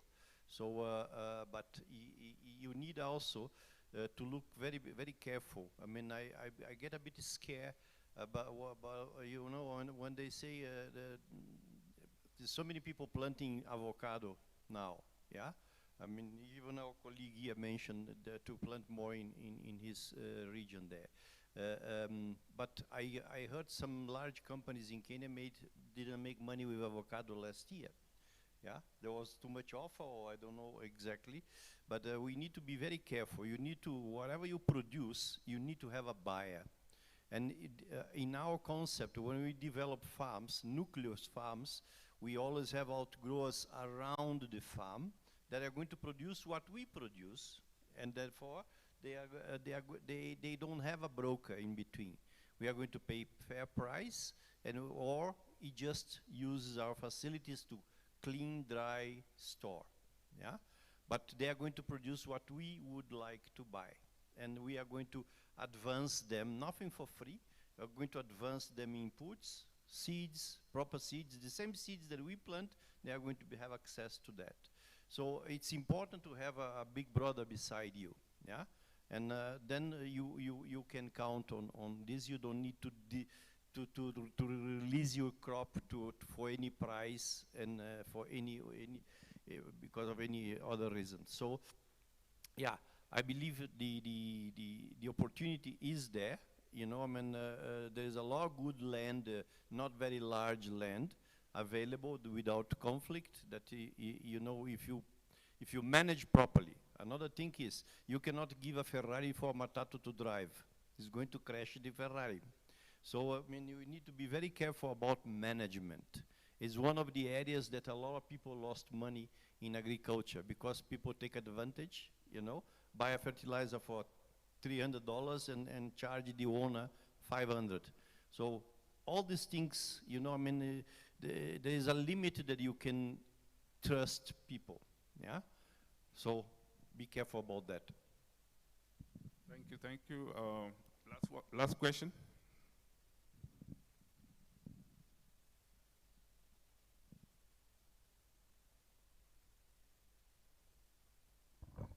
Hi, I just wanted to ask, you've mentioned Kenya imports 30% of their food. So how are we going to make Kenya self-sufficient when we know most of the land is dry, semi-arid rather? And the second one is in regards to coffee. As an extended family, we're into coffee, and it's just recently when we're able to get earnings. I think it's because of the market. So in what ways can we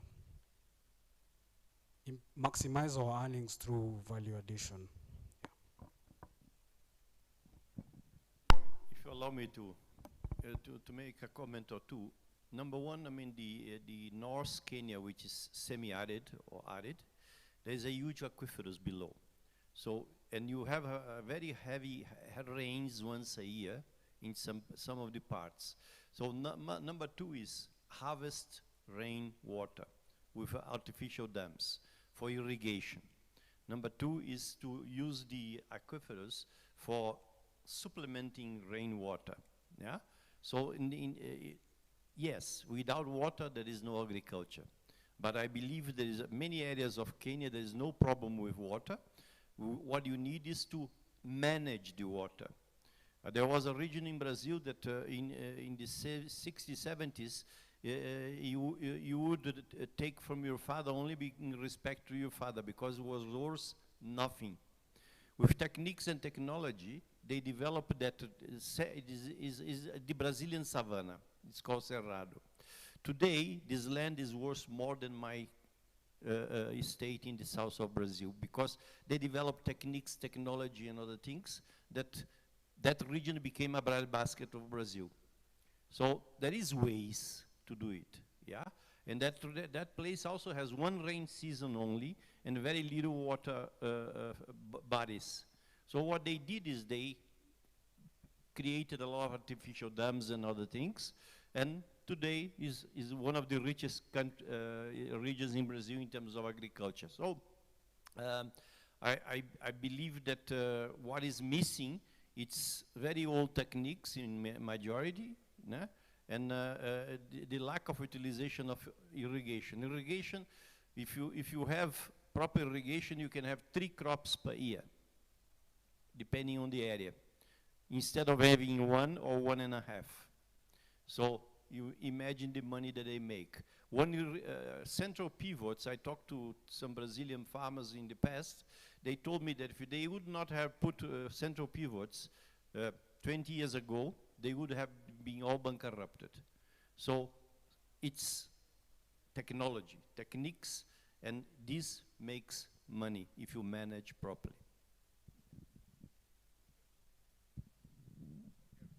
Thank you.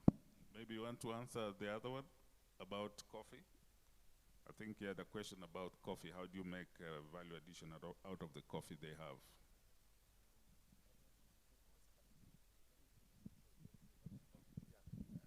I will allow my brother there to talk about coffee, but one of the things that we have realized as a county and I think as a government is that selling raw products is not going to get us anywhere. We are trying to develop a policy. Once this, we have these cooling facilities in place, there's going to be value addition. One of those factories I spoke about was supposed to sell the finished products in the market, so that our avocados do not live here as avocados. Our cabbages do not live as cabbages. Our potatoes do not live as cabbages, but as the finished product.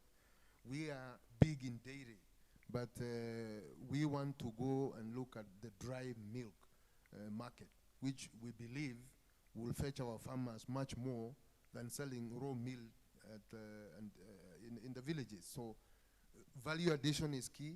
We're actually trying to get our people from growing the crops to to making money out of agriculture. I remember somebody creating a joke the other day saying he has never seen anyone build a flat using money made from potatoes. And we want to change that narrative, and the only way is value addition. Thank you.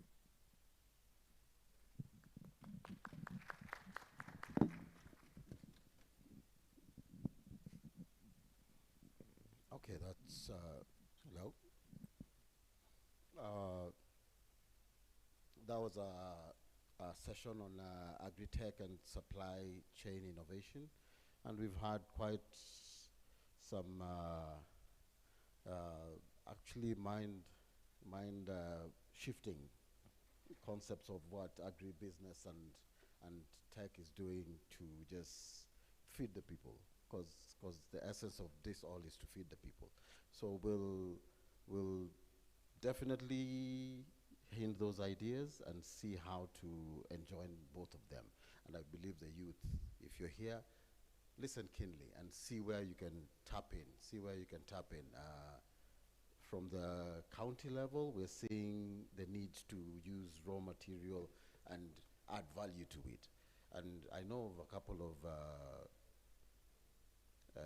I'll say, women who've turned product like coffee. There are a couple of women who are doing it in the US, their own product. And they brand it and they're selling it. They brand it and they're selling it. So it's adding value really makes a lot of sense. So outside, you have a question?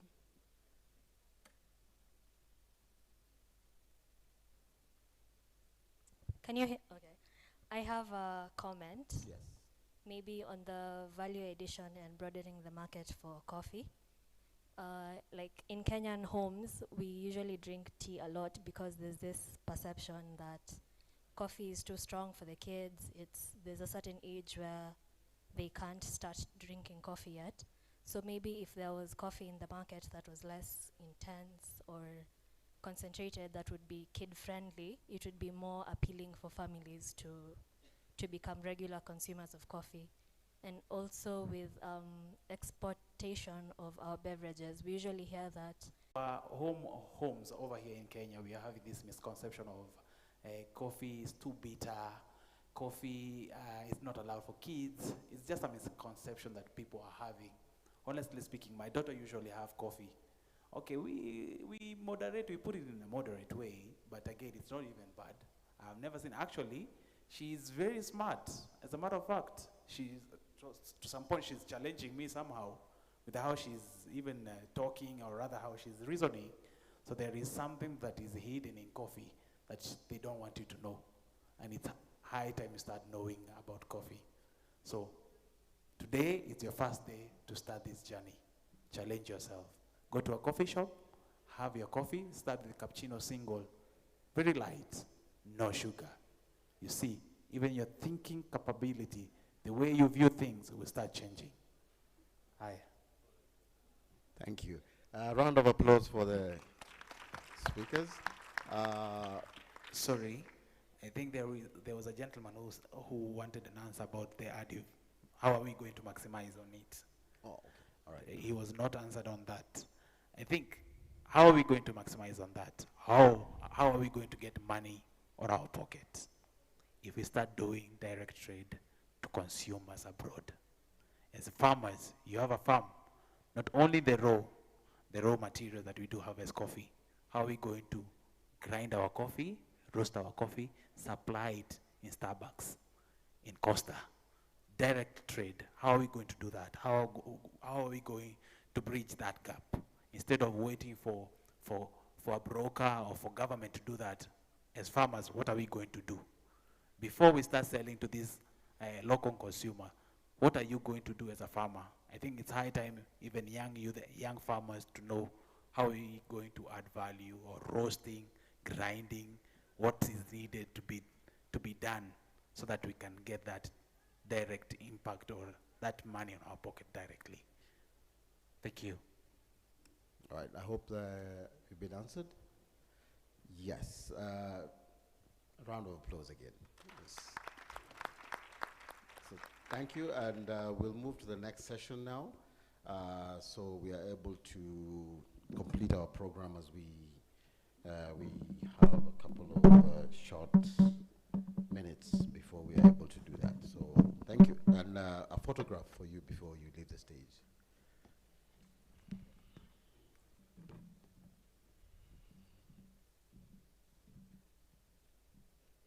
Hello, coffee people. A journey of 1,000 miles starts with one step. And today we start the journey of telling stories and educating people about coffee. We shall be having different people from different areas of coffee in the coffee chain, telling stories and educating us. So join me, Harun M. Thiongo, or if you like, Coffista, as I take you through this magical journey of coffee from farm to cup. Welcome.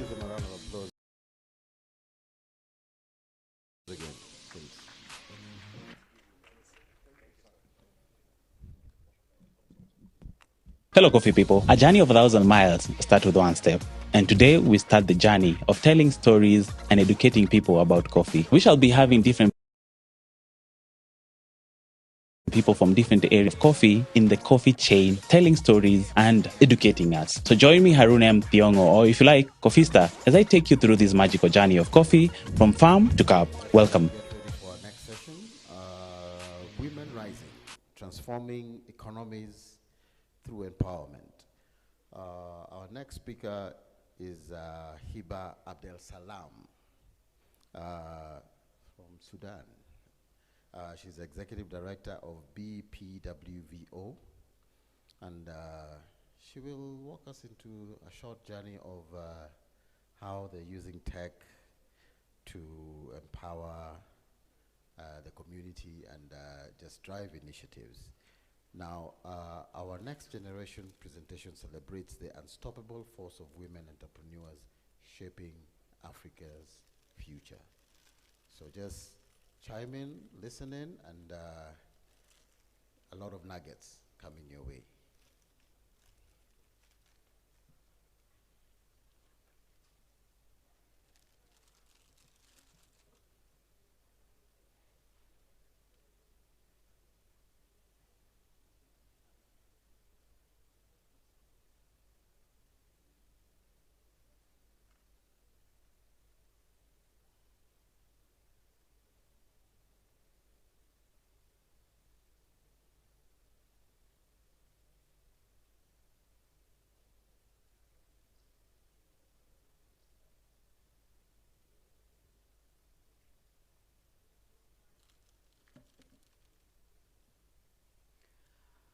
Okay, good afternoon, everyone.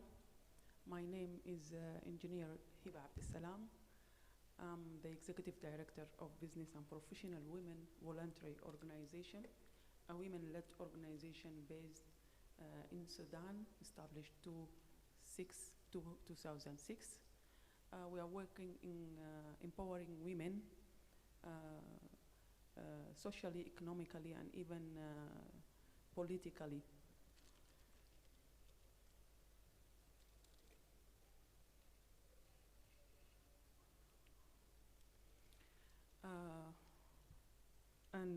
I'm honored to be here with you today. I'm passionate about empowering women and supporting entrepreneurship, especially in communities facing crisis and change like Sudan. Today we'll be sharing insights on how women are using innovation, small business, and technology to overcome challenges and build stronger future for themselves, their families, and their communities. I'm looking forward for a very fruitful conversation and discussion.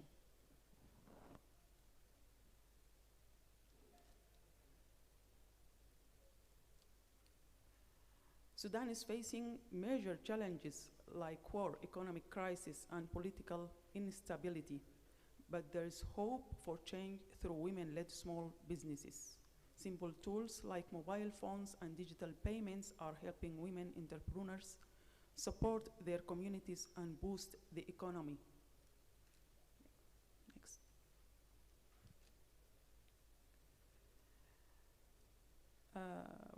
With simple technology, women are breaking barriers and creating change in their communities, showing strength and helping rebuild Sudan's future. Next.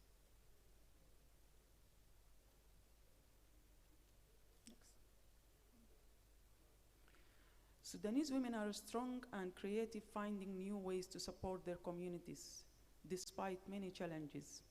When we support women entrepreneurs, we help create jobs and build a more stable economy. Helping women means helping families, communities, and the whole country grow. We say in Sudan, women is a half society, and sometimes is the whole society when she carried out the responsibilities of both gender roles in the family, women and men. Women in Sudan show great strength and resilience, balancing families' responsibilities while working to build business. Despite their vital role in the economy, they face major challenges, including limited access to banking, legal and social barriers, and a lack of training and resources.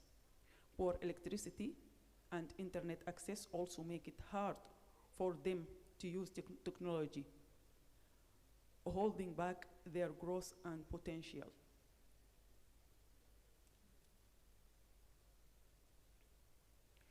Mobile phone staying connected women and help them reach customers, markets, and training so they can grow their business from anywhere. And also by mobile money modalities, women can be helped, and women save and make payments without needing a bank, helping them manage their business and personal finance easily and securely.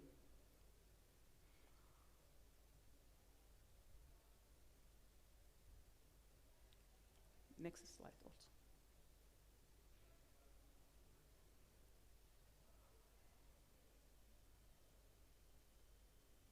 I'm really, no, the previous one, please. Okay, digital marketing, reaching more customers, social media and messaging apps helps women promote their products and connect them more customers easily. The solar tools, power tools give women steady energy sources, helping them run their business even without reliable electricity. and also the simple technology, easy and useful for them, helps them use the right tools for their needs, supporting their growth and successful. Okay, next. Here are some case studies. This is Awatif solar dryer business, runs a successful business drying okra with solar power after completing her small business training course provided by Business and Professional Women. She created jobs for her women friends by hiring 2 women helping her and helping her community's economy. Also, we have Mawadda at the end of the, I think there is no photo for Mawadda. Also, women from Khartoum use online groups to sell handmade products worldwide, bringing income and stability to their families.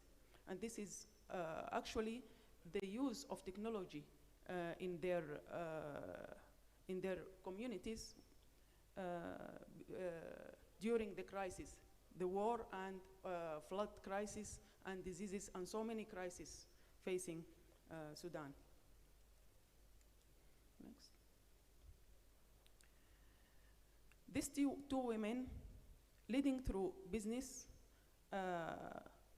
their small business is to planting their crops and vegetable and fruits, and they used to dry them as drying vegetable like lemon, to use it for spices and something like that. And they used to work in Sinnar market. It was, before the war, a very big market for vegetables and fruits.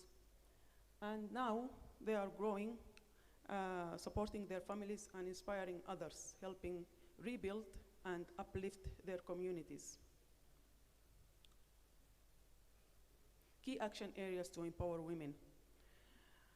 First of all, the training, skills development, technology, of course, always developing small businesses, using digital tools and market their products helps them succeed and become more independent. Also, access to finance, small loans, grants, and mobile money tools gives women the financial support they need to grow their business and overcome money challenges.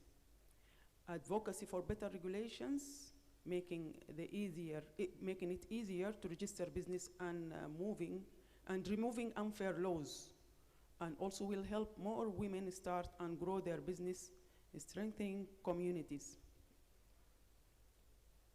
Next. Okay, what we need to be done.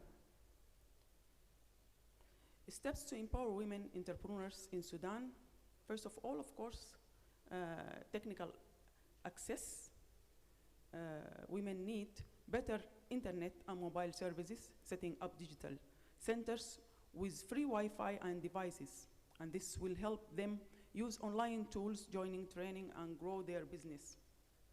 Second, mentorship and partnership, connecting them with mentors help them learn and grow. Working with local and global groups can also bring training support and resources to help women succeed together.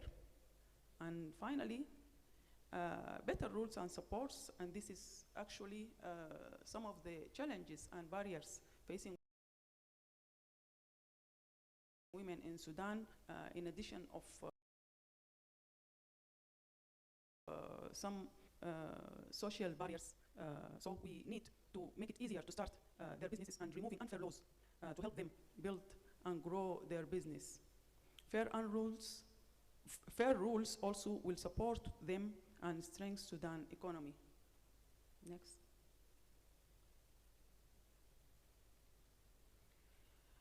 Community-led support for women. BBW helps women entrepreneurs through local community efforts.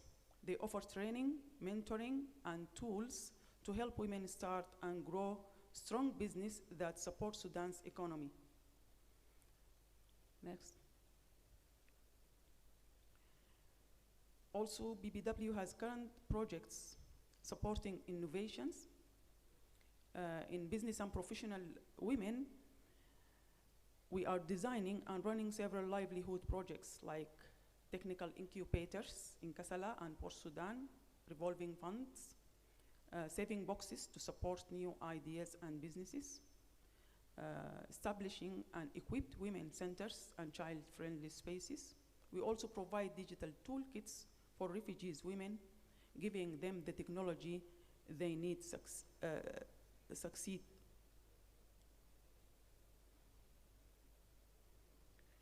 Empowering women through workshops, also be business and professional women, supporting women entrepreneurs in Sudan through special training workshops, and these sessions teach business skills, digital tools, and marketing to help women succeed by building a strong, supportive community.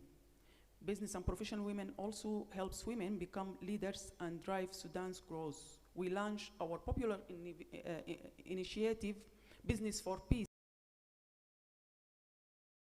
since 2023 to accelerate and spreading concept of peace and equality. Next. Sorry, the slide before. The role of women in Sudan's future. Women are leading the way in rebuilding Sudan by creating jobs, growing the economy, and supporting peace. When we support women entrepreneurs with the right tools and technology, we help build a stronger, more inclusive country. And always, together, we can create a better future for all. Thank you once again for having me today. I think the floor is for the questions now.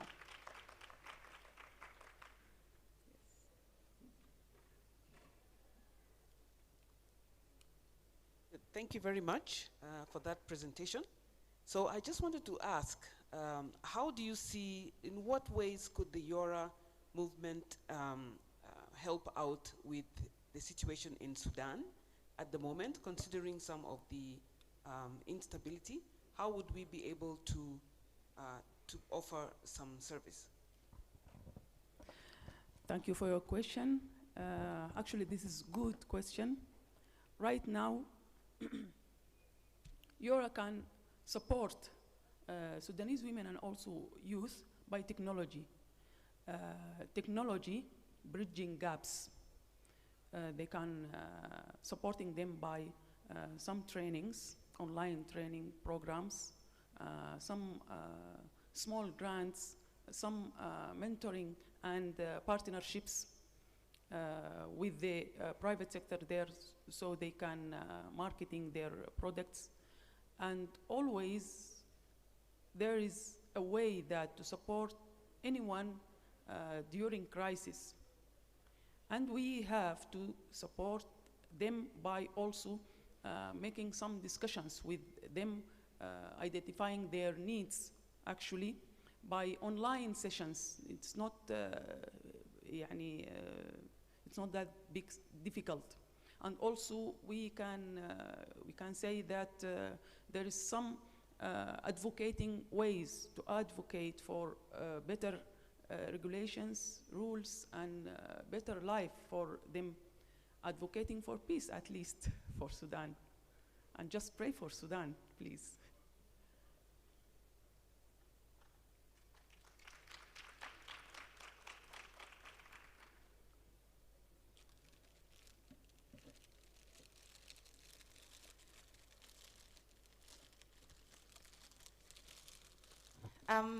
Mine is more of a comment. And when there is war, most of the people affected in the community are the women and the children. So I just want to comment on the amazing work you're doing in Sudan.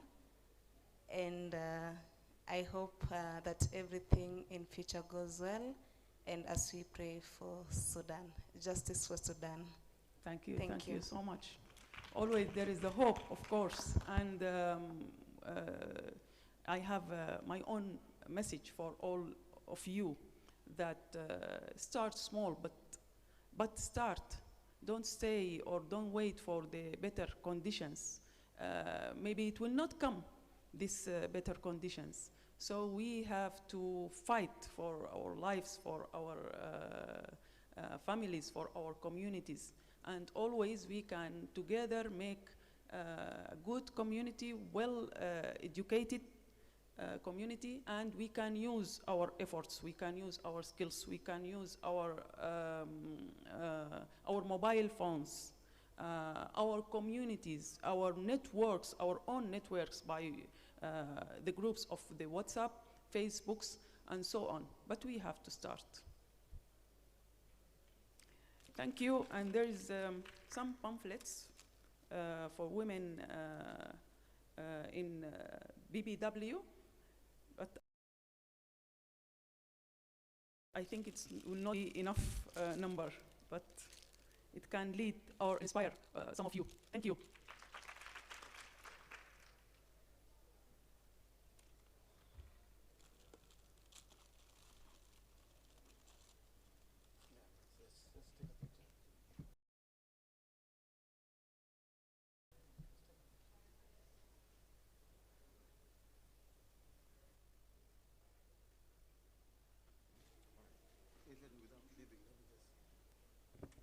Give her a hand again. And I would say, as we're getting to our closing session, I would say we've done a lot of presentations talking about different issues that more of investments and all that. So for us, I think, let's give ourselves a clap for just being able to go through the whole day and getting into the different sessions that were here. Now, for today, we are going to bring this to stop, and